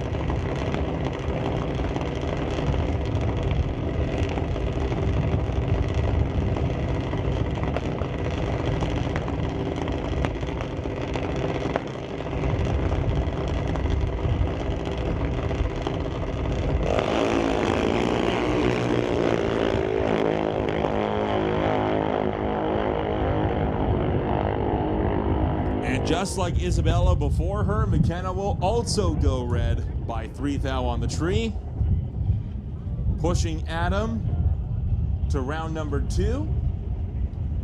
And that looks like we'll wrap up Heated Industries Junior Dragsters.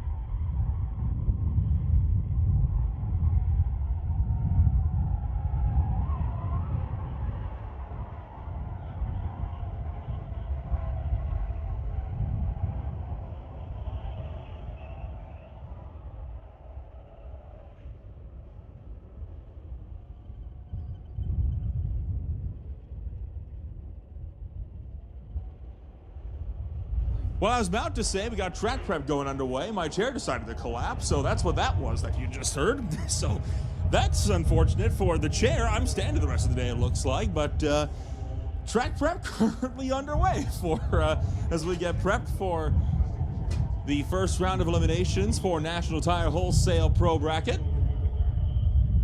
First round of eliminations for all juniors is in the books, as well as the semifinals for Junior Street.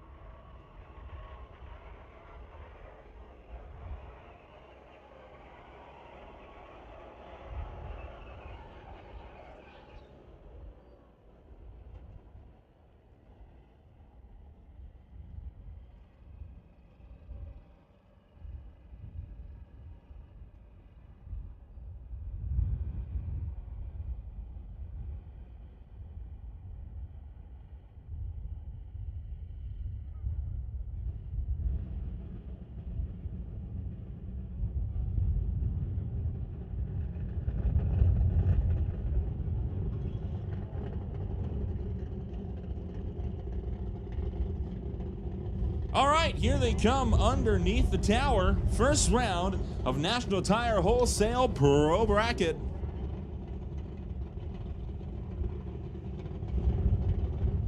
We'll start it off with Chris Stone for the Stone Cold Racing, Willowbrook Motors, Dodge Dart, Dials in 1008 to Mike Renders, Fountain Tire, Chilliwack, Fortins, Lorca Auto Parts, and AFD Petroleum, S10, Dials in 1079.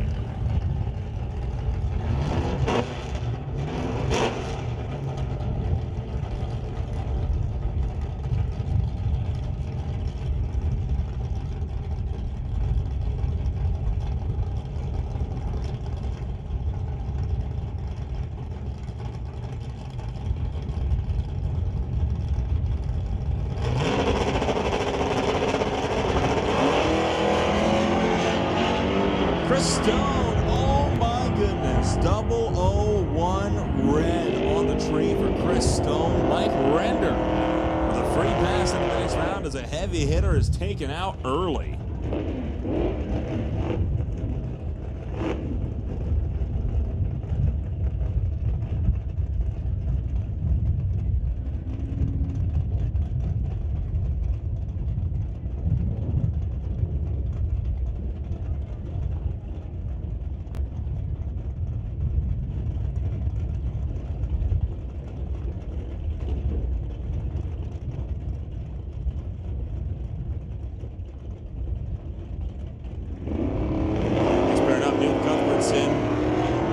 Racing this Chevy pickup from 1997. Cassidy's Nova wagon trying to stay out in front. 1091 to an 1154, and it'll be Cassie Tippy. Cuthbertson could not catch up. Bested on the tree by a 10th.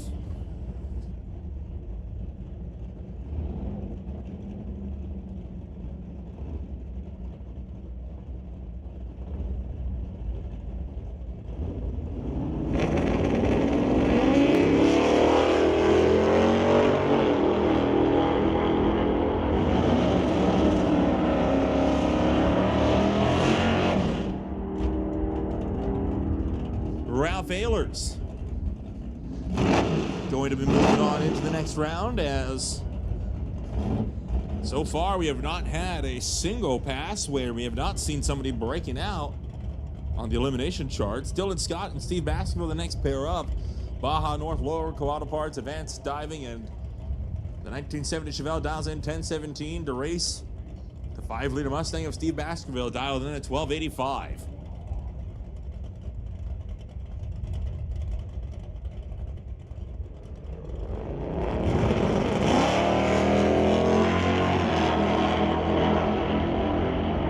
Two green lights. Scott trying to chase down Baskerville, top end of the racetrack. Double breakout. Baskerville got there first, but he's under by 210. Scott only under by 11 thou. Scott moves on. Next pair, John DeBack. The Rat Torch Systems Titanium Motor Group S10 dials in 1054. Steve Watkins and his 2018 Ford dials in at 12 seconds.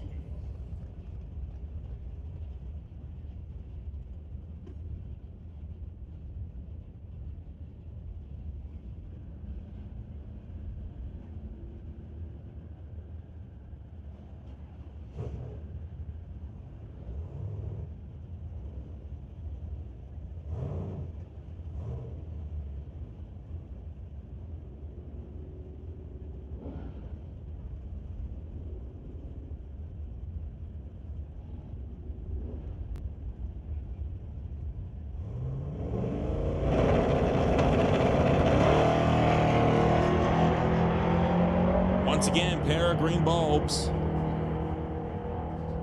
As the two chase down track, and double breakout again. DeBack moves on, only 6 thou under the mark. Got there first by only 1/10,000th of a second, and Watkins broke out by too much. Dale Northgraves will take the Ritchie Racing Engines Nova, dialed in at 1036 to race Richard Love for the Reflections Guesthouse SS Motorsports S10, dialed in at 1168.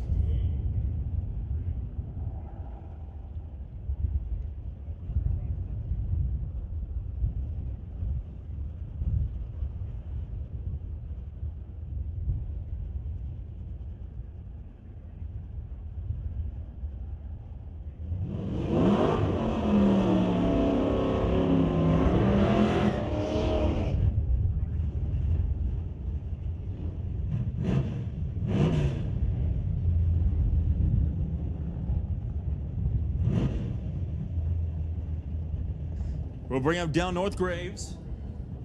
Once again, dials in 1.3 seconds, just about quicker than Richard Love on the far side.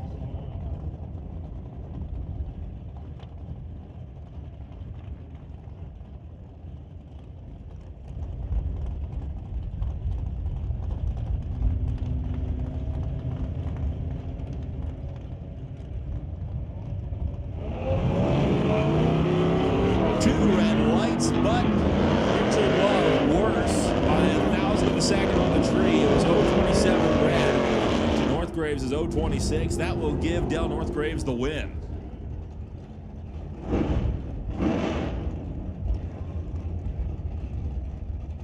Ron Thibault will be running 11 seconds in the 67 Chevelle against Dennis Winton for the Lost in Time Bel Air. Dials in at 10:35.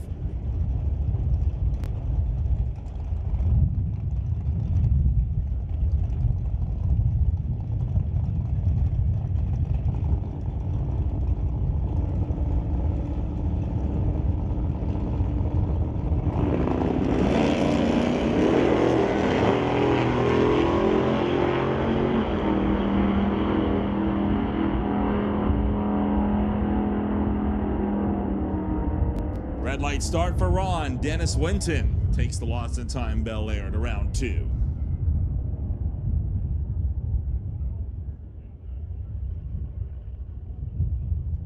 And, oh boy, a lot of fluid being left behind, it looks like, by Dennis Winton. That's going to take some work to clean up. So we back Andy Klosky and Brandon Piskacek out.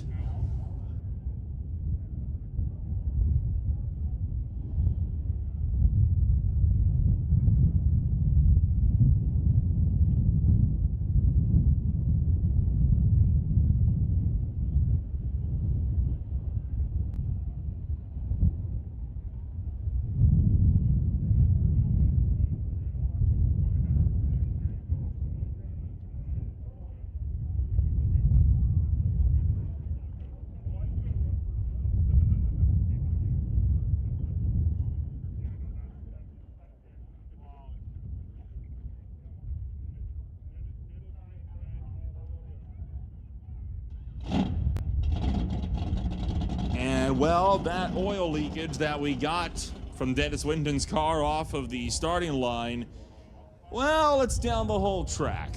So we are going to be down for a minute, putting it mildly, to clean that up.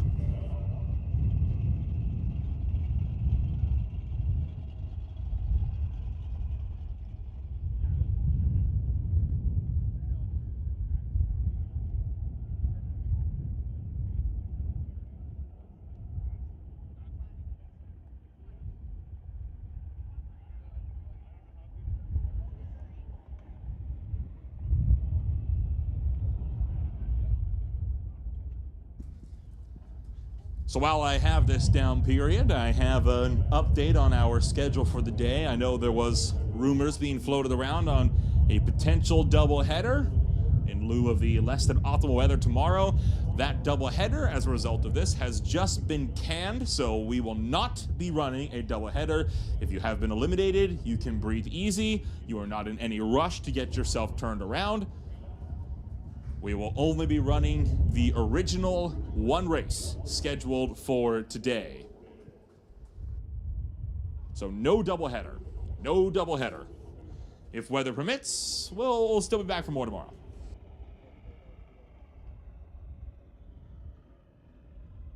That said, we still have the rest of today's race to run, but that will come after, unfortunately, a rather extensive track cleanup.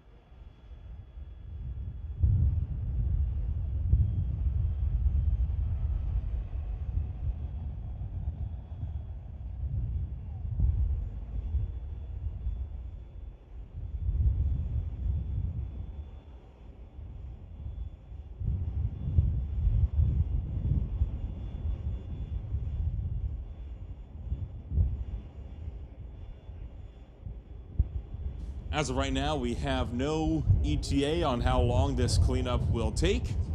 It is going to be a while, though, because this oil down is across the whole of the quarter mile. So we will keep you posted on time updates whenever we receive them. But the scrubber has already gone to work.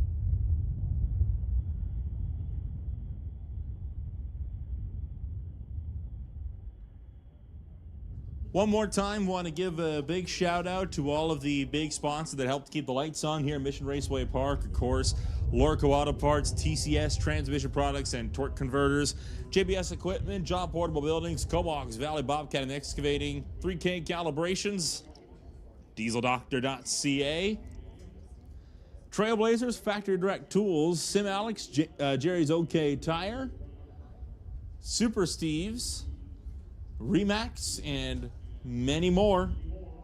We would not be here with all of those guys to help keep the lights on here at Mission Raceway Park. And of course, a big thank you as well to all of our class sponsors, old and new, for Vancouver Car Wraps, Repeated Industries, Rad Torque Systems, Old Car Center, Mountain View Harley Davidson, and National Tire Wholesale.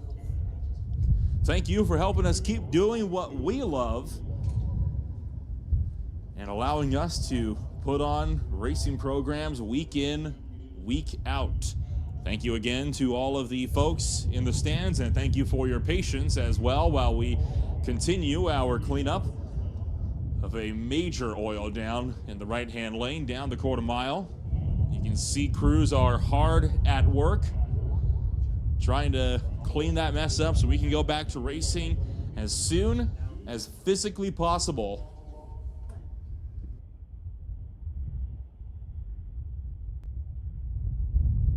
And a big thank you as well to all of the folks watching on at home or abroad. Over 100 of you on MRP Lordco TV.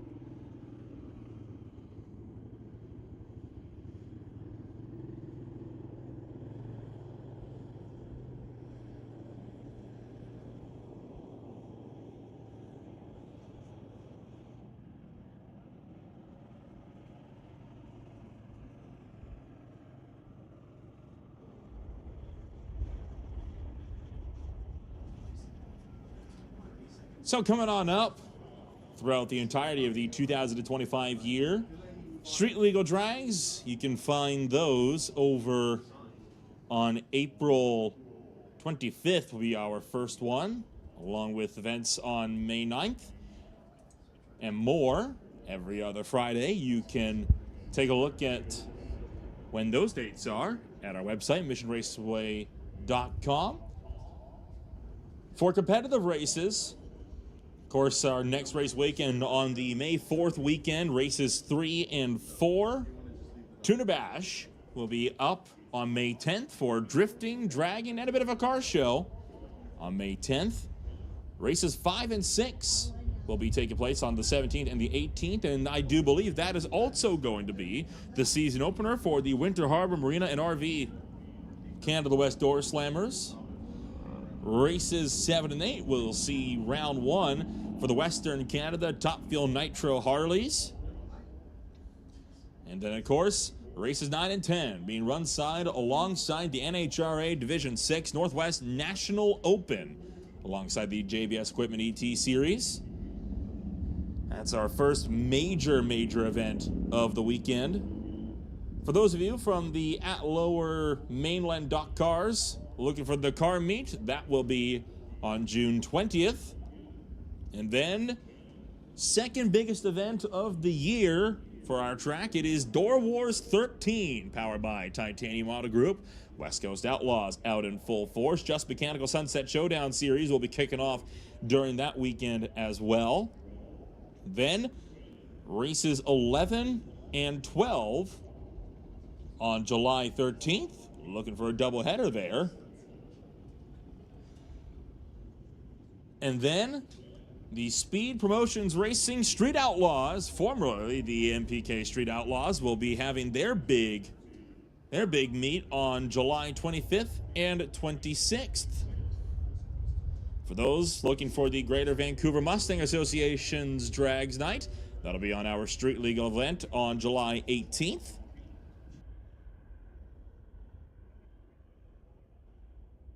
The Just Mechanical Limited Sunset Showdown Series for the Junior Shootout. We'll see juniors only for races 2 and 3 on July 27th. The Lang the Loafers Old Time Drags will be out from August 1st to 3rd.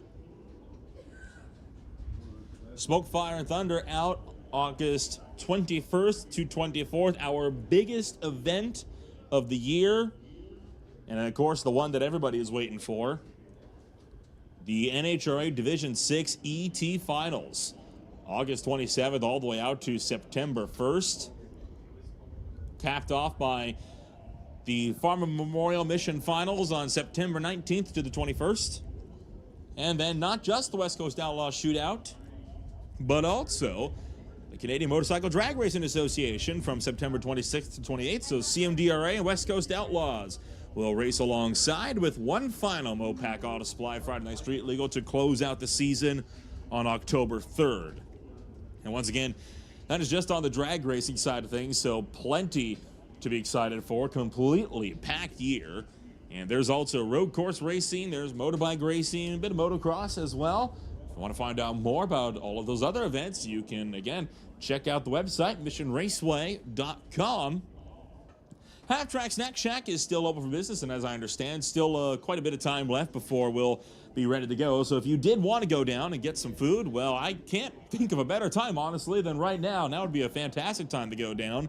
Get yourself some grub. As well as that, check out the Pro Shop just across the way for all of your Mission Raceway Park apparel. While we continue to remain in a holding pattern regarding this oil cleanup.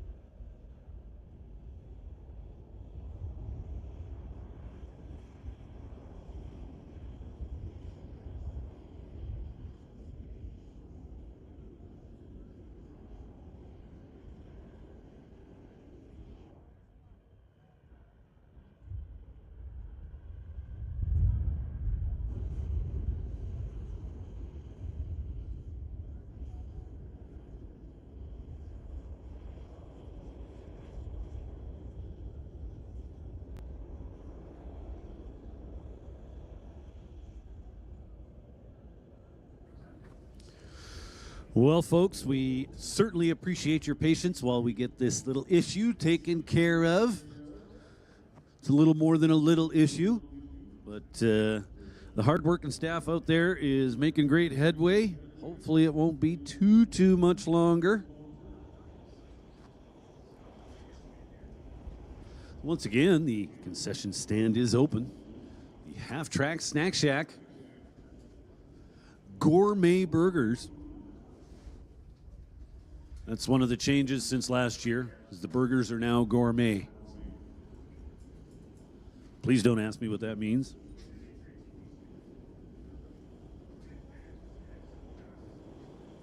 So once again, I can assure you of this.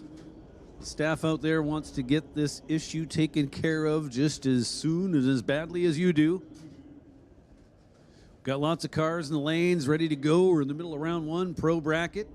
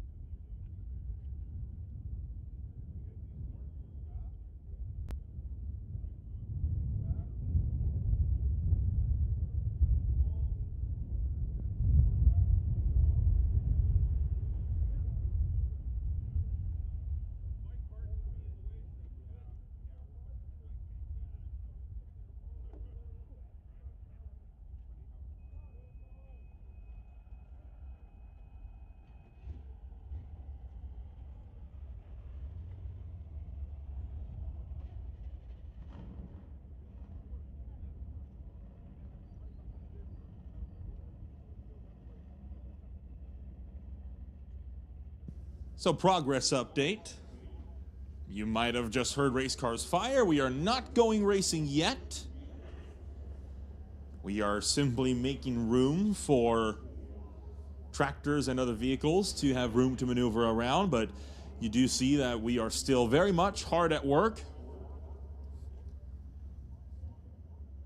And also, this allows for Klosky and Piskacek to get underneath the Lord Kawada Parts Bridge. Get a little bit more shade for those race cars as well. But some good news. We do see the tractors with the draggers going back out onto the track. It's usually a good sign that cleanup is progressing smoothly.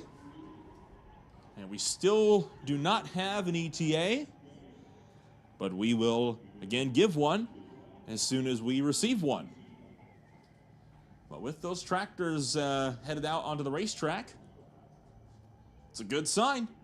Hopefully will not be too much longer.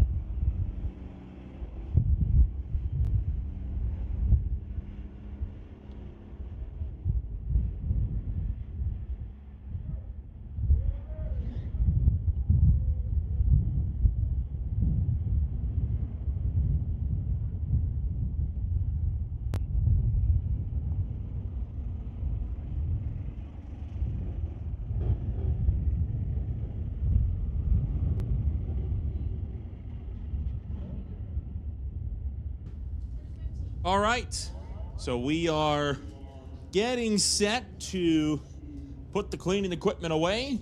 Should be another 10 to 15 minutes at most. So for all of the drivers, if you're out there milling around, might not be a bad time to start heading back to your race cars and getting them ready to rumble, because we are minutes away from resuming our program for round 1 of eliminations for National Tire Wholesale Pro Bracket.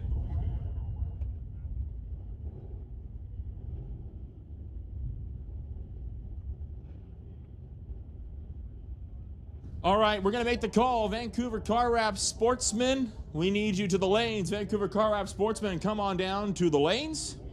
And, well, Pro Bracket, you can guess what that means. Drivers to your cars. Drivers to your cars. We are about ready to go.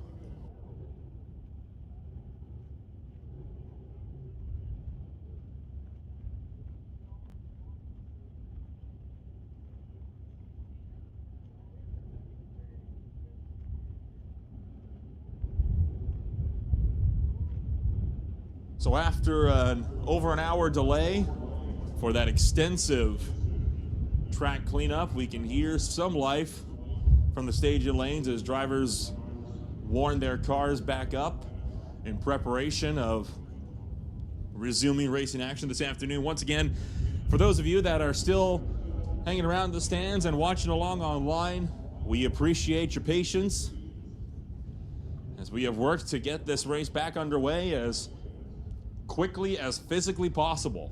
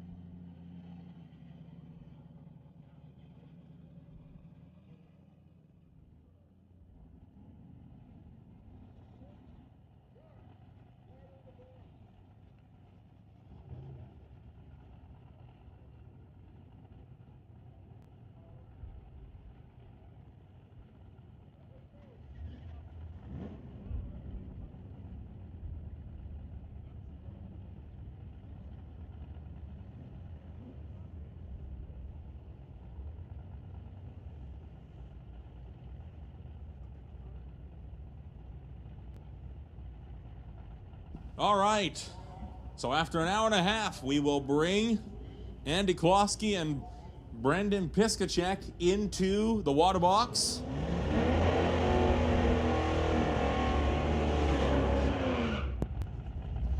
And our burnouts are complete. And our racing is back underway.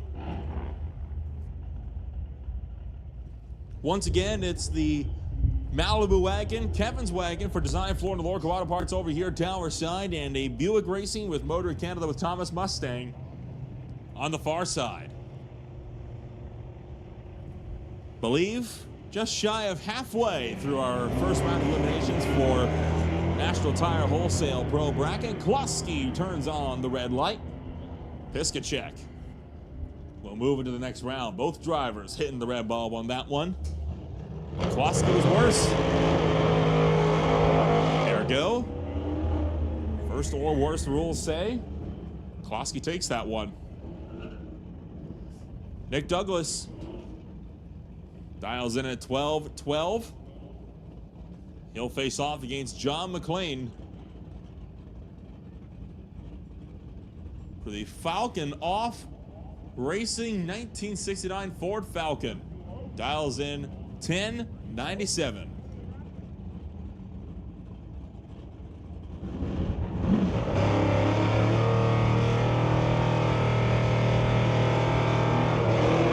Red light start for John McLean and Nick Douglas. With the whole shot out there, going to be moving on into another round.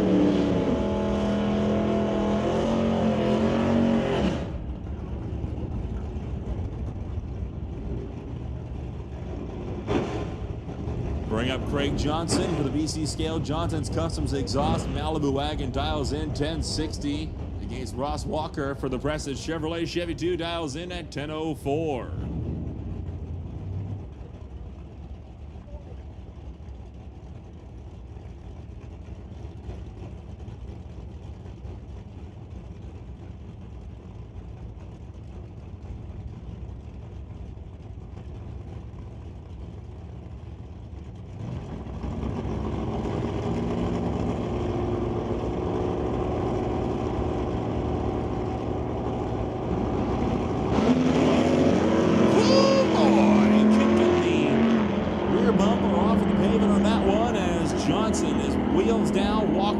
Pursuit.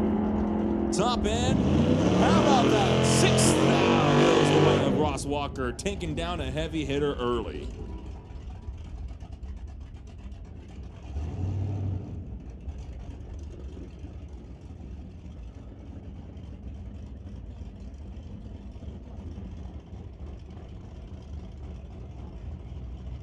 Next on up, Walter Johnson brings it up on the right-hand side with his 1972 Chevelle, dials into the 1110.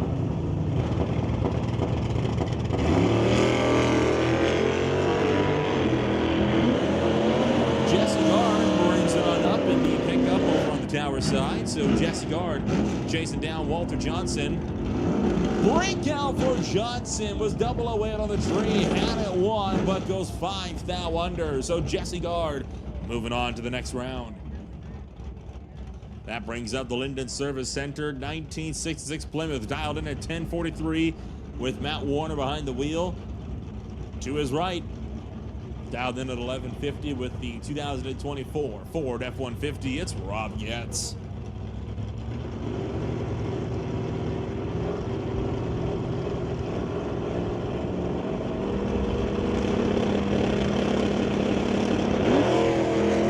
And another red light start for Getz. Matt Warner will move on to another one. A lot of red lights, a lot of breakouts in this first round of eliminations across the board on all classes. And again, you have to wonder how much the wind that has been changing directions has got something to do with it.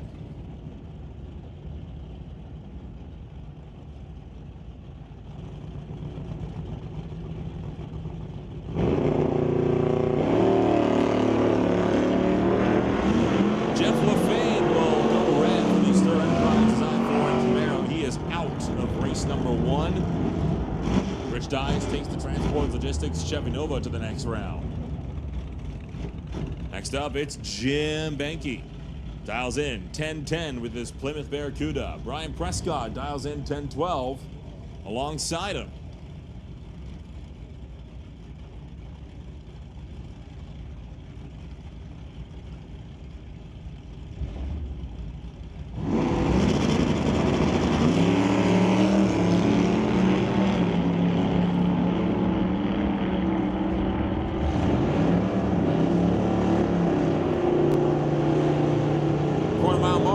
Prescott will move on, and not a good start to Jim Benke. He was looking for a major improvement, and he's not going to find it this afternoon as Prescott takes him out in round one.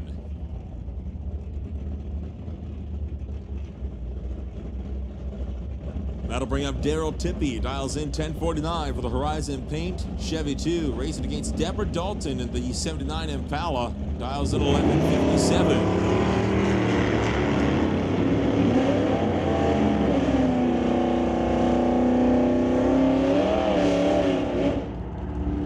Mile. Tippy moves on, gets around Deborah Dalton. And now John Barrichello. 67 Dodge dials in 11-52, racing the 1970 Plymouth Barracuda on the far side, headed up by John Basinski, who dials in at 10-83.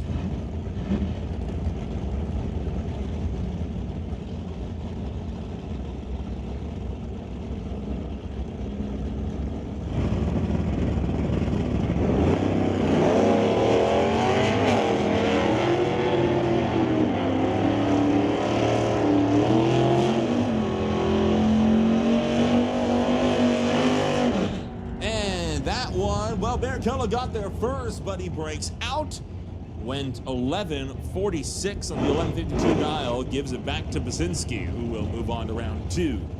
Lorenz Schwartz will take the Titanium Auto Group up a speed shot 1983 Monte Carlo to dial in at 10:05, and dial in at 10:48 to his right. It's the Just Mechanical A&A Customs 1963 Pontiac of Ray Bollinger.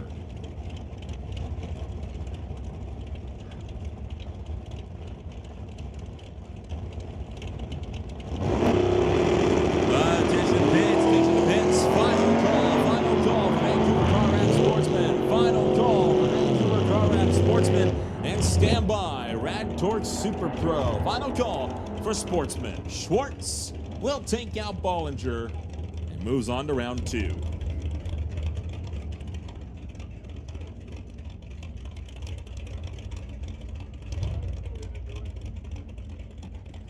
Bring up Ryan Ledre for the Muffler Tech Auto 1966 Canso. Dials in 1190, racing Rob Monroe Jr. for Winter Harbor Marina and RV. Gibson Racing Transmissions. Arrives a Pay and Auto Body with a 1969 Acadian that dials in at 1055.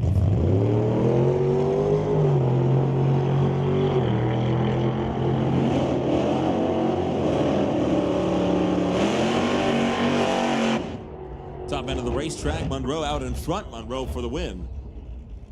Potential issues setting in for Ryan Ledre. He really has not been able to have a good run all day long, and well, with the 1239 and the 1190 dial, I have to imagine that something did not go to plan on that run. Bring up Nick Davey with his 1984 Cutlass, dials in at 1010 alongside Terry Hookstins. Dials in at 1182. So Davey versus Hookstins.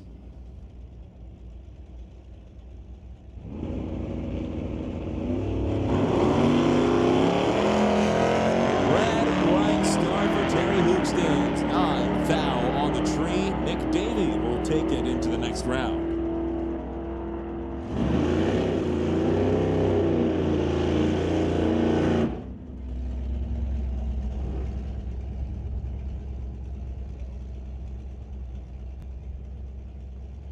Next pair up, Elijah Copeland will race his 1981 Camaro to dial in at 1236.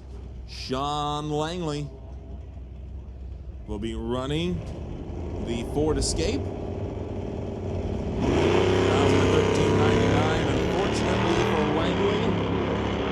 Problems setting in for the Mustang, so he is not going to be able to have a good run this afternoon, and that Ford Escape dialed in as maxed out as it can possibly be. That's one of those races where Langley just wanted to get the points.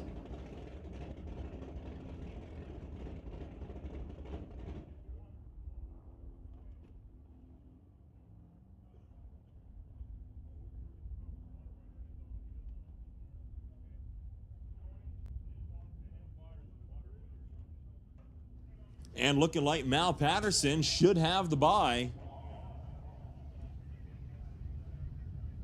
With the Albion Tyreland Maple Ridge Express Care Valvoline Oils malfunction Acadian.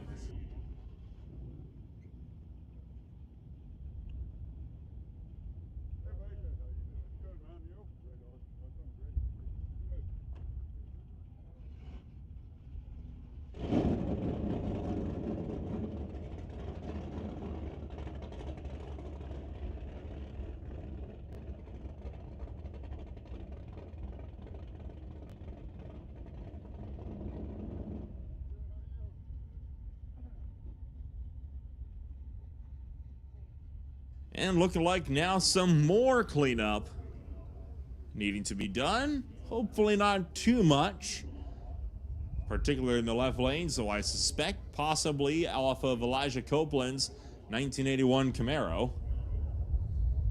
Start line crews are at work. This one at least doesn't look like it's down the whole track.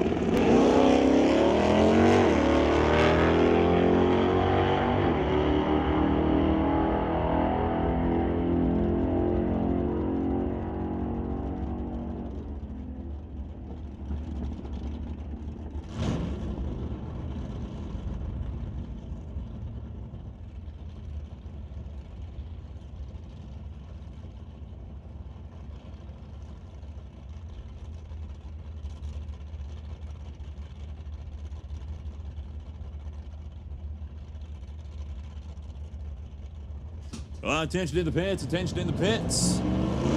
Raptor system, Super Pro to the lanes. Super Pro to the lanes and motorcycles to lane 5. So Super Pro and motorcycles to the lanes with bikes to lane 5. And standby to Old Car Center Hot Rod. So Super Pro to the lanes, bikes to lane 5.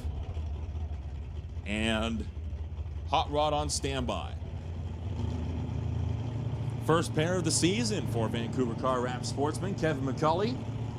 Dials into the 1165 for the Beat Old School Cutlass. And wheels up in the air is Philip Marvetts for the Sun Breeze Landscaping 71 Plymouth. Dialed in at 1190. Double breakout. Marvetts got there first. Goes under by more. McCulley moves on.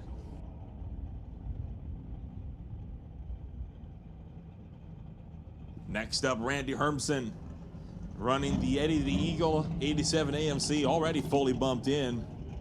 Dialed in at over 20 seconds. Joel Smith for the Zapstrap Racing Chevelle has got a long wait. 1160 on the tree. He's got to wait as Hermson gets out in front. Hermson turned on the red light, so Joel Smith doesn't have to worry about it. Free pass into the second round.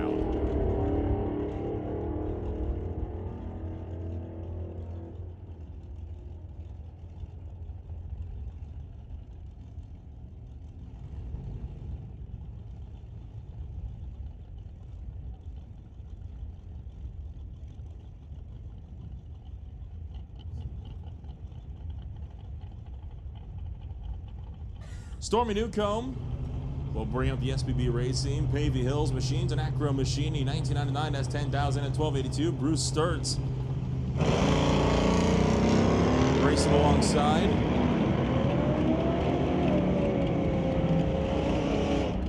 Two pickups going down track.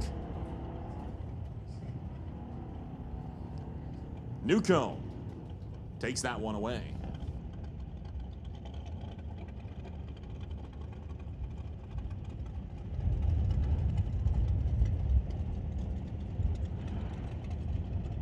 Next pairing up, it's Richard Love and Jessica Armstrong. Reflections Guest House SS Motorsports S10,000 1169 to the Armstrong and Monroe Marketing 75 Dart dials in 1336.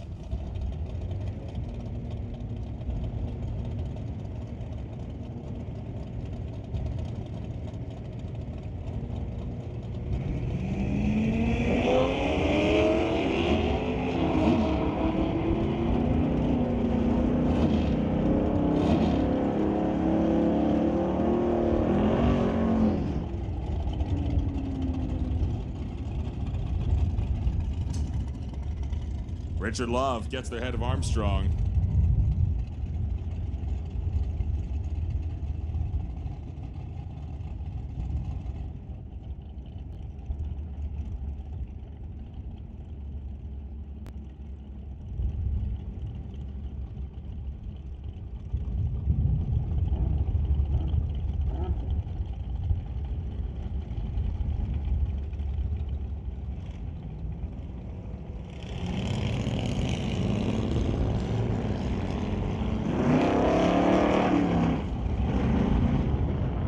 So Grace Camp and Bill Wells. Oh, problem set in for Bill Wells big time, and he's going to pull that car over to the right-hand side. So he's going to bring it to a stop just past 300 feet. Grace Camp, free pass to the next round. Not sure, actually. So situation, Grace Camp has broken out.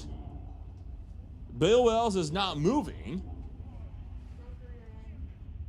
And it is a broken rear end on Bill Wells's car. So this is going to be a big question as to who moves on.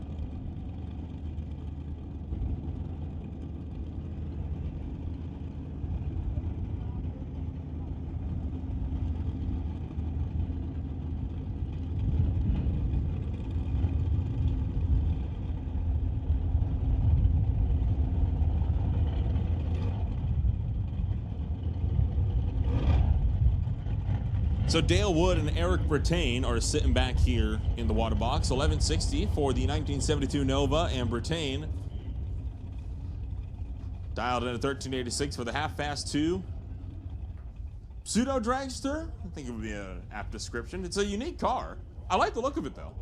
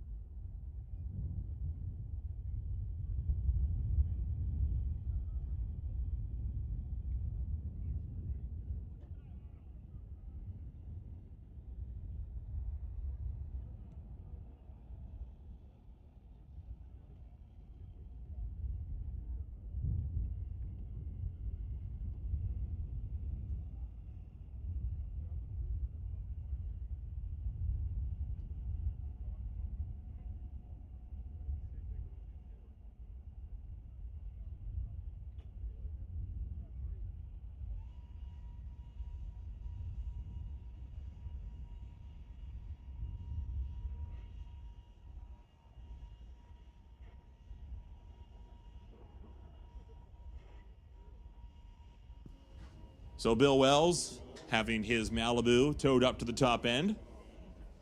Now, the ruling with how this works, in most cases, you would imagine Grace Kemp would have won that race, given that she made it to the end of the racetrack. Bill Wells did not, but Grace Kemp also broke out, went 1599 of the 1615 dial. So because Bill Wells did not break out, did not have a red light, did not cross the center line, by all metrics and what we are hearing, Bill Wells will be moving on into the second round by way of automatic DQ from Grace Kemp for breaking out.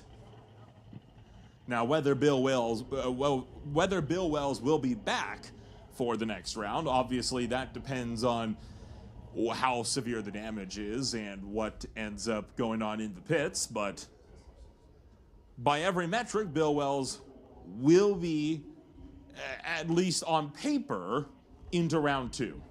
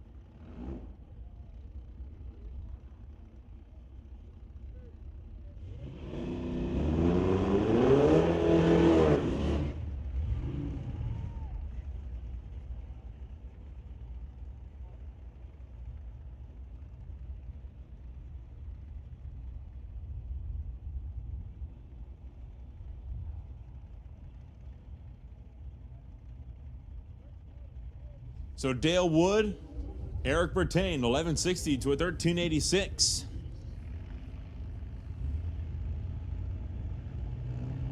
Bertain's in, Wood's in.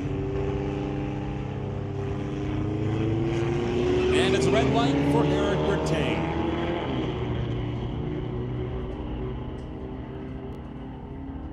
So Bertain going to be out of round one of eliminations here in Sportsman. Dale Wood will move on into the second round. Brings up the next pairing. This one, Kathy Love for Reflections Guest House at SS Motorsports. Dials in 1445 with the 2003 Extreme pickup. Facing off against Sylvia Hookstins with a 1966 Ford Mustang. She dials in at 1160.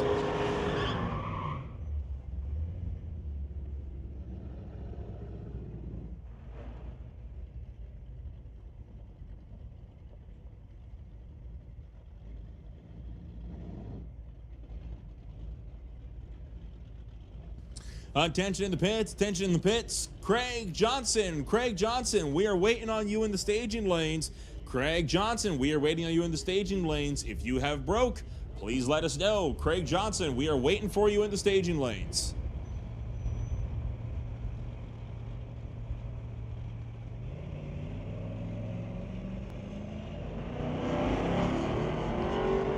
Both Kathy Love and Sylvia Hookstins are away.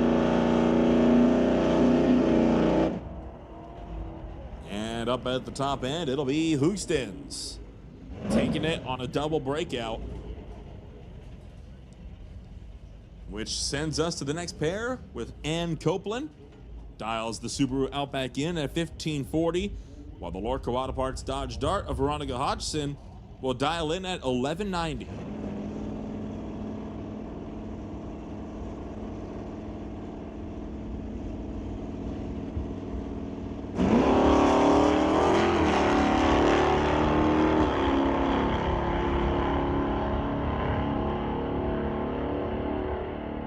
Up to the top end.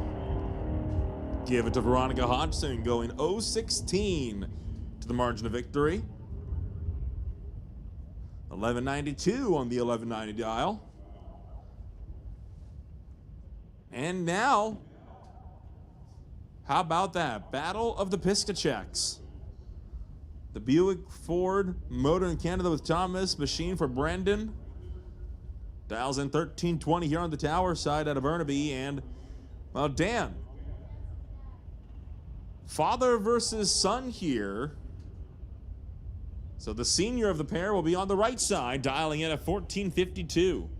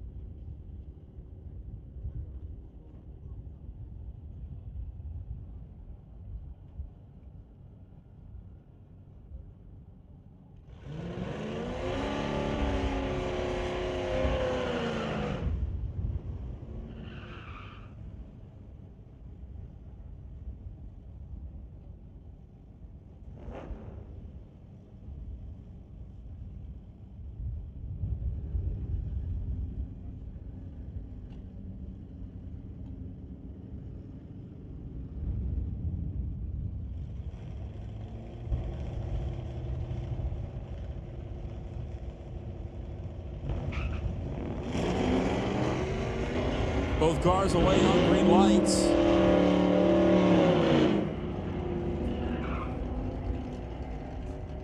So who will best the other in the family feud? Top end, it's the son.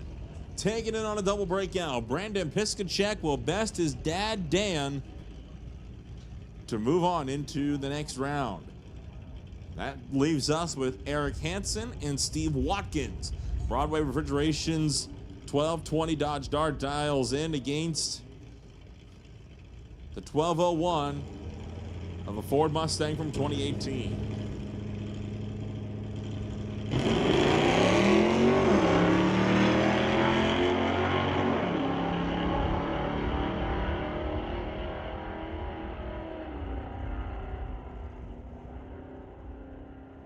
5 thousandths of a second. Give that one to Steve Watkins. Top end of the racetrack goes 12:06 at 1:06.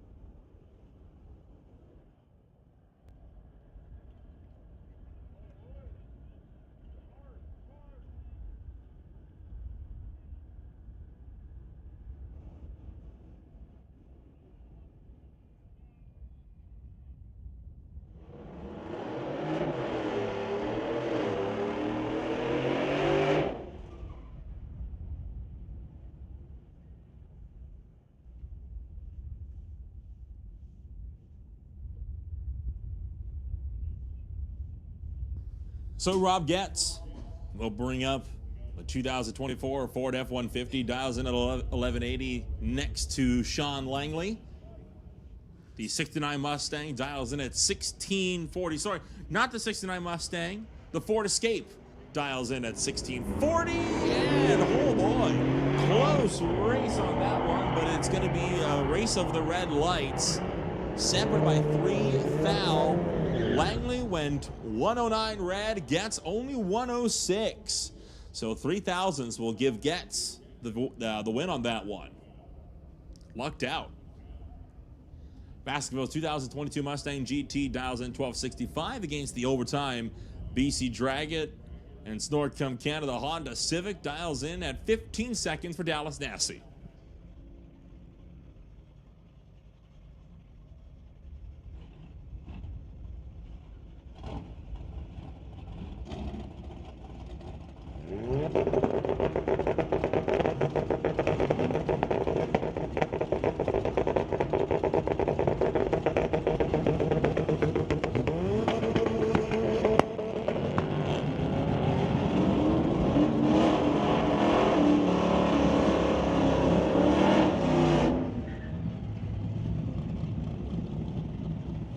Top end of the racetrack, Steve Baskerville will take out the former Junior Street competitor. And Baskerville is through to round 2. Now Roland Lowen for Lorico Auto Parts, running the 1955 Meteor, dials in at 1287 to Nick Douglas. The 2023 Super B dials in at 1210.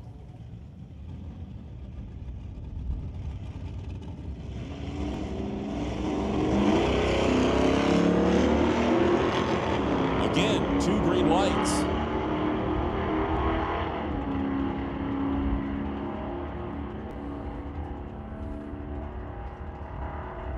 And Nick Douglas takes it. 0.03 of a second on that one, 37 thou. If you want to be specific, we'll see Nick Douglas through to round 2. And that looks like we will wrap up round 1 of Vancouver Car Wrap Sportsman. Next one on the line, it's Rad Torque Systems Super Pro.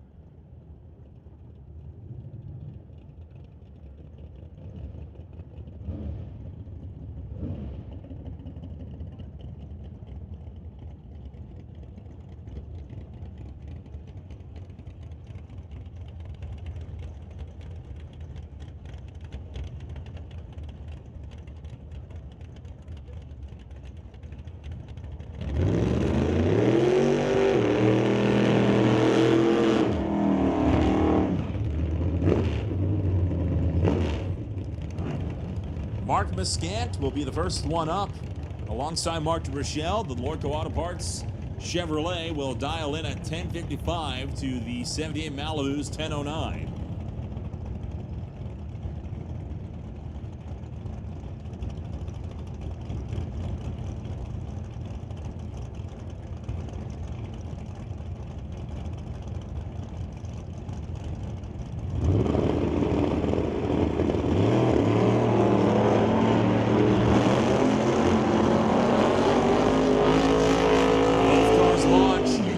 Virtually identical reaction times, and Muscat gonna take out Rochelle. Heavy hitter dusted there as Mark Muscat moves on to round 2. Attention in the pits, attention in the pits. Old Car Center Hot Rod to the lanes. Old Car Center Hot Rod to the lanes. Standby for license and test. License and test, this is your standby call. Andy Hatton will bring up the Grinch for Bubba Speed Shop. Titanium Auto Group, Taves Roofing, and Velocity Chemicals. Dials in the 69 Camaro at 8:29. To John Jenkins is 10:35. Oh, it's Trip Zip Red for John Jenkins. Trip Zip with a 6. He'll throw it away. Andy Hatton lifts out. Not going to push the car. Lucky break for the Grinch. Bring up Kevin McNichol. Dials in 10:11. John DeBack. The Rat Torch Systems Titanium Auto Group S10 dials in 10:49.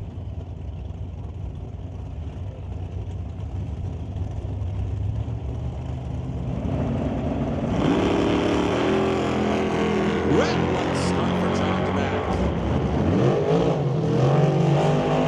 Kevin McNichol going to move on into the next round as DeBack. Tough break for the S10. Next one up, it's Colton Morin.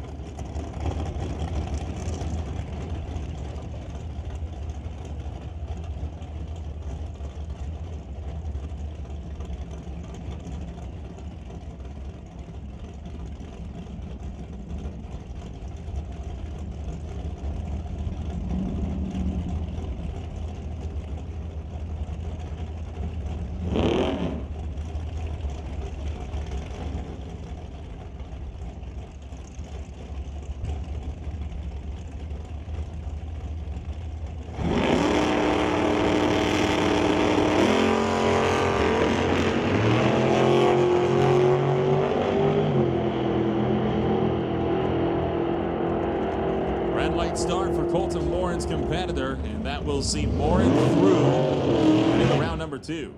Good start there for Colton Morin. Goes 007 and follows it up with A02 on the 797 car.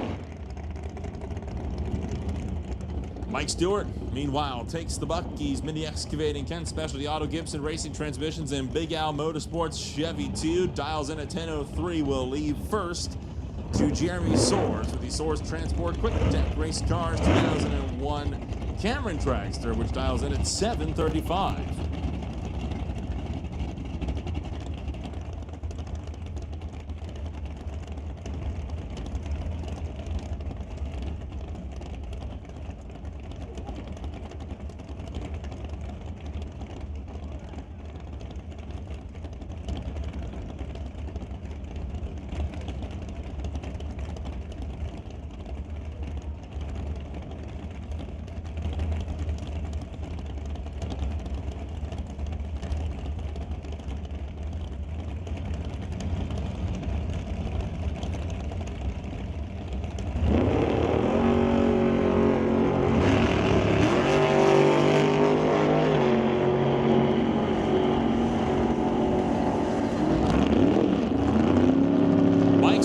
Takes out the dragster, 0.03 of a second.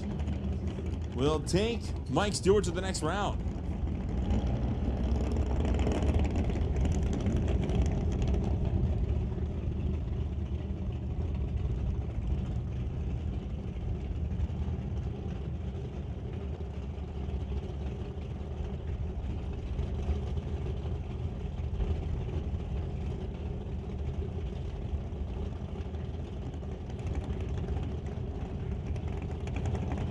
Next up, it's Justin Gibson and Aiden Katnick.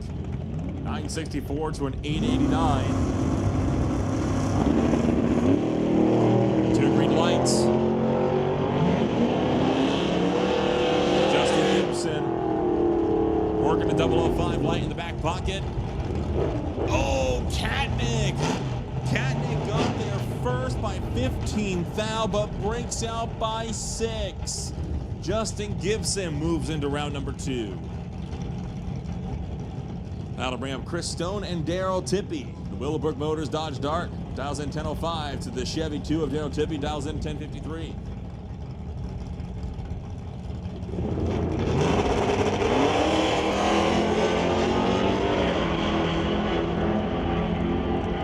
Tippy turns on the red light. Chris Stone moves on.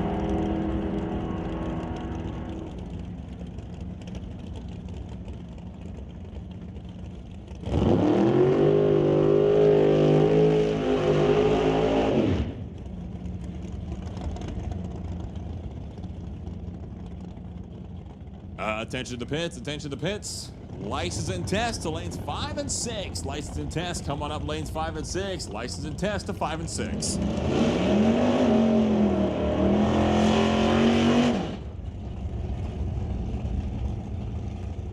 Loren Schwartz moving the Titanium Auto Group Bubba Speed Shop Monte Carlo forward, dials in at 1005 to the door slammer alongside him. Brian Rich, of course, run to the Rich Racing Engines Green Light Auto Sales Chevelle to dial in at 781. Attention to pits, attention to pits. Juniors, this is your standby call. Juniors, this is your standby call. An absolute final call for Old Car Center Hot Rod. Hot Rod, this is your final call to the lanes.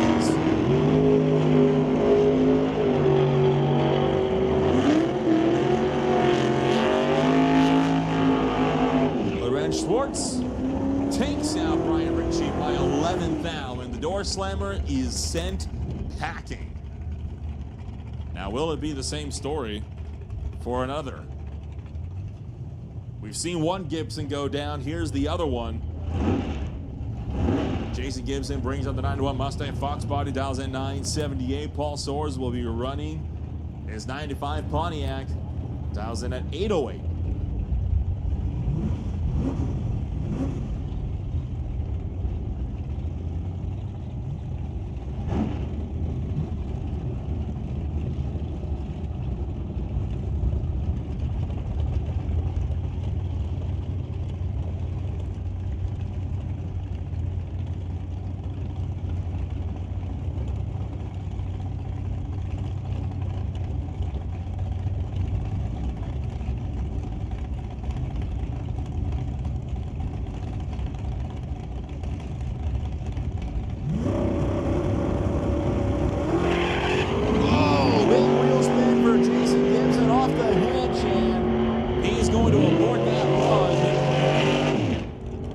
Gives it up. Paul Soares lifts. Paul Soares takes it. Jason Gibson lost that race on the starting line when he absolutely smoked the tires off of that Mustang Fox body. That's a big shame. He had a 007 line. Would have been a good run.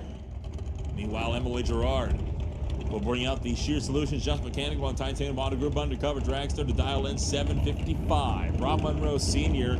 dials in 859 for the White Knuckle Racing Ford Model A, and Monroe's going to have to hustle because he's also running in Hot Rod, which has just been called.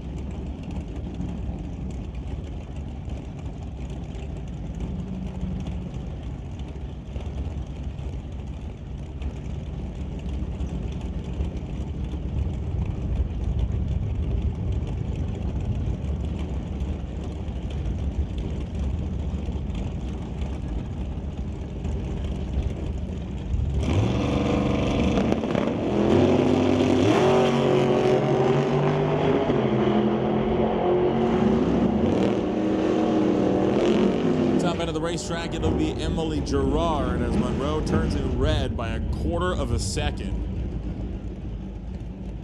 So Gerard will take a dragster in round 2. Warren Jacobson and Jim Benke, the next pairing up. Jacobson running the Chevy 2. Dials in 1086, so a little bit of throttle stop assistance on that one. While Jim Banky dials in at 1014 for the Plymouth Barracuda.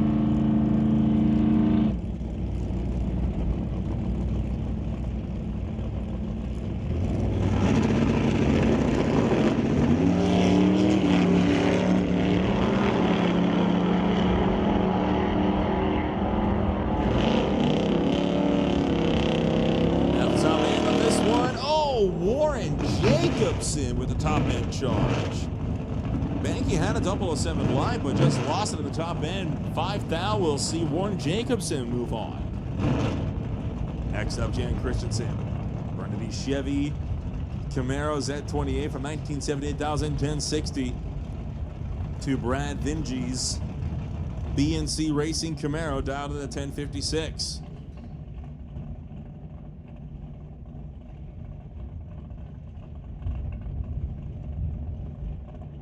And now a little bit of start line cleanup required from Banky's car, looks like.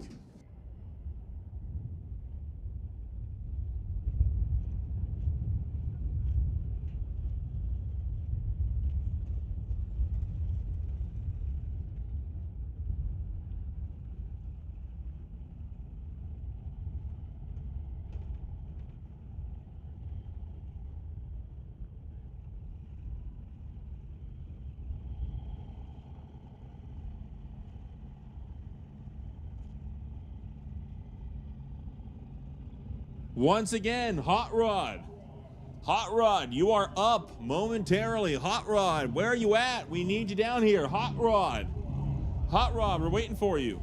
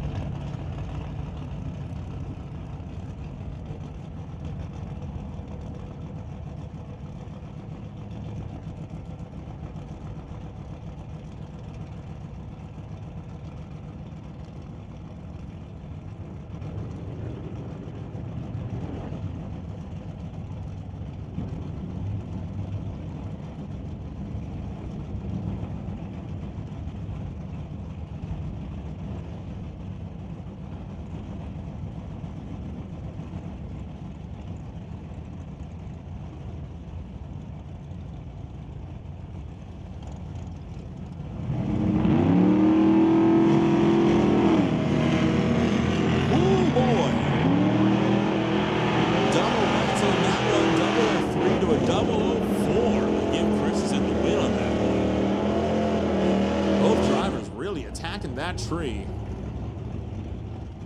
There is Craig Johnson.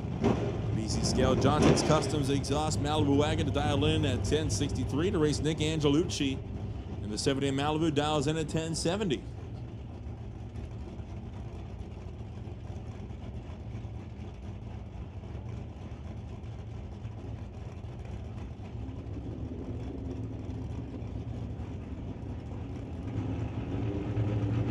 This is the last pair for Rat Torch Systems Super Pro.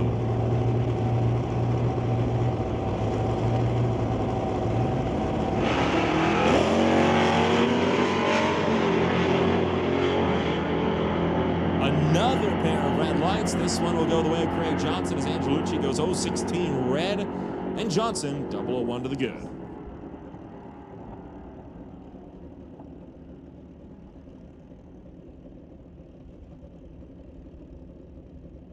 And that will move us to Mountain View Harley-Davidson Motorcycles.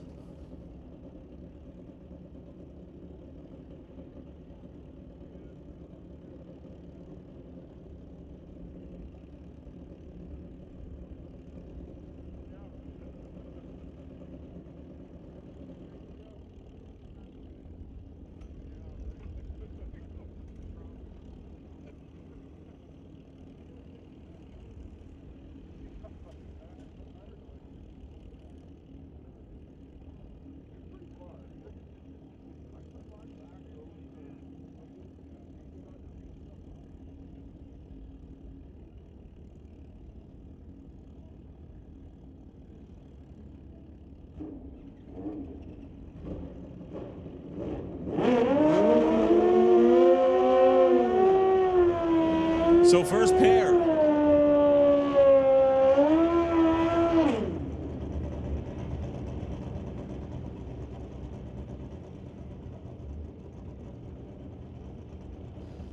Daryl Storza will bring up the Elite Pro Suzuki from 1988, racing to an 862, facing off against the Kraken for Electro Motors and Tom Turan. This 2017 GSXR dials in at 856.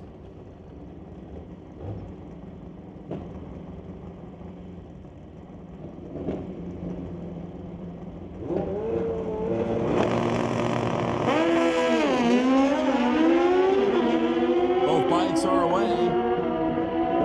Stores up trying to stay out in front of Tom Turan. Can't do it. Tom Turan moving to the next round of competition. That brings up now Corey Craig with the Black Lightning Hayabusa. Dials in 775 to Bill McDonald for the Wild Racing Kawasaki. Dials in at 918.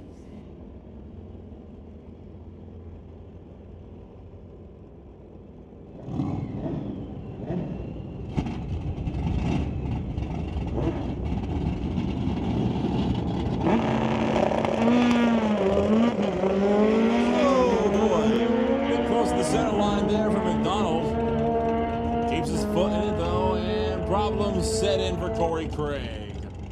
So Craig will start to slow dramatically while Bill McDonald will move on into the next round.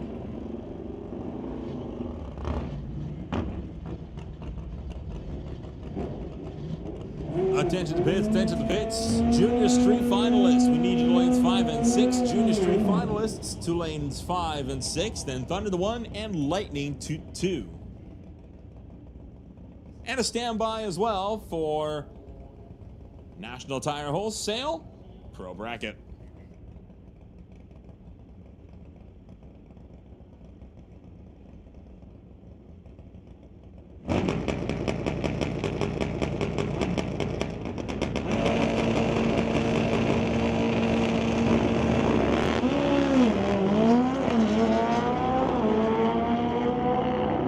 Jody Brickwood trying to take off after Rick Barnett. Top end. Barnett going to hang on as Jody Brickwood was down on the tree by a good 3/10. And that should see us now into Old Car Center Hot Rod.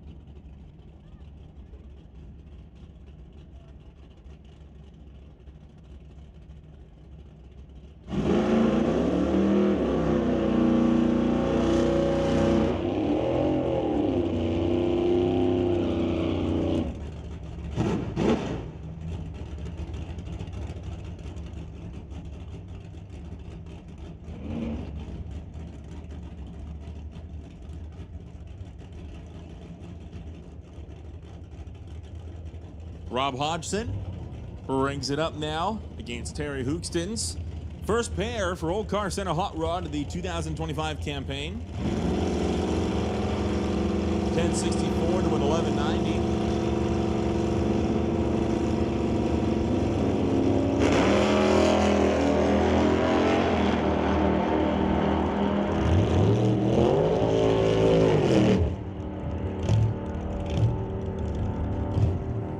double breakout. Hookston's got there first, 088, but Rob Hodgson was only 001 under the mark, so Hodgson moves on into the next round. That'll bring up Ryan Ledre with the Muffler Tech Auto 1966 Canso, dials in at 1190 to face off against Rob Monroe Jr., dials in at 1056 for the 69 Acadian.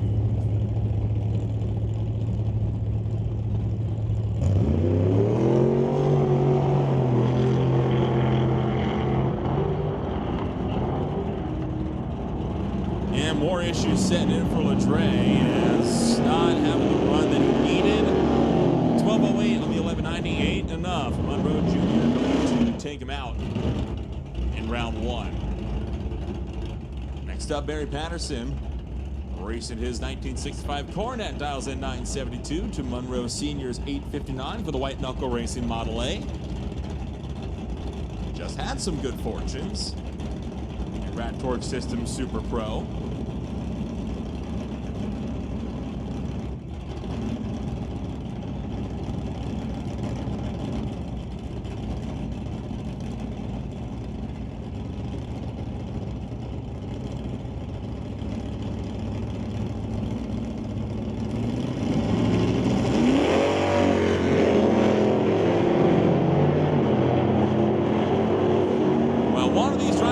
Started with 1, the other one's got 009, and it's predictably the 009 that takes the win. Monroe Sr. will move on to the next round, leaving Roland Lowen as the bye run. So your number one qualifier will take his 1955 Lorco Auto Parts Meteor to a 1287.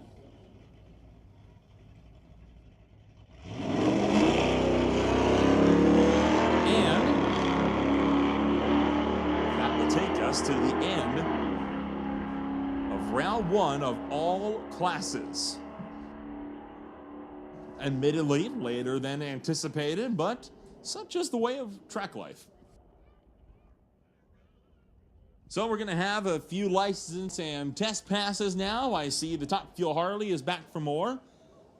I see a different bike this time than was there last time. And all of our other usual suspects.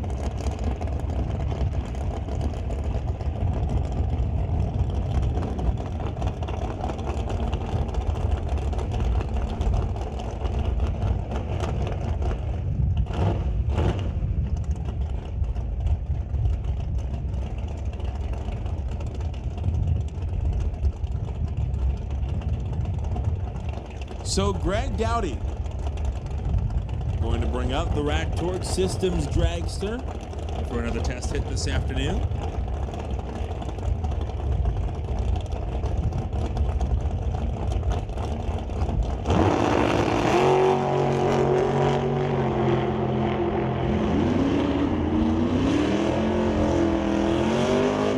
And down the racetrack with a 776 at 169 miles an hour, which will now bring up George Lacanis in the Vega wagon.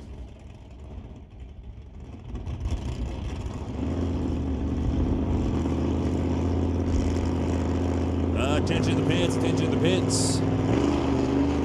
Vancouver Car Wraps. Sportsman, you are on standby. Sportsman, this is your standby call, and we need Pro Bracket to the lanes. That is Vancouver Car Wraps. Sportsman, you're on standby. National Tire Wholesale Pro to the lanes.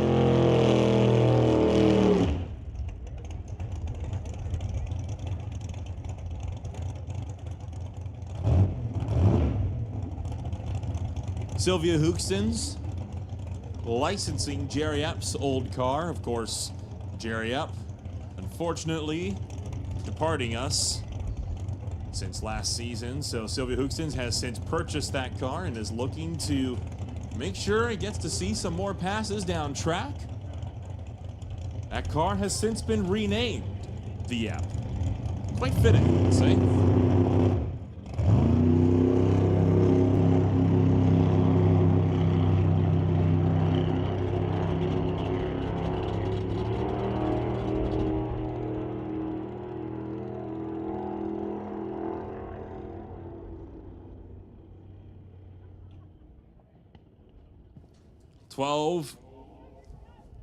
Flat with a 3 at 135 miles an hour.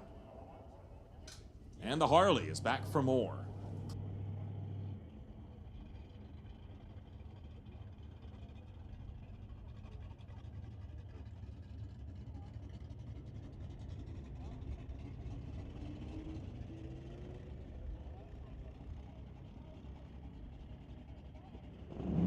Ron Billett will bring the Nitroholic Top Fuel Harley back to bear out of the Nymo.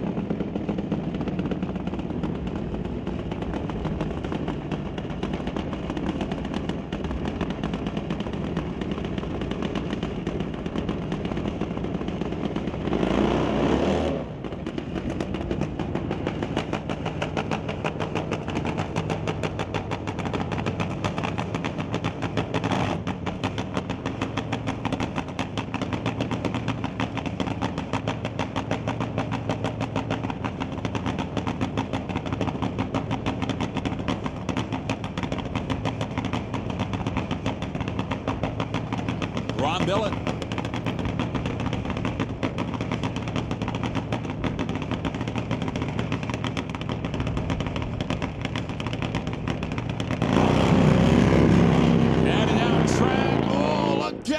out. That's the 8th mile blocks. That's both 8 mile blocks. Across the center line. Keeps that rider on the bike. So he does keep it up, thank goodness. A scary ride, though, for Ron Billett as he crosses over, takes both 8th mile blocks with him. And, well, we're going to be down for a moment. I think that's self-explanatory. Close shave on that one. And he's lucky that he got that underneath him.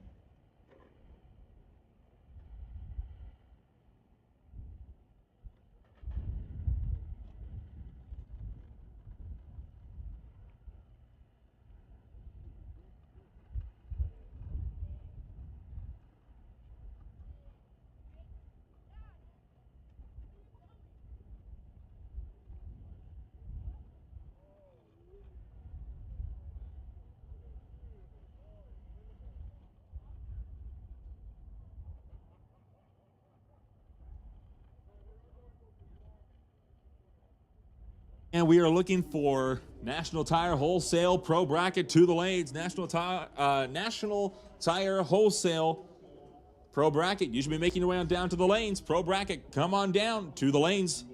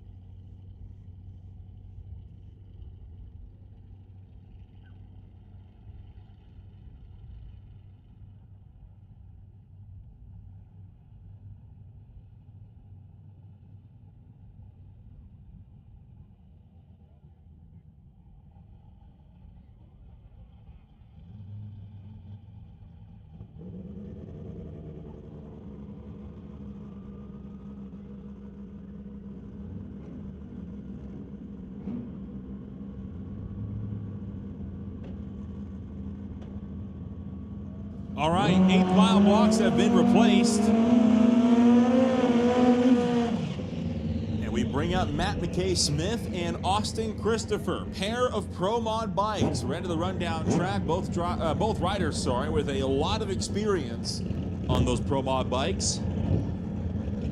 Both of them having battled it out for wins in CMDRA before.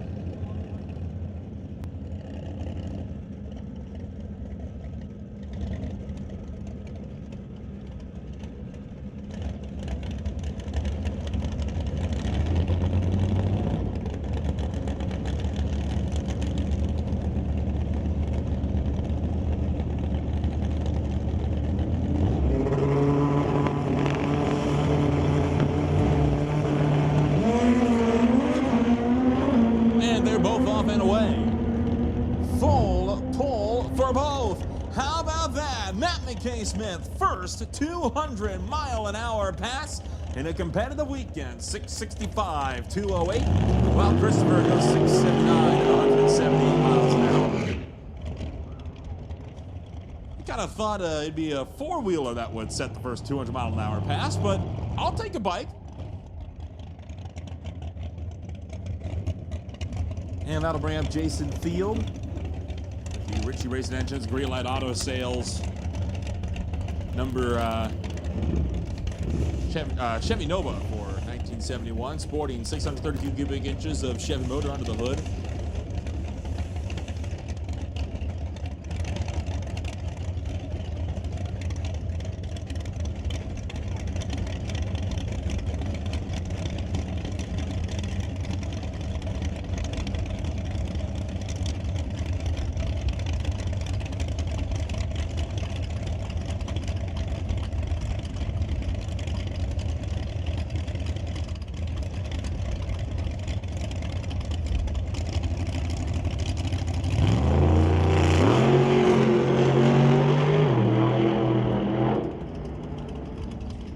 Hard launch, gonna shut it off, shy of the 8th mile.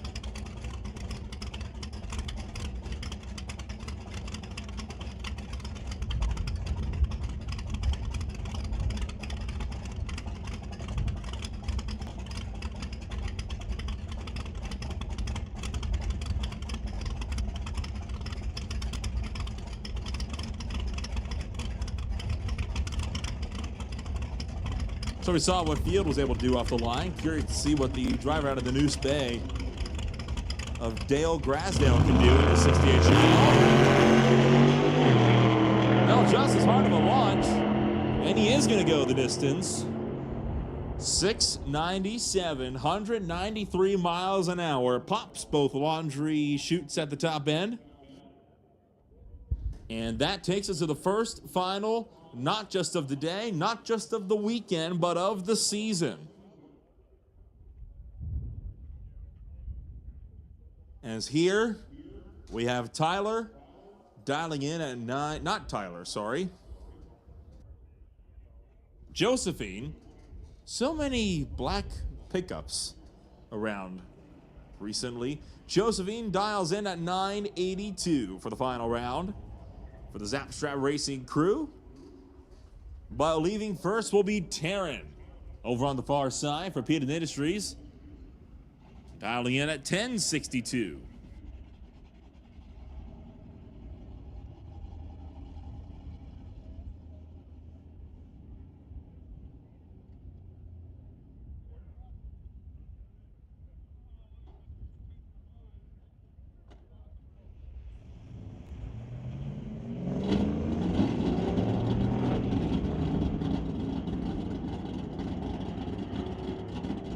Two green lights, double breakout. Taryn takes it.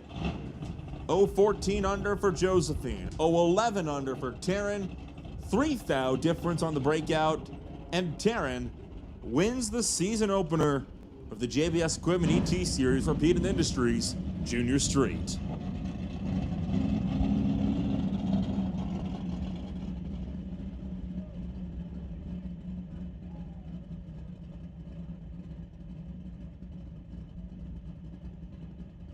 Attention to pits, attention to pits. We need Sportsman to the rear of staging to be laddered. That is Vancouver Car Wrap Sportsman. Come on up. Rear of staging.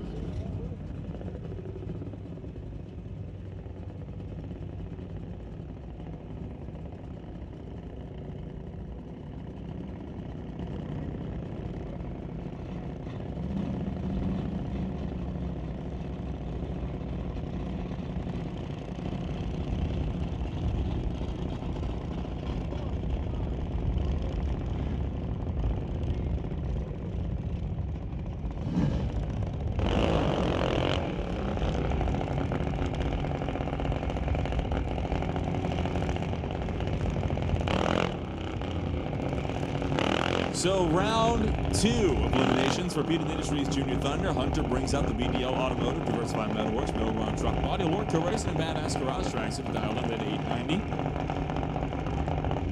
Nash, meanwhile, his brother will dial in at 1192.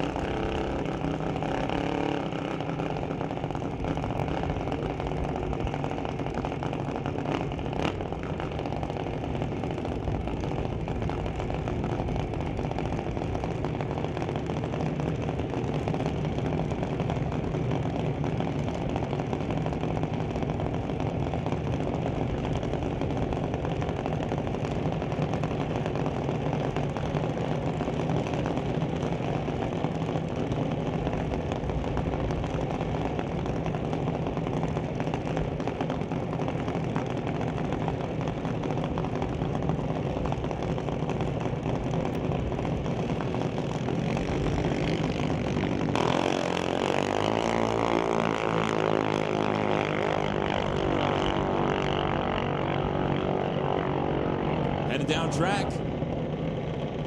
Hunter takes out younger brother Nash. Moving on to the next round.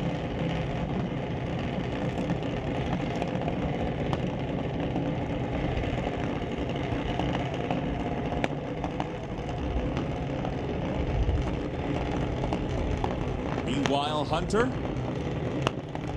for JBS Equipment will dial in at 893.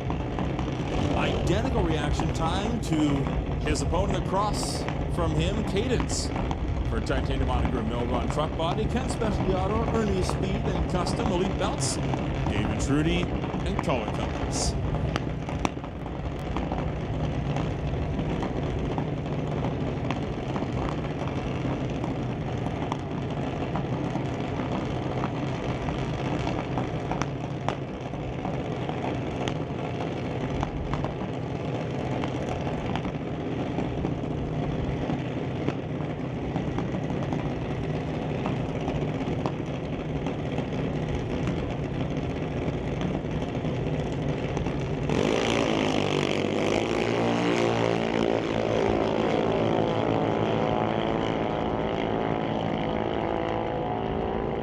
Both drivers on green lights.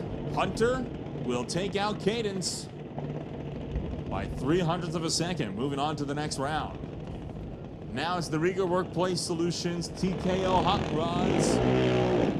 Martin Dragster of Dallas Jackson dials in at 1210 compared to Ashton Catney for TK Performance or Kawada Parts, who dials in at 895.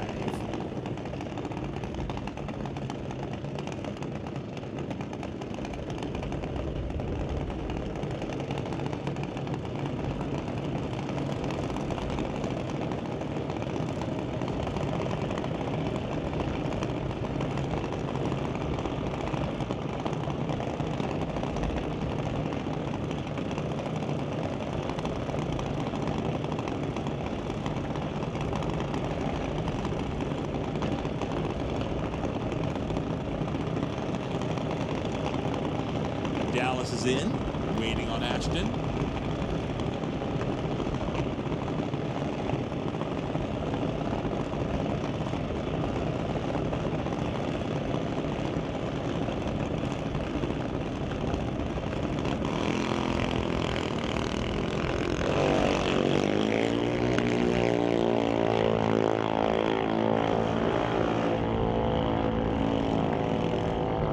Red light start for Ashton was 008 down on the tree. And that will take Dallas through with a freebie into the next round.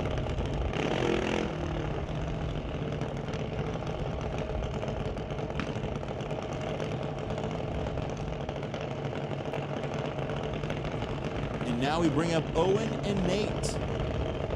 Badass Garage and Rodrigue family drags it down into 11.95 compared to Nate for Green Brothers Racing, who will get a swift 8.95.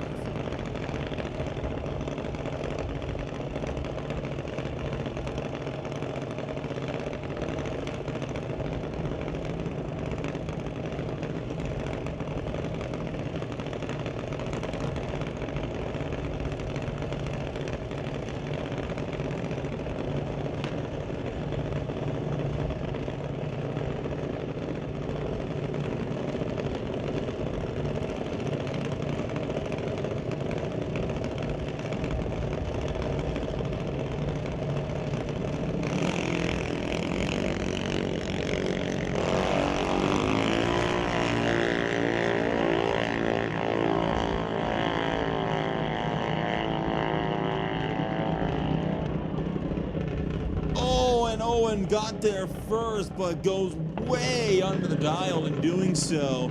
It was 004 in the tree, goes under by a whole tenth, and Nate will move on into the next round. And that moves us out of Thunder and into Lightning.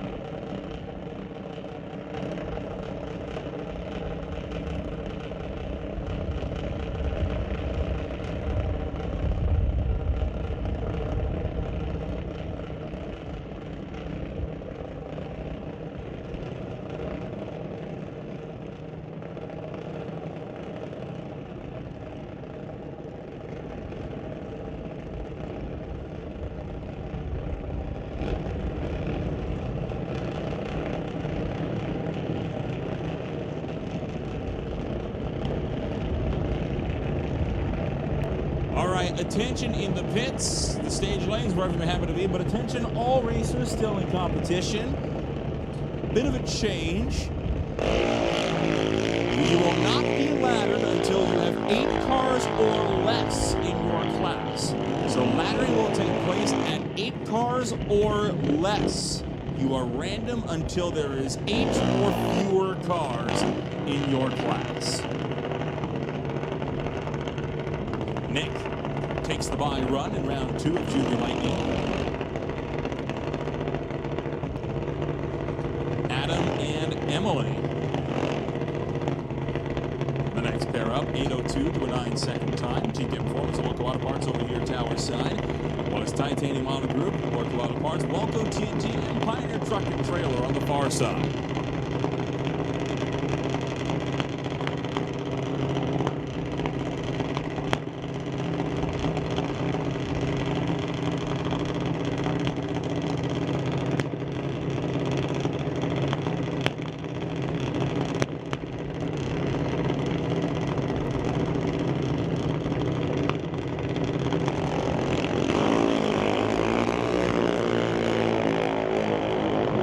Away, Adam in pursuit. And at the stripe, it's Emily taking it as Adam got there first, but went under in doing so.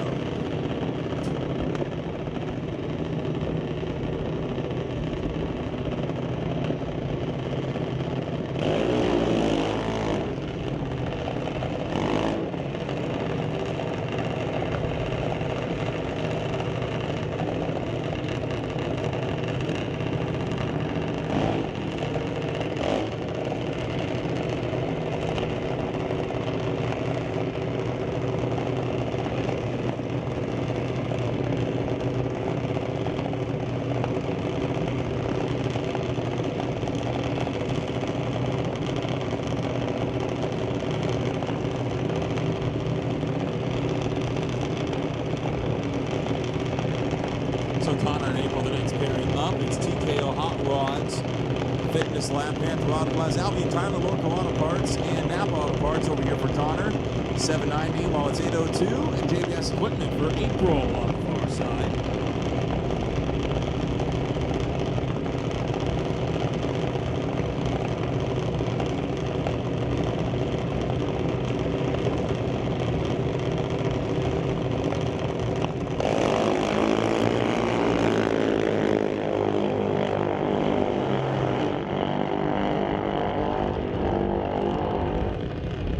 And it'll be April. Take that one, 808 on the 802 dial. Takes it by 25 thou.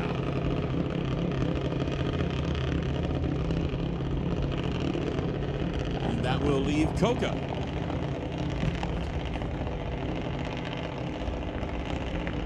Who is on a single.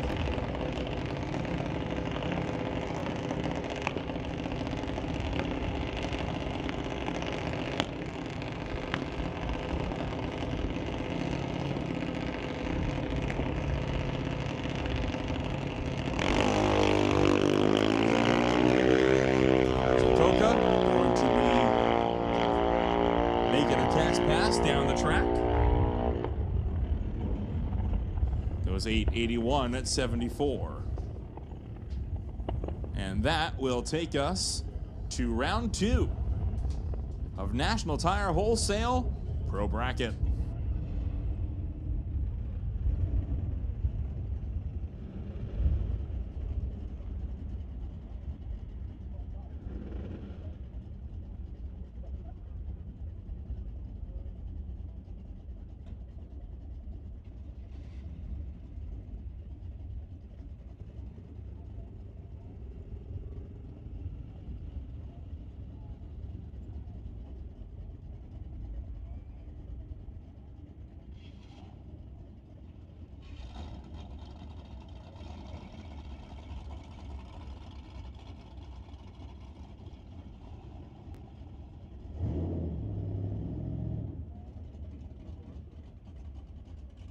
We will start it off with Jesse Gard for the Lavish Landscapes Kelowna, 1982 S10, down to the 1199. Ralph Ehlers will bring up the Junkyard Dog, 6-liter LS Mustang, dials in at 1068.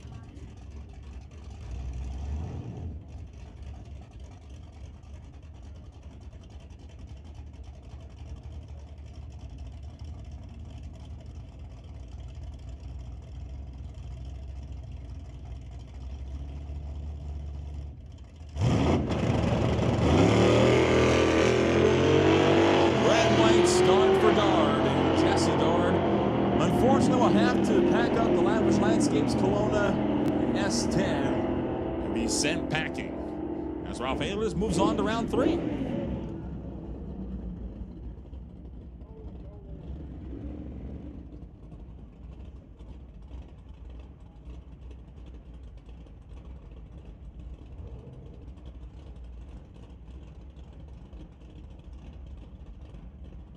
So Nick Douglas will be now up once again against Cassie Timpey.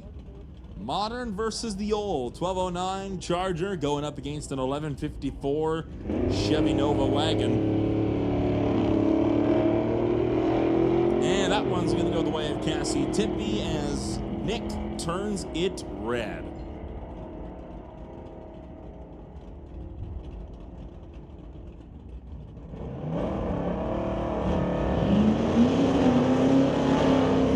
Attention the pits. We need Super Pro to the lanes. Super Pro to the lanes for a random elimination still. Once again, that is Super Pro. We need you to the lanes, and motorcycles coming up to lane 5. So Super Pro to the lanes and bikes to lane 5. That will put Hot Rod on standby.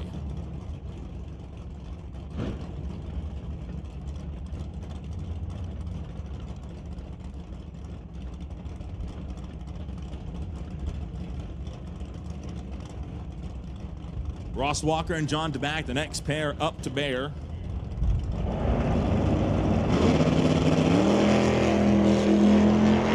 Bear green ones.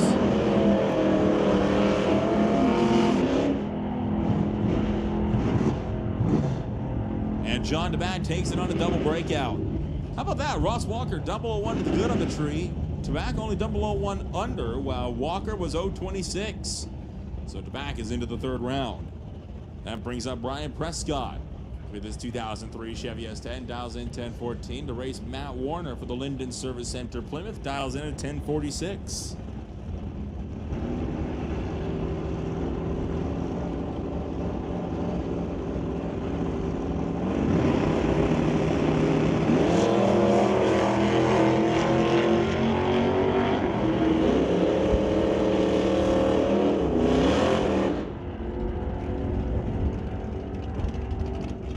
Red light start for Brian Prescott puts him behind Matt Warner in the elimination ladder.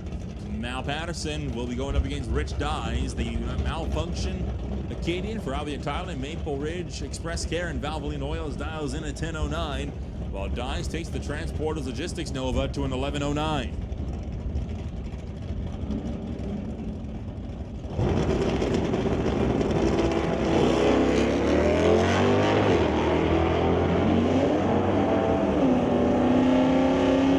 Two green balls, and at the quarter, it'll be Patterson. Moving on once again, great job there. Takes out Rich Dyes, and that leaves Mike Render and John Basinski to go up against one another. The Fountain Tire, Fortin's Local Auto Parts, and AFD Petroleum S10 dials in at 1082 to John Basinski's 1970 Plymouth Barracuda, down at 1083.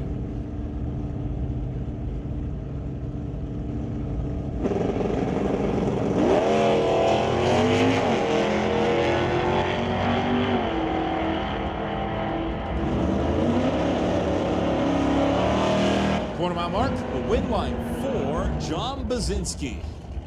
As Mike Render got there first, but breaks out by over half a tenth.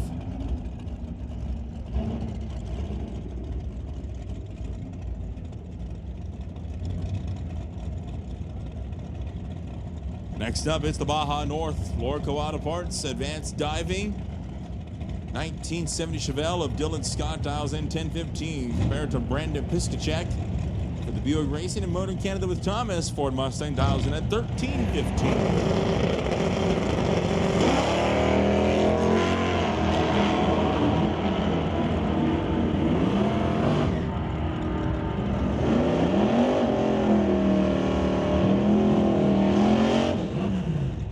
Dylan Scott was only one thou off his dial, but with him being down by 300ths on the tree, it didn't matter. Piskacek moves on by 13. Bring him down North Graves and Lorenz Schwartz. The Ritchie Racing Engines Nova dials in at 1034 compared to Schwartz for the Titanium Auto Group Bubba Speed Shop Monte Carlo. Dials in at 1006.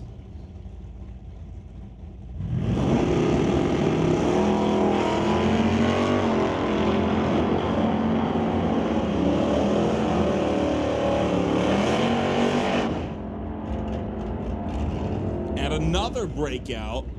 This one for Del Northgraves will hand another win off to Lorenz Schwartz.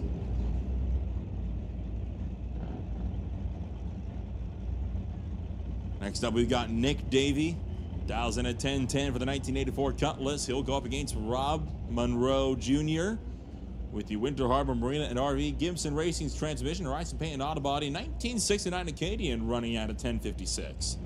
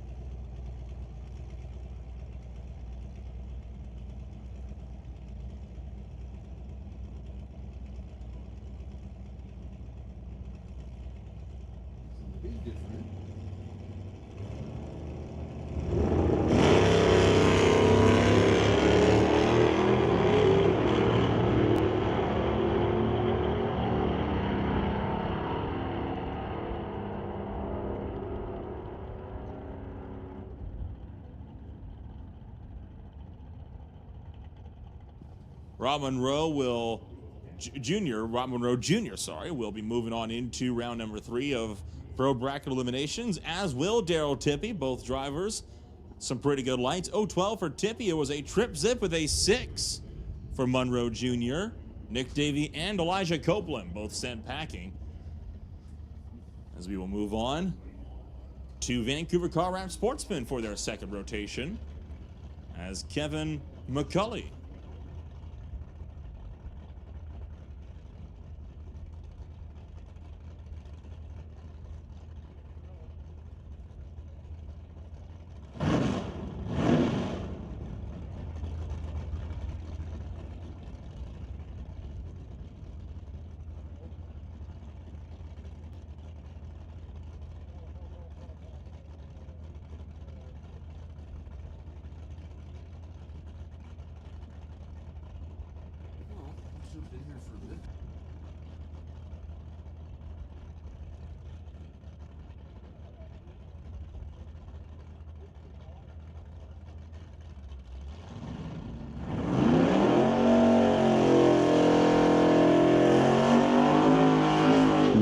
Well, here we go. First pair, round number 2, Sportsman action coming up.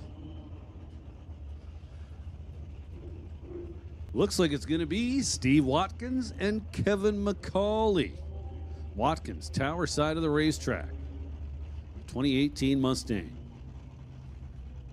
Dials 12 seconds exactly. Kevin McCauley with 1165 on the window of the Cutlass. 4 bulbs lit.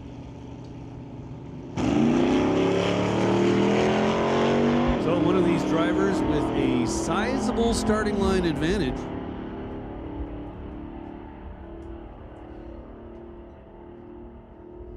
Does a nice job at the finish line on the brake pedal. Cutting down how much stripe he was going to take. Kevin McCauley was trying to make up for his 168 light, and in doing so, went 1164 on the 1165, crossing second.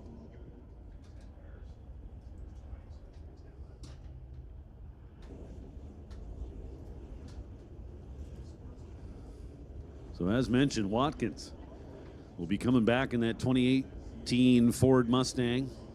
Now, the newer cars, they like to spit a lot of water out the exhaust pipes when they leave the starting line. That's what the crew's doing right now, is taking care of that.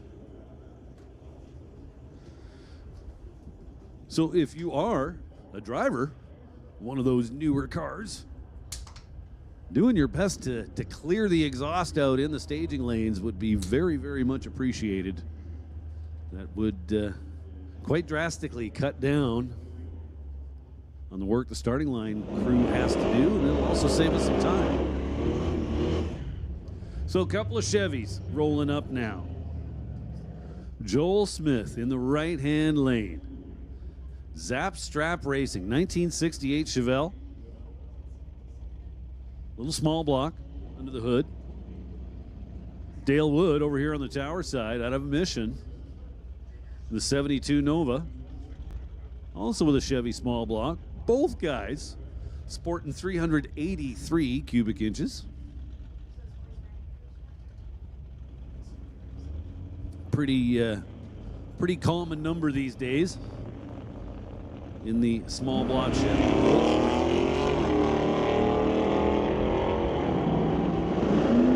So again, drastic starting line advantage for the right lane. Joel Smith kind of had this one in the bag. He was 009 on the starting line. Dale Wood's light started with a 3. He had his work cut out for him, to say the least.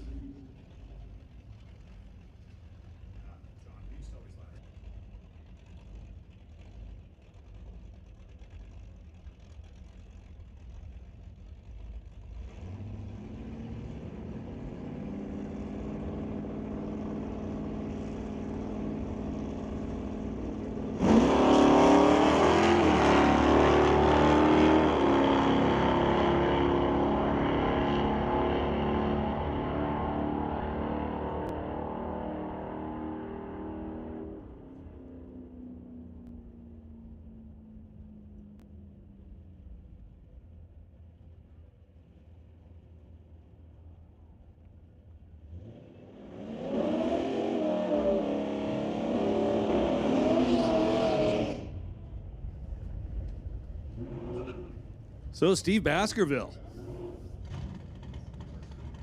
does a real nice job of the stripe. Took 7th thou, however,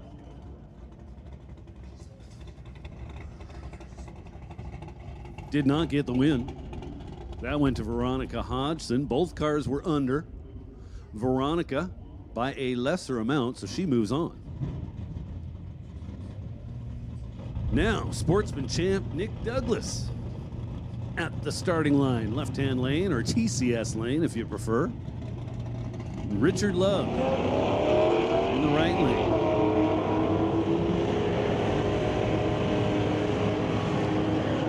So again, over 1/10 of a second separates these two cars by reaction time.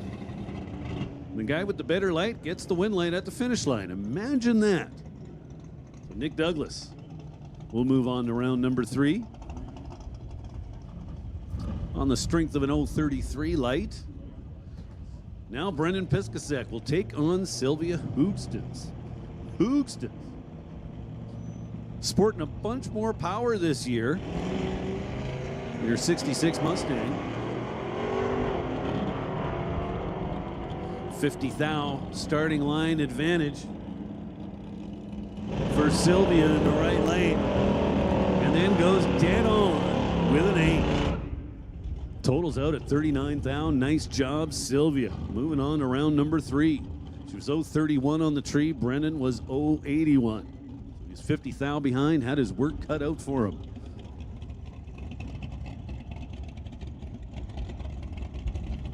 Attention in the pits. Junior Thunder. This is your call to the staging lanes, along with Junior Lightning. Take Junior Thunder to lane number 1 and Junior Lightning to lane number 2. Once again, junior classes. This is your call to the staging lanes. Junior Thunder to lane number 1, Junior Lightning to lane number 2. And we'll give a standby call for round 3 of Pro Bracket. Round 3 Pro Bracket standby call. Junior Lightning, we need you now, lane 1. Junior Thunder, we need you now, lane 1. Junior Lightning, we need you now, lane 2. So Stormy Newcomb gets the round 2 win against Rob Getz. So Stormy will reappear in round number 3. The little S10. That's going to do it for round number 2 of Sportsman.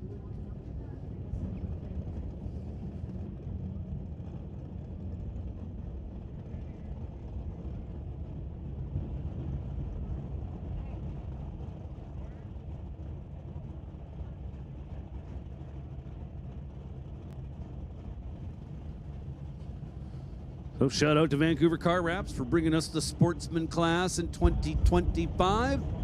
Well, a shout out to Rad Torque Systems for bringing us the Super Pro class in 2025. First pair at the starting line. Now, lots of eyes will be focused on the right lane because Craig Johnson's over there in the black wagon. That thing likes doing wheel stands so far this year.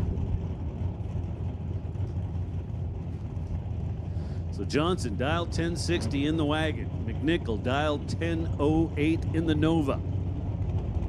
First pair, round 3 of Rad Torque Systems Super Pro.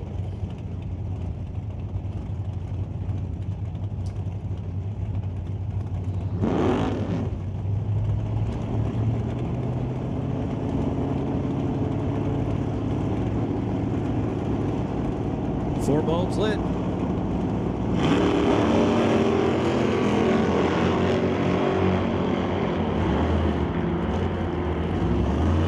Separated at the starting line. Finish line says Kevin McNichol is moving on. In a double breakout. McNichol. It was 1070 or 1007 with a 7 on the 1008. Craig Johnson, 1058 with a 9 on the 1060.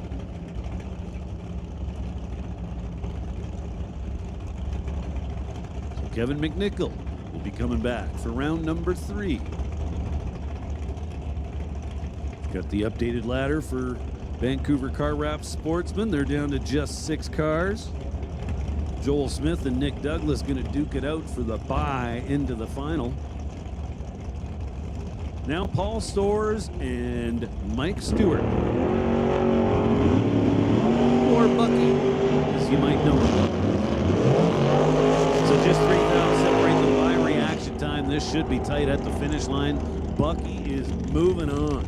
18 up front, dead 4 at the finish line, 22 totes.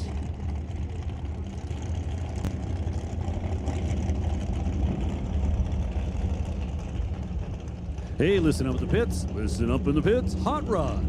Hot Rod, this is your call to the staging lanes. We'll get Hot Rod to lanes 5 and 6, please. Hot Rod, this is your call to the staging lanes. We need Hot Rod to the lanes. Hot Rod, come on down to lanes 5 and 6. Next up, it's going to be Andy Hatton and Colton Morin. Colton. Right-hand lane behind the wheel of the dragster. Dialed in at 797. Andy Hatton dialed 830. Above the Speed Shop Camaro. Finish line says Andy Hatton is coming back. 835 on the 830 dial. Good enough. Taking 21 thou at the finish line. Hatton was 006 on the starting line. Nice job.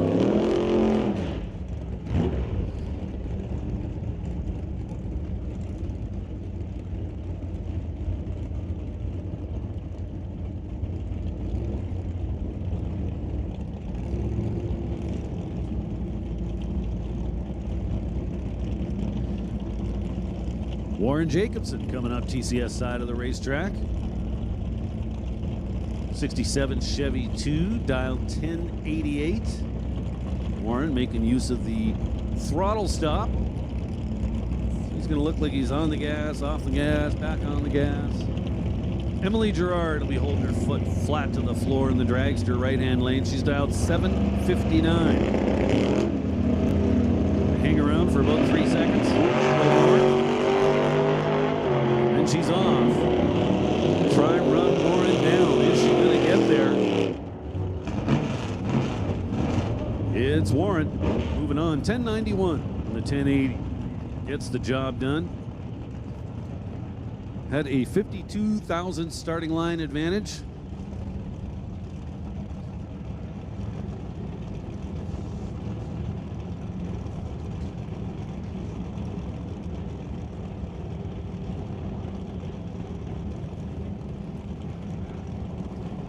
Now Jan Christensen and Mark Mascant. Mascant out of Vernon. Behind the wheel, the Chevy Monza, right lane, 1977. You don't see a ton of those around anymore. Christensen behind the wheel, Camaro, tower side. Just 3 thou separate them on the starting line. It is Christensen at the finish line. McSant getting there first by 23 thou, but in doing so, he's 13 thou under. Christensen comes up dead 7 on the 1060 dial, and he moves on. Lorenz Schwartz and Chris Stone now.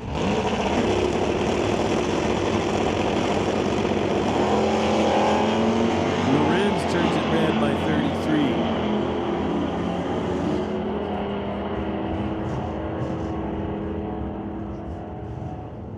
Stone, 23 up front, 1004 with a 1 on the 1006 dial.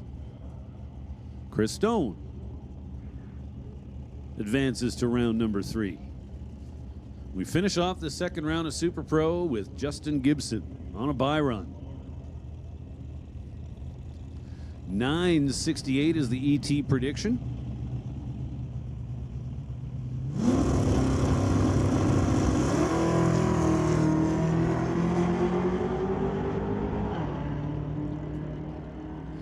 .007 up front, why not?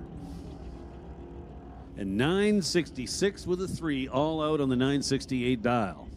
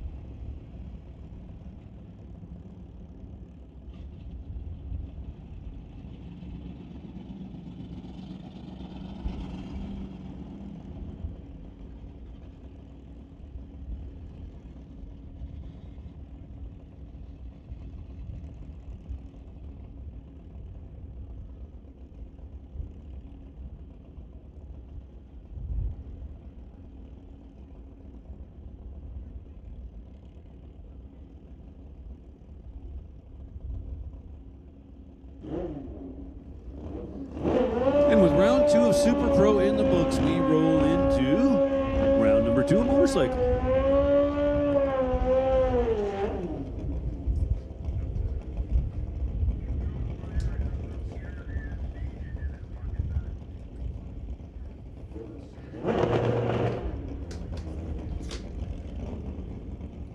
So in the tower lane, we've got Rick Barnett. Barnett out of Ashcroft. Dialed in at 1150. Tom Duran in the right lane. Have to wait around a while. Be patient, guys. He's dialed 856. So just 6,000 separate them by reaction times. This should make it tight at the finish line. Tom Duran gets there. 856 with a 1 on the 856 dial.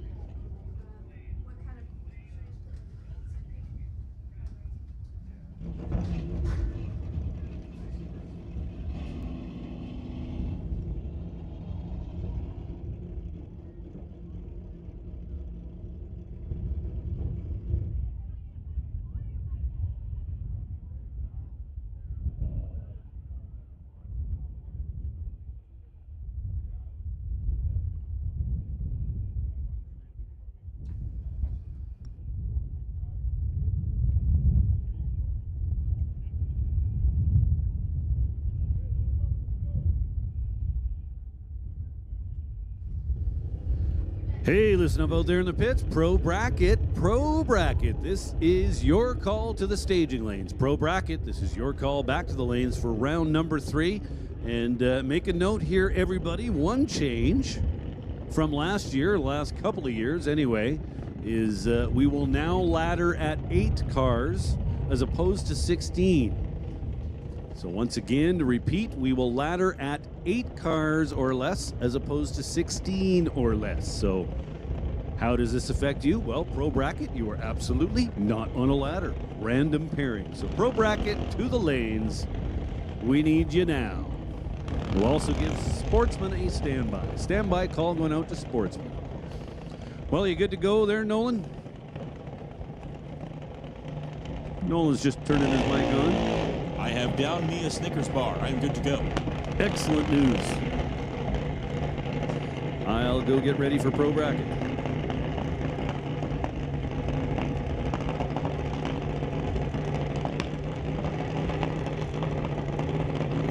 So, Hunter brings it on up against Dallas in Junior Thunder.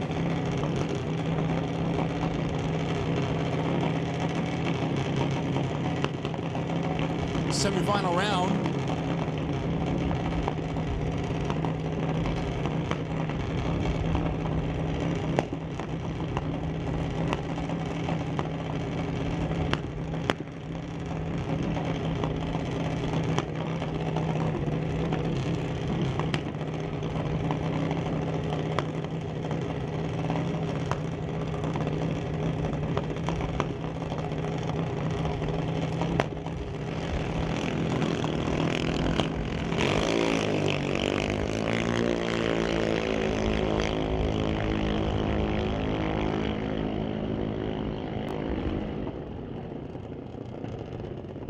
Hunter going to be moving on a double breakout on that one. Dallas was a 10th under the dial, went 12:03 on the 12:14. Thompson 8:94 on the 8:97, so he moves on.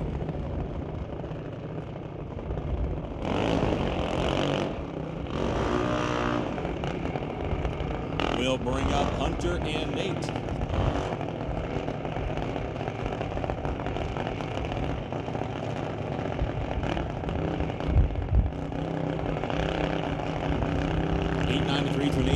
The Automotive Diversified Metalworks Mill Run Truck Body Work, Racing at Badass Garage Junior Dragster.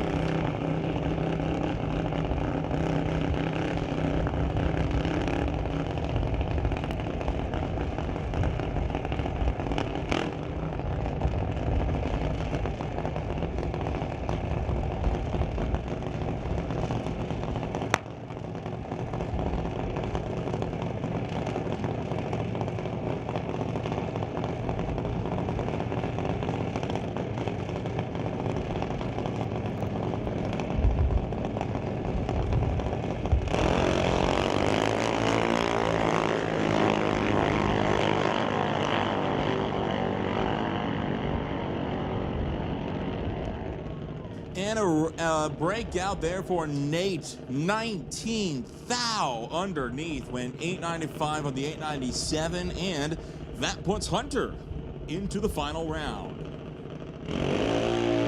Bring up the Lightning Final.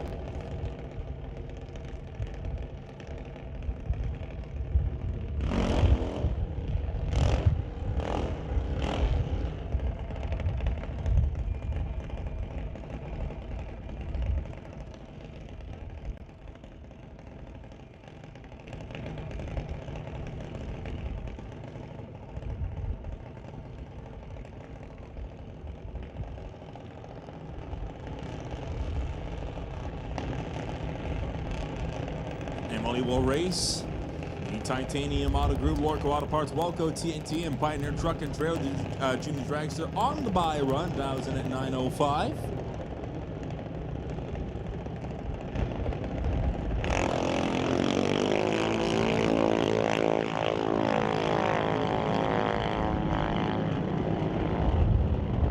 Follows up the buy with a 9:04 with a 3 on the 9:05 dial, so about 6 thou under the mark.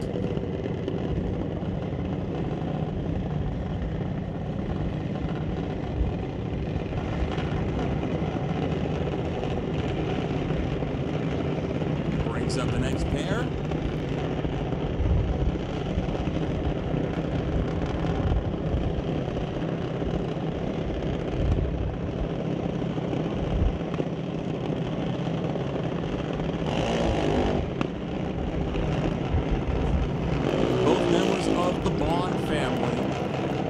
About to square off. JBS equipment, of course, being represented in both lanes. Both racers will in the finish area. Brother and sister will race head to head with a 798 to an 803.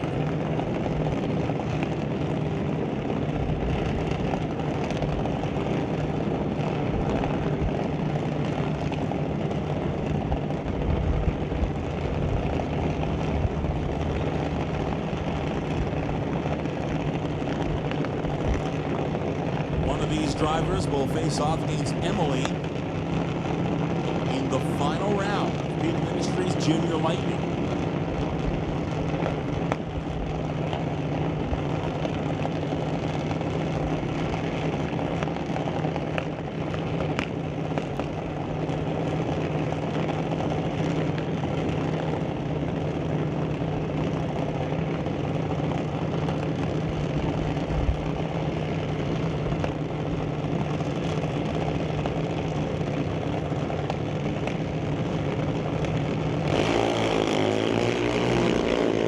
Two green ones. This race for the 8th. And it'll go the way of Nick. Nick takes out his sister and will face off against Emily in the final round of Junior Lightning. And then we got Alex coming on up for another testing.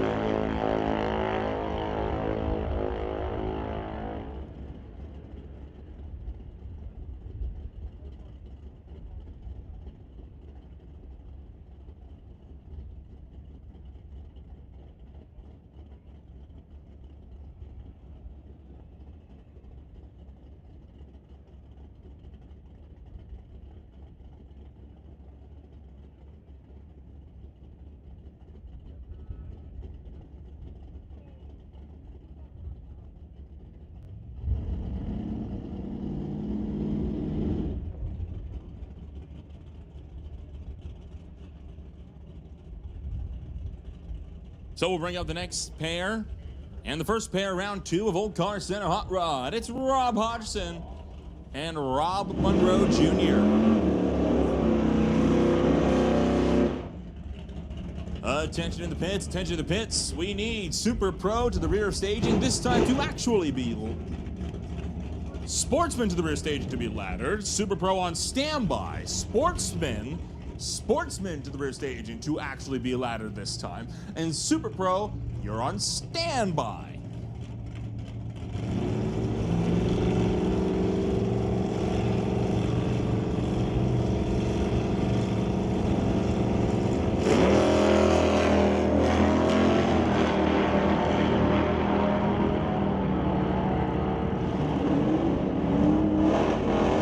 Semi-final round, and it'll be Rob Hodgson moving on into the final of Old Car Center Hot Rod. Rob Monroe Jr. sent packing. Now his dad has a chance to go at it. So Junior's out, but will Senior be in?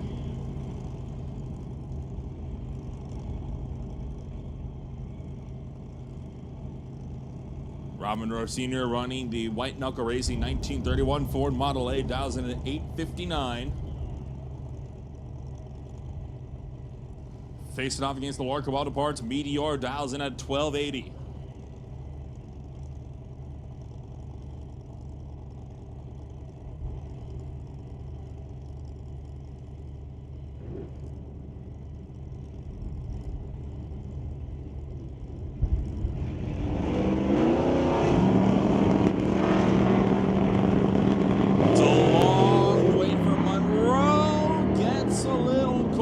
Side of the groove, and he backs out, but he backs out because Lowen took the red light by 11th thou. So Senior will race against Hodgson in the final round. Bring up the next class. It's back to National Tire Wholesale Pro Bracket.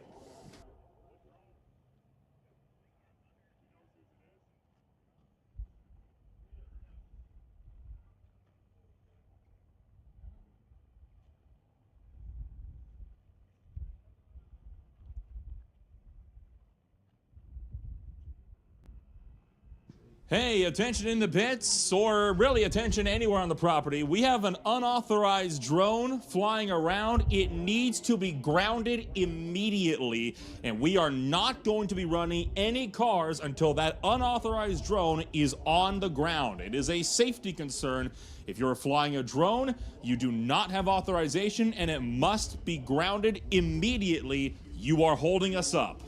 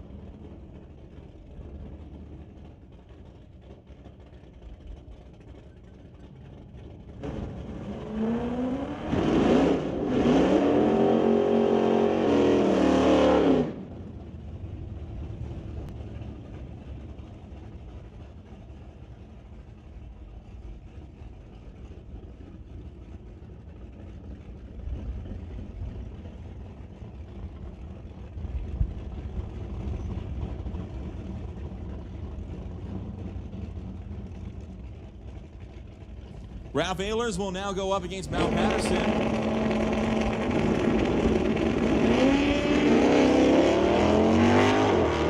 Red light start for Ehlers, and Patterson is going to be out on a tear.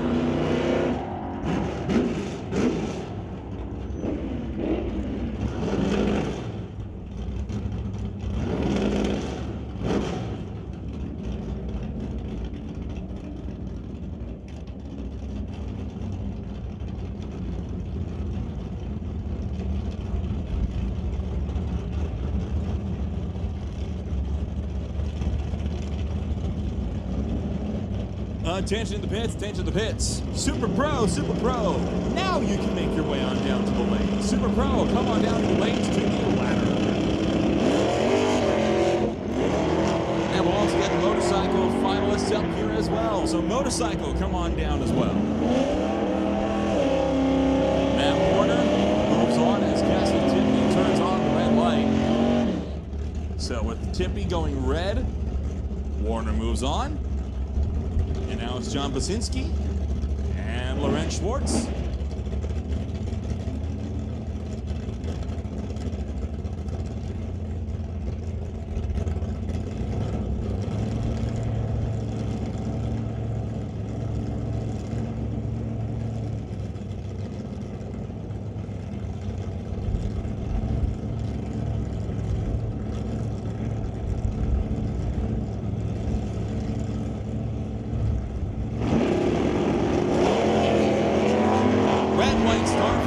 Basinski and Laurent Schwartz will take the wing light into round number 4.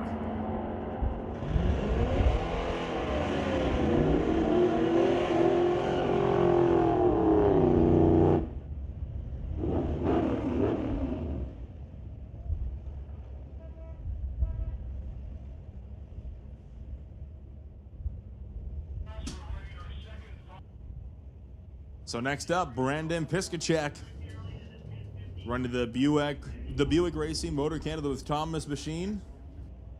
Dials in at 13:15, while Daryl Tippy for Horizon Paint in the Chevy 2 dials in at 10:53.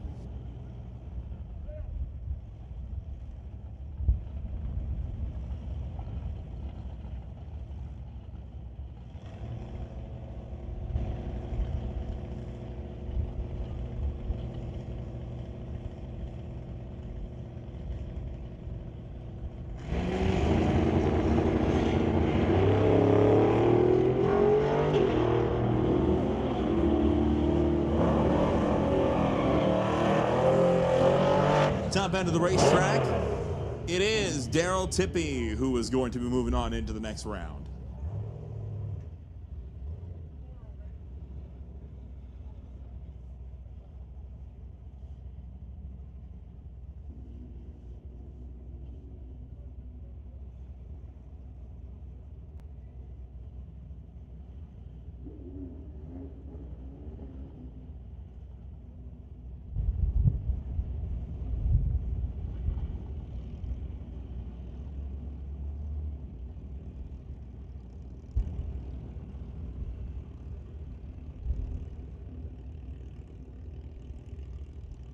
John DeBack and Rob Monroe Jr. are going to be the next pair up, 10:44 to a 10:54.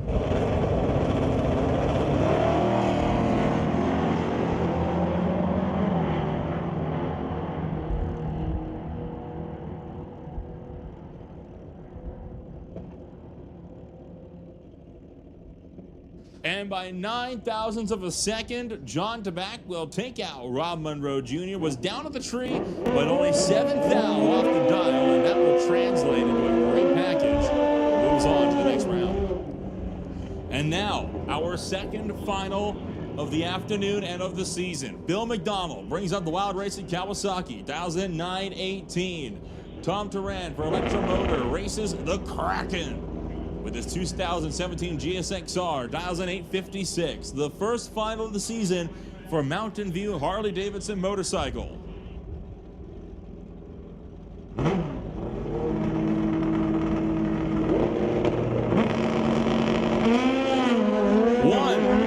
We're both away on green. Turan chasing down McDonald, closing still, top end. Double breakout, McDonald takes the win and will eliminate your defending champion. So Bill McDonald takes the season opener of the JBS Equipment ET Series.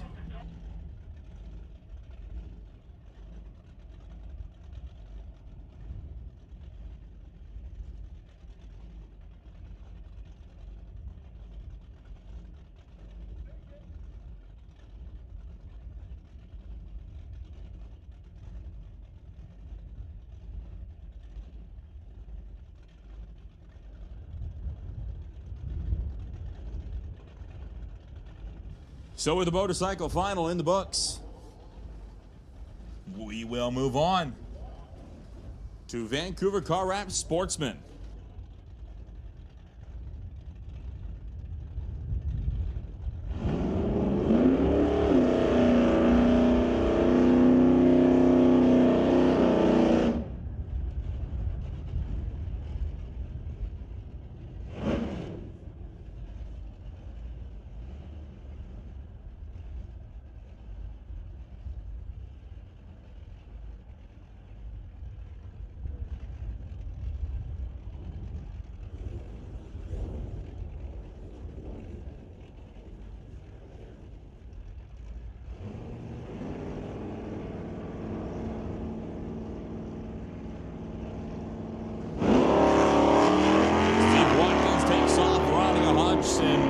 Trying to stay out in front.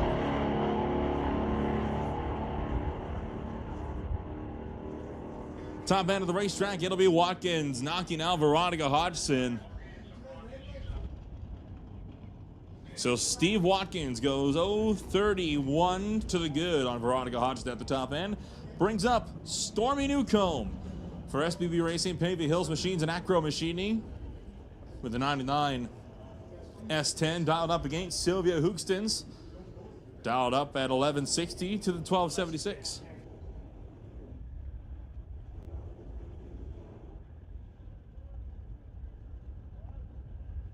Once again, since we are getting a little bit closer to that point of the day, if you are a class winner and you are wanting an interview, we will be conducting all winner interviews in the winner's circle at the end of the race day. So once our last final has been run, we will come on down and we'll be more than happy to give you a chat if you're a class winner.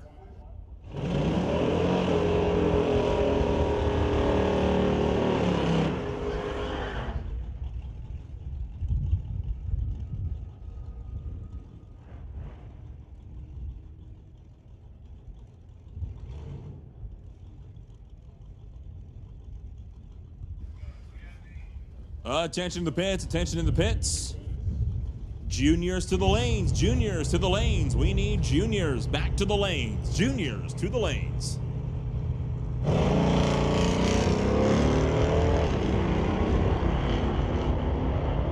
And we will also call license and test to 5 and 6. So juniors to the lanes, you know which ones, license and test to 5 and 6. Breakout for Hookstons. Sylvia Hookstons got there first, but goes under by 7th thou. So Stormy Newcomb takes another. Nick Douglas, the next one to bear alongside Joel Smith. The 12-15 second Super B races against the Zap Strap Racing Chevelle, dialed in at 1160.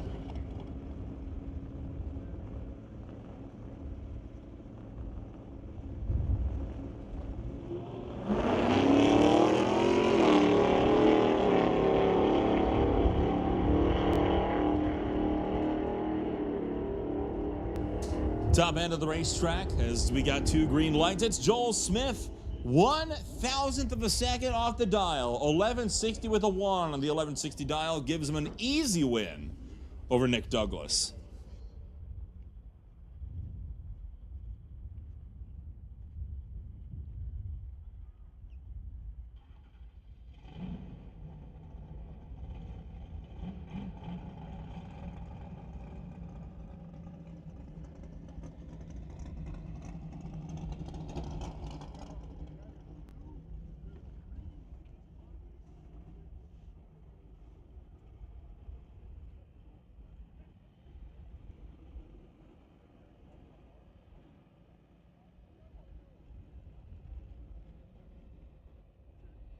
Attention in the pits. Attention in the pits. There is a Racers Barbecue that will be taking place down at the Max Fox building post-race this afternoon. Once again, that is a barbecue for the racers taking place at the Max Fox building. There's also a practice tree shootout there as well. Now, there is a $20 buy-in for the practice tree shootout, but it does exist. We have a $20 buy-in practice tree shootout alongside a Racer Barbecue. That will be at the Max Fox building following racing action tonight.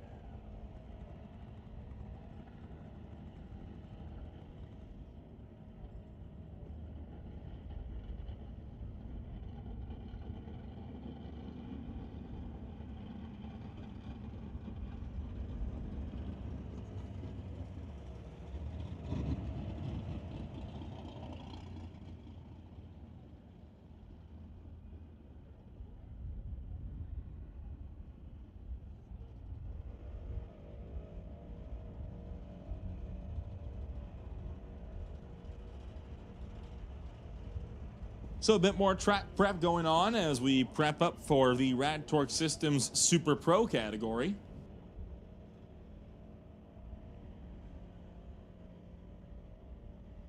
Still in the quarterfinal round.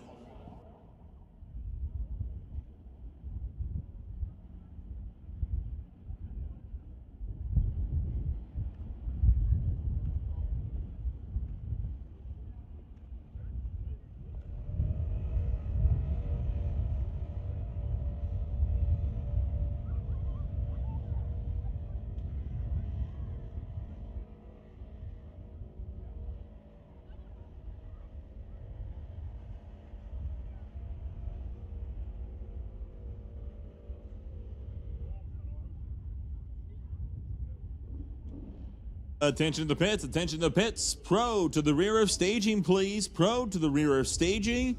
And stand by for Sportsman. National Tire Wholesale Pro to the rear of staging.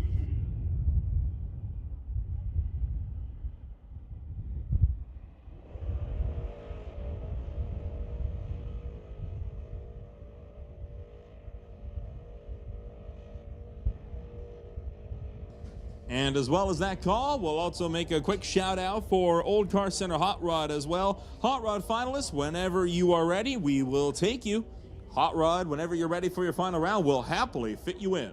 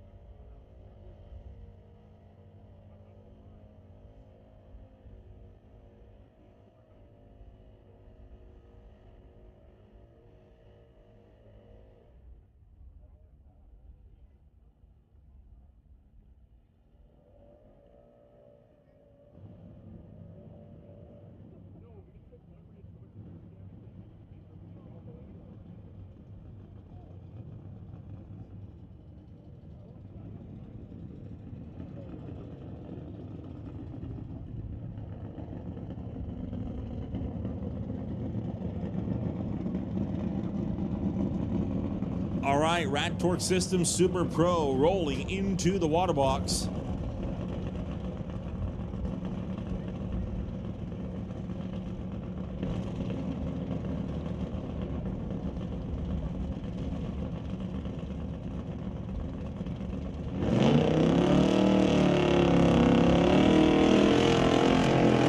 Jan Christensen going to race against Justin Gibson, the 78 Camaro Z28, going to be racing it against the 1988 Mustang Fox Body. 1060 to a 968.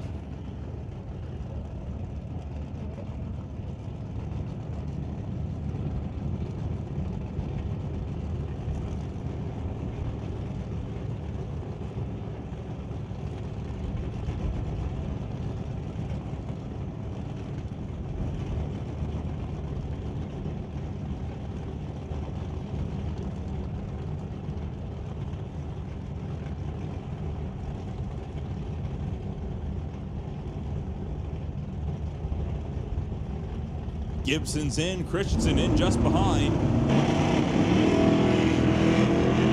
Both cars away on green lights. Gibson charging after Christensen.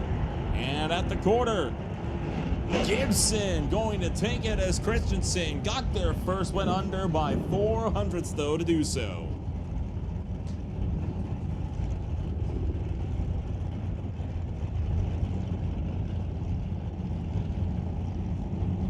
move on up to Kevin McNichol and Chris Stone, 10:07 to a 10:04.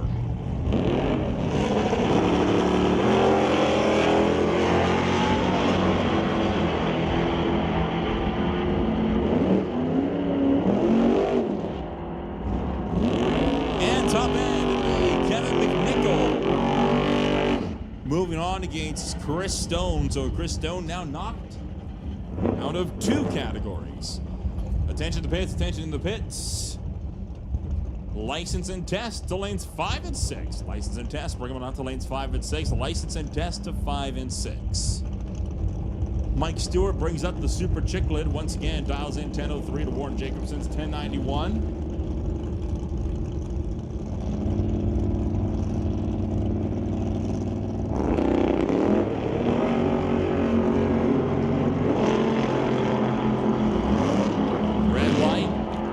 Stewart, Warren Jacobson going to be moving on into the next round.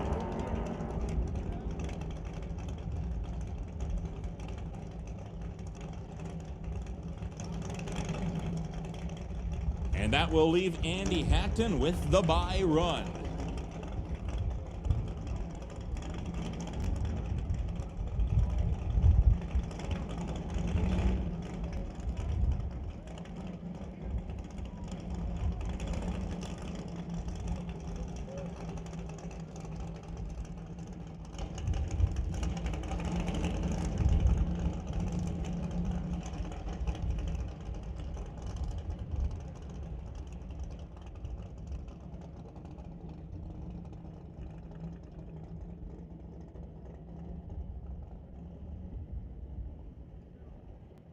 So Andy Hatton going to do what we call breaking the beams. You don't need to make a full pull to be put on the ladder. You just need to get a reaction time. So Hatton going to do just that, breaks the beams. And then we'll back out, save the equipment for the semifinals.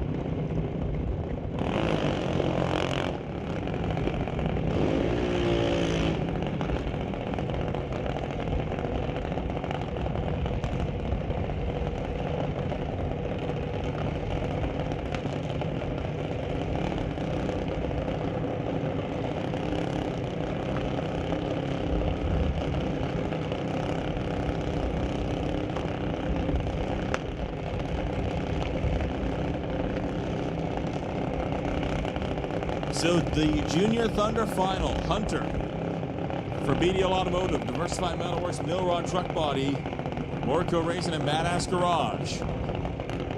Brings it up over here, tower side. Dials in 893. On the far side, Hunter Thompson. JBS equipment on that car, dials in 896. 0.03 of a second difference between these two juniors as we prep for our 3rd final of the day.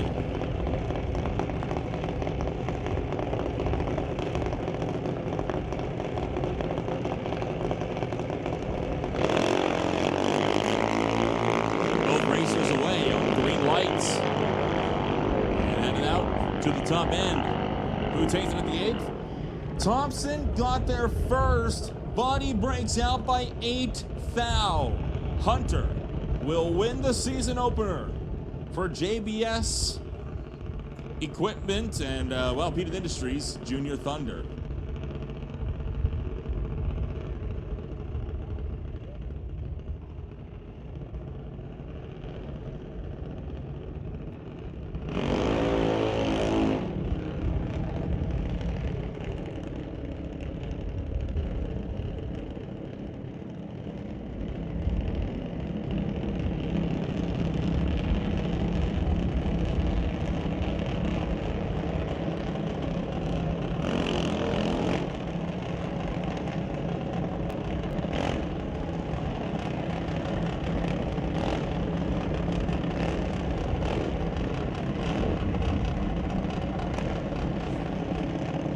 attention in the pits, attention in the pits. We need Vancouver car wrap. Sportsman to the lanes. Sportsman, bring them on back to the lanes. And stand by for Super Pro.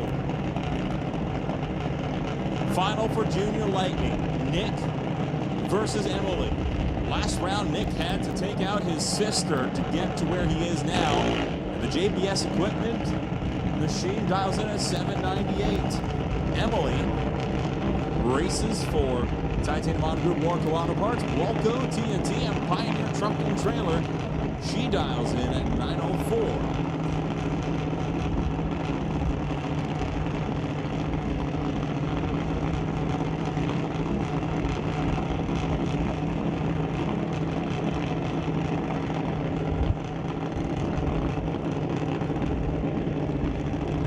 To go. She pre-stages first and fully stages first. First Junior Lightning final of the season. Both racers away. Down to the 8th. Top end. Double breakout. Nick moves on. The difference on the breakouts, 2 thou. Emily was 8 thousandths under her dial. Nick only 6. And that sees Nick take home his first win of 2025 for Repeated Industries Junior Lightning.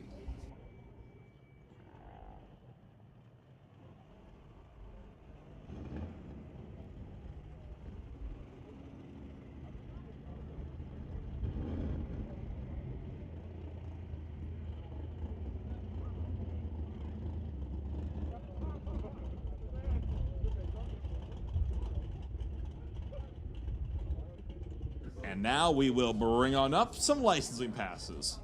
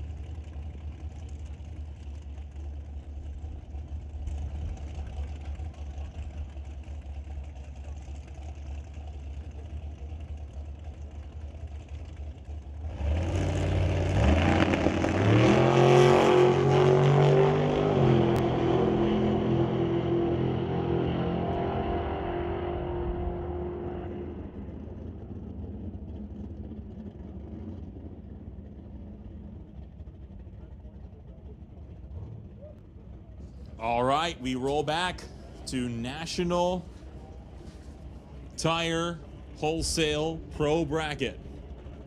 John DeBack brings up the Rad Torque Systems Titanium Auto Group S10. He dials in at 10:42.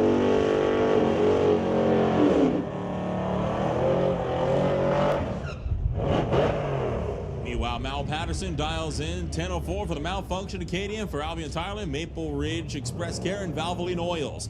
Attention in the pits, attention in the pits. Super Pro, we need Super Pro to the lanes. Super Pro, come on down to the lanes. Super Pro to the lanes.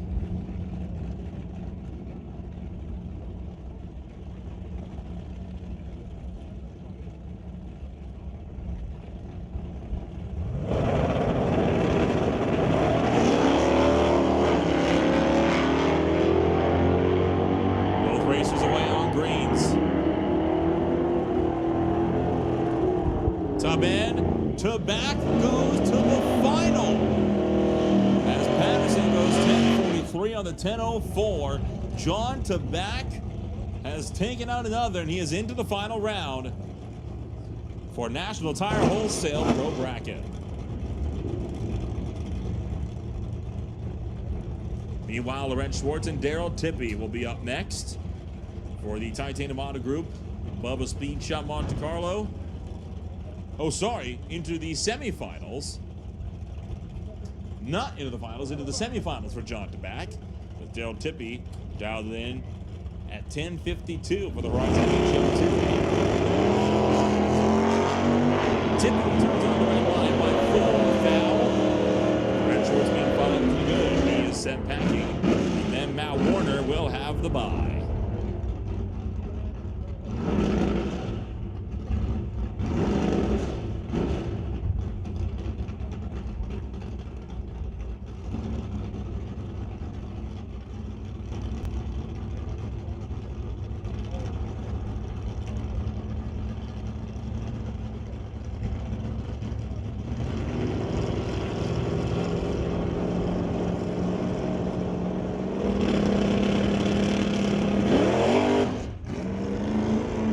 Bit of a spin of the wheels for Matt Warner.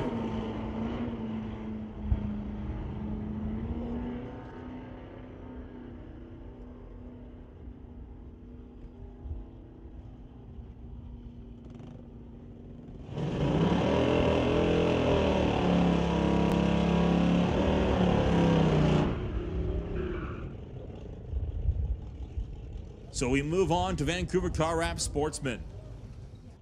Also in their quarterfinal round with 7 cars remaining.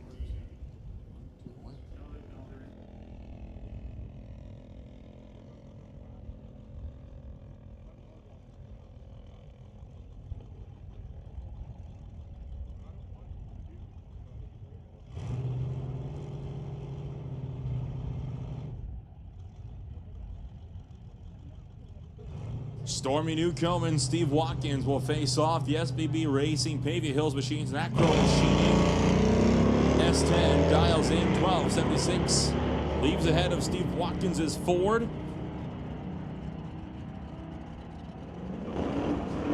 Watkins into the final as Newcomb could not stay out in front. So it will be Watkins against Joel Smith in the Sportsman Final.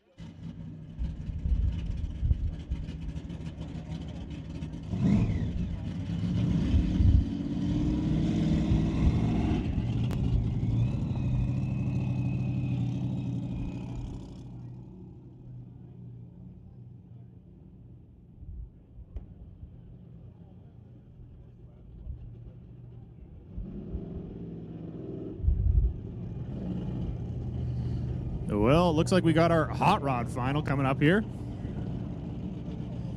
Rob Hodgson taking on Rob Monroe Sr. All Rob final.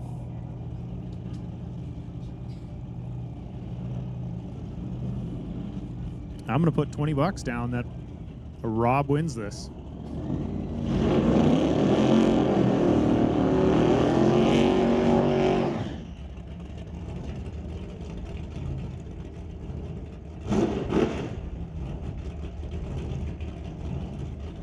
Rob Monroe Sr. in the right lane, dialed in with an 8:59. Rob Hodgson in the left lane here, dialed in with a 10:64. So, Senior's going to have to wait around for almost a full 2 seconds, or just over a full 2 seconds there.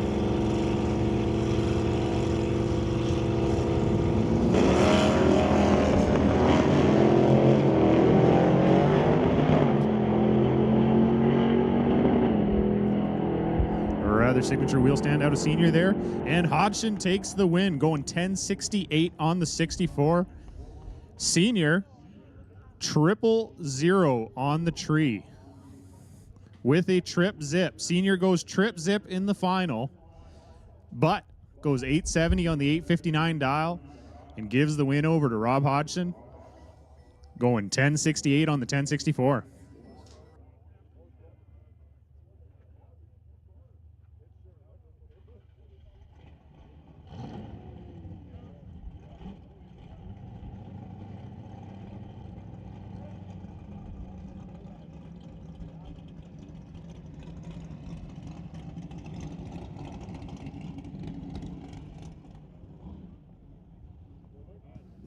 Attention in the pits, attention in the pits.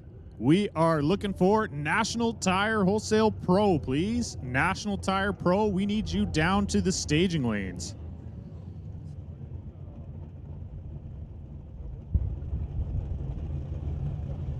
We are moving on into our Super Pro semifinal, our Rad Torque System Super Pro semifinal. We got Justin Gibson, the new father, brand new baby, looking to take home a win for the new kid there.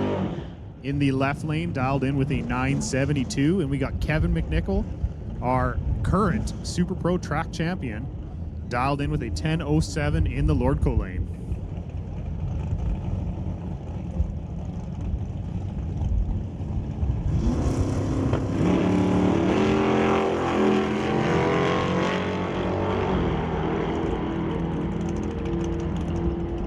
We we got a close race here off the tree.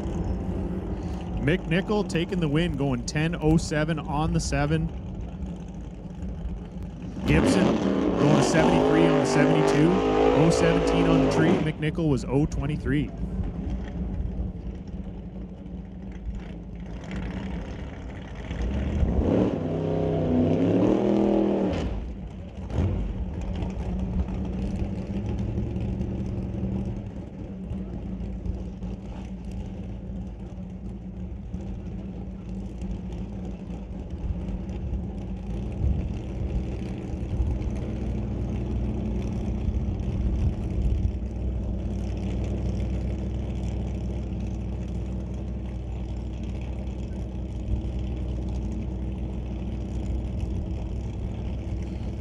So who will join McNichol in the final? We got Warren Jacobson in the left lane, dialed in 1090. Andy Hatton in the Grinch in the right lane with an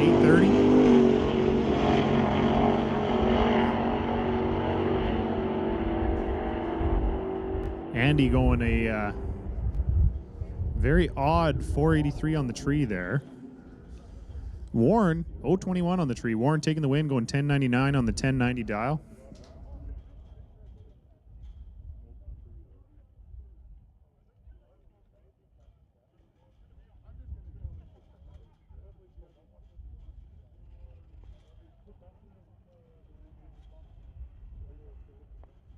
Obviously, Andy having some trouble there, going 483 on the tree. That's not normal for him.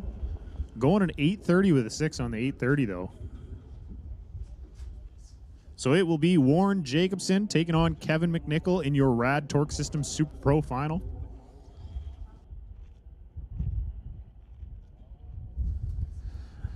Mr. Lowe in the staging lanes. Kenneth Lowe has called for anyone still in competition. If you have a final to run, anyone still in competition, you can please make your way down to the staging lanes so we can get this day finished and everybody on their way.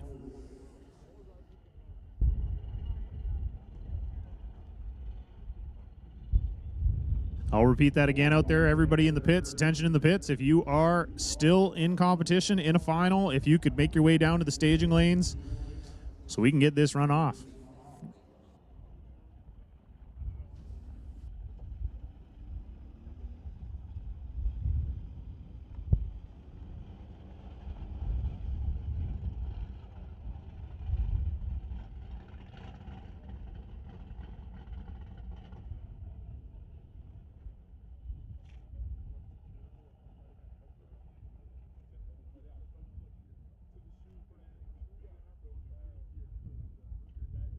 So we are going to have a little bit of just a downtime here while we wait for some of these cars to come back around. We still have 2 rounds of our National Tire Pro left. We are into our final of our Rad Torque System Super Pro and our final of our Vancouver Car Wraps Sportsman category. And then we are done for the day.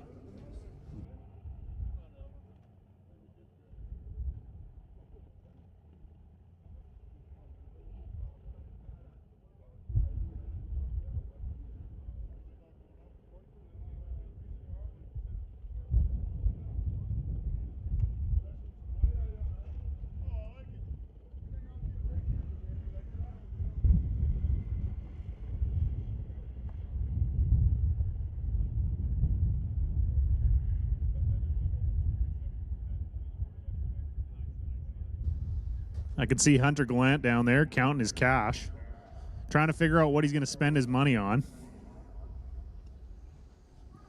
Taking home the win in the Peden Industries Junior Thunder category.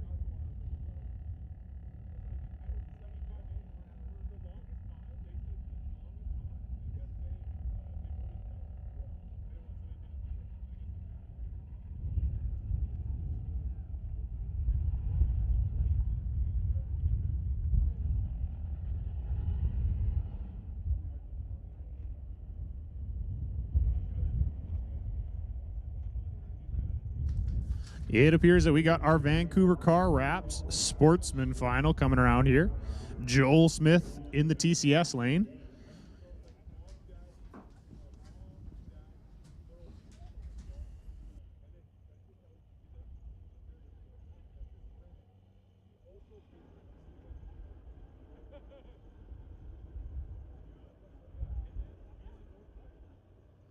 And Steve Watkins in the Lordco lane. Joel Smith in the left lane here in that 68 Chevelle, dialed in with an 1160. Steve Watkins in the right lane, dialed in with a 1203.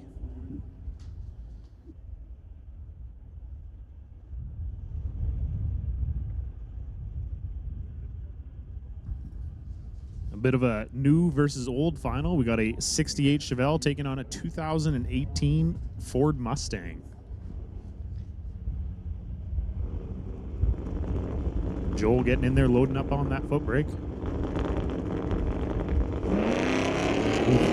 And Joel turns it red, going 012 red. Steve Watkins cruising on down there with that wind light on.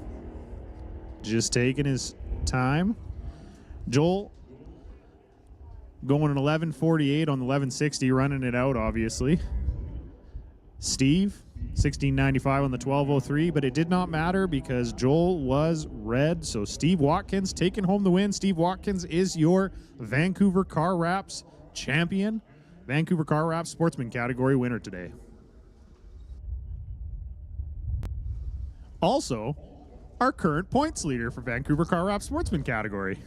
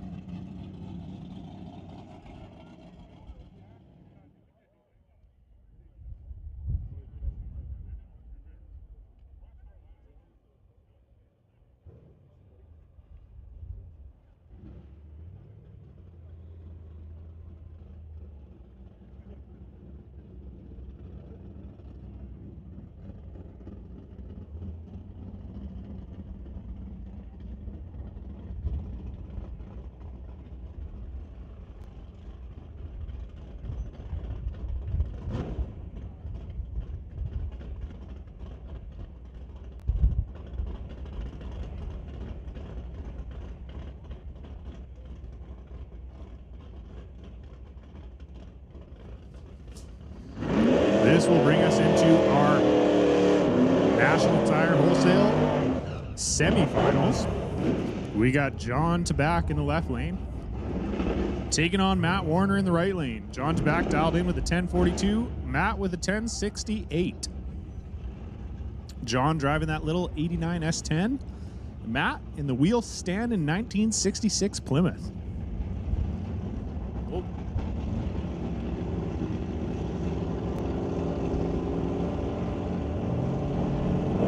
My bad. That's a Ford. I should know better than that.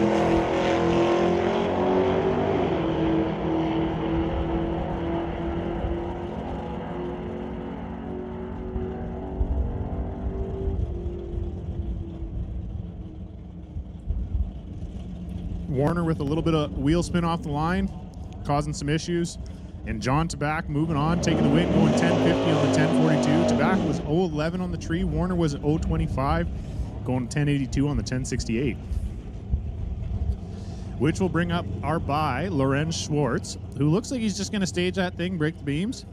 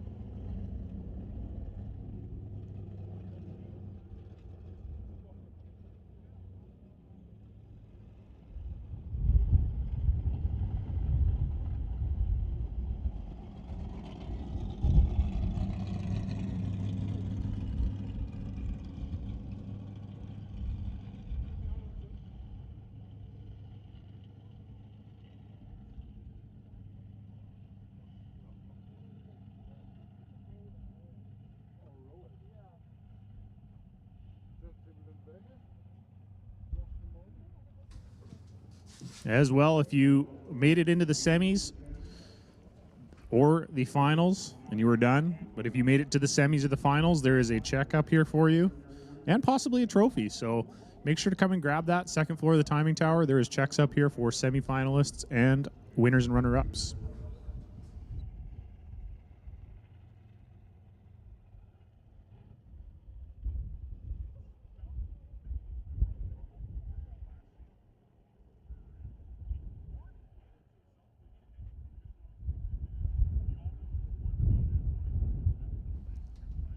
Which means we are just currently waiting on our Rad Torque Systems Super Pro Final, as well as our National Tire Pro Final. We just ran the semi, so they'll be coming back up here soon.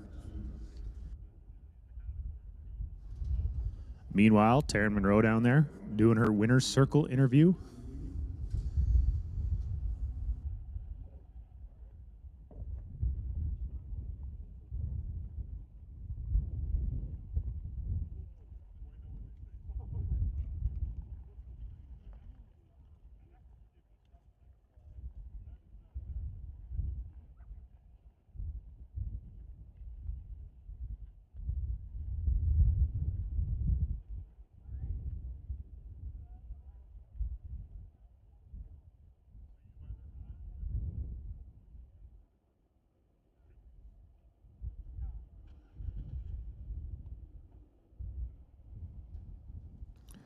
Bo's making a bunch of hand signals at me. I think he's trying to say that if you won and you need to come up for your winner's photos and your winner interview, please do so. Make your way up to the winner's circle if you were a winner today, and we will get those photos, interview done, get your trophy and your check.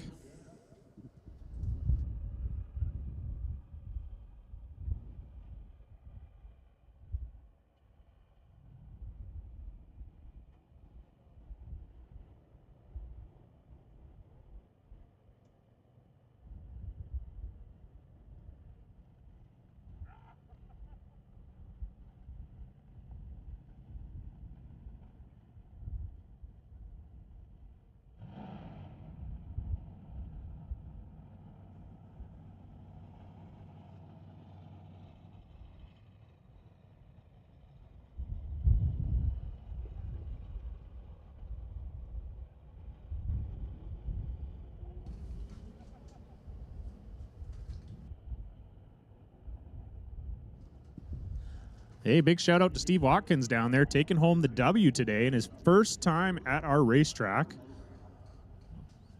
Looking like he's going to be a force to reckon with this season. Wearing a jacket, saying he's a champion from a different track, so he obviously knows what he's doing.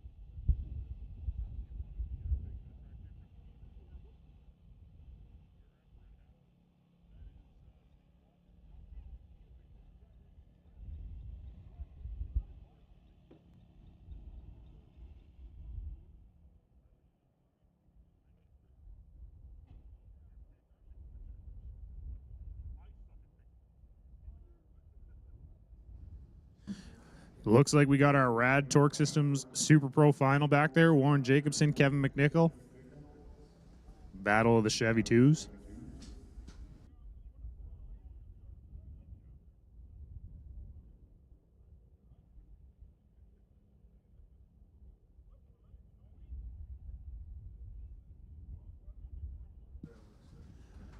Battle of the slightly taller hood scoop versus the slightly smaller hood scoop on the matching Chevy 2s.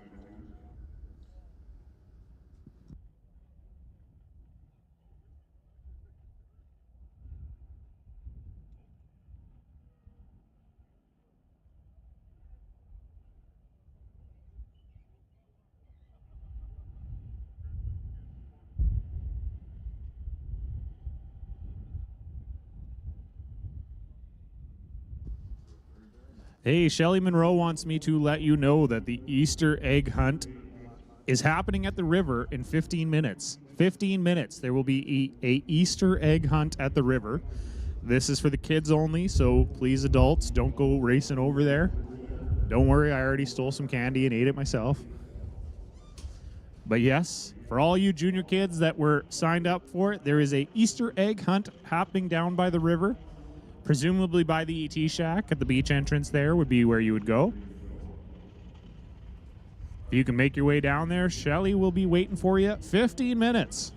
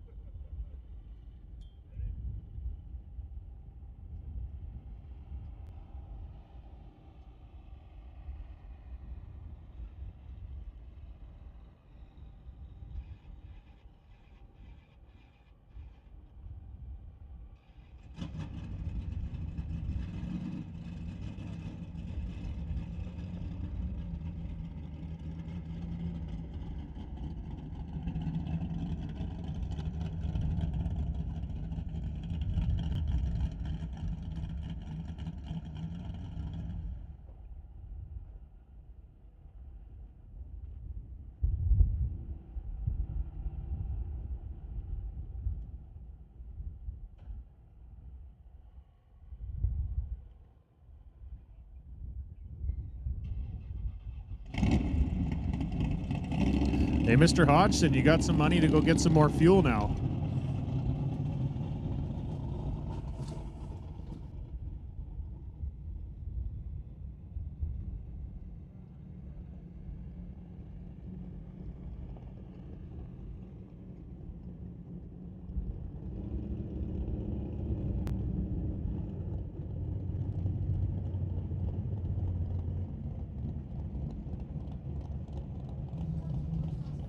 Bringing up our Rad Torque Systems Super Pro Final.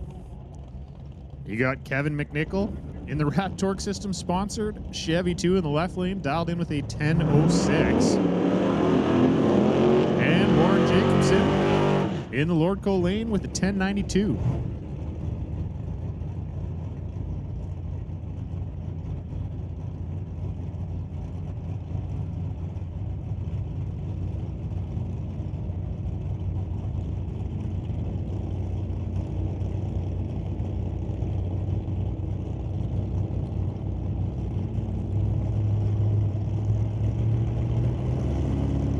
Warren just tickling that top ball.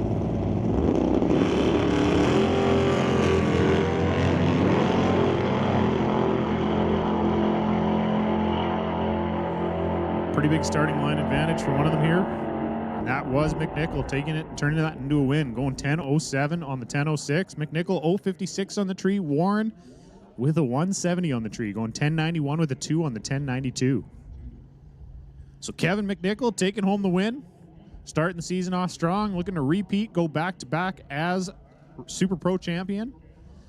Taking home the win in our JBS Equipment ET Series race number 1. Rad Torque System Super Pro winner is Kevin McNichol. Which, that leaves us to our final of the evening, which is our National Tire Wholesale Pro class. We got John Tabak sitting in there in that little S10 sitting at the back of the lanes, waiting on his dance partner. I can see Lorenz Schwartz coming on down right now. We're going to have Lorenz Schwartz and John Tabak.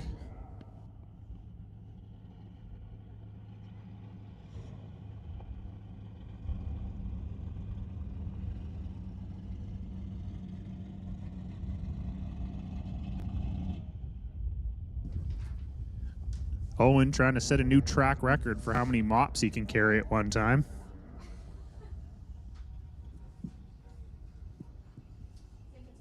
I'd like to say I'm impressed, but I know you can do better.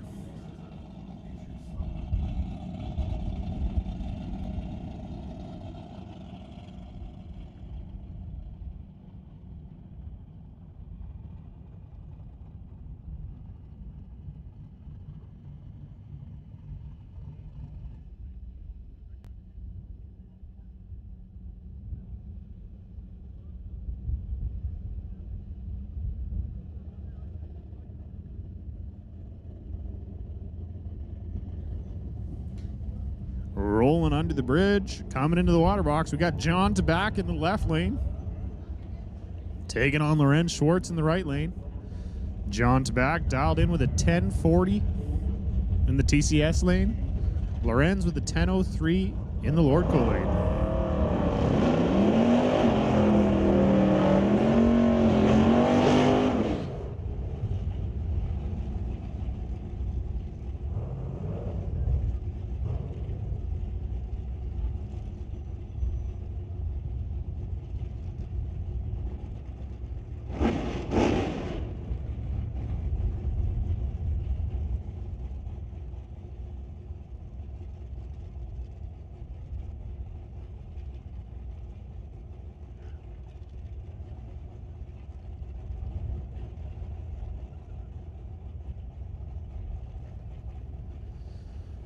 John Tabak looking to take home a win. First race of the season, taking on the Lorenz there. Both very seasoned competitors at this track. Won a lot of races.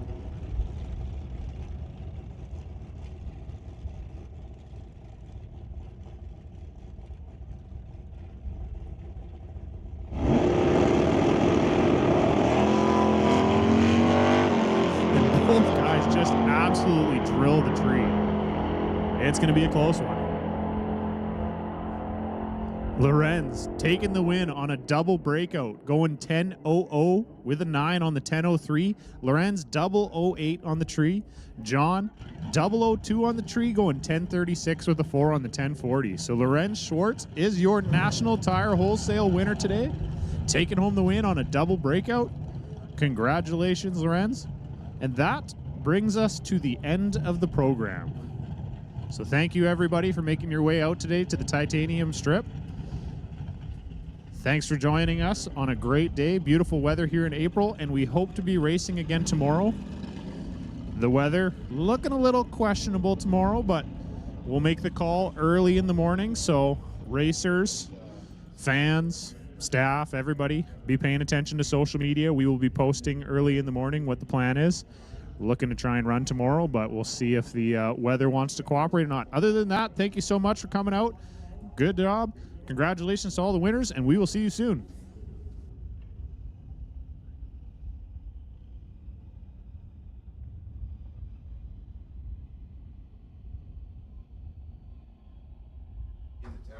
One last thing, there is the Easter egg hunt happening pretty quickly here. If you're going to the Easter egg hunt, head on down to the river. That's happening soon.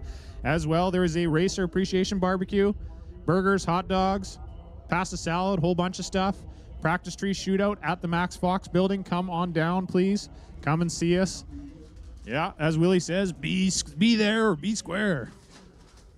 Bring your cash. Willie's taking it. Racer Barbecue at the Max Fox Practice Tree Shootout. We'll see you there.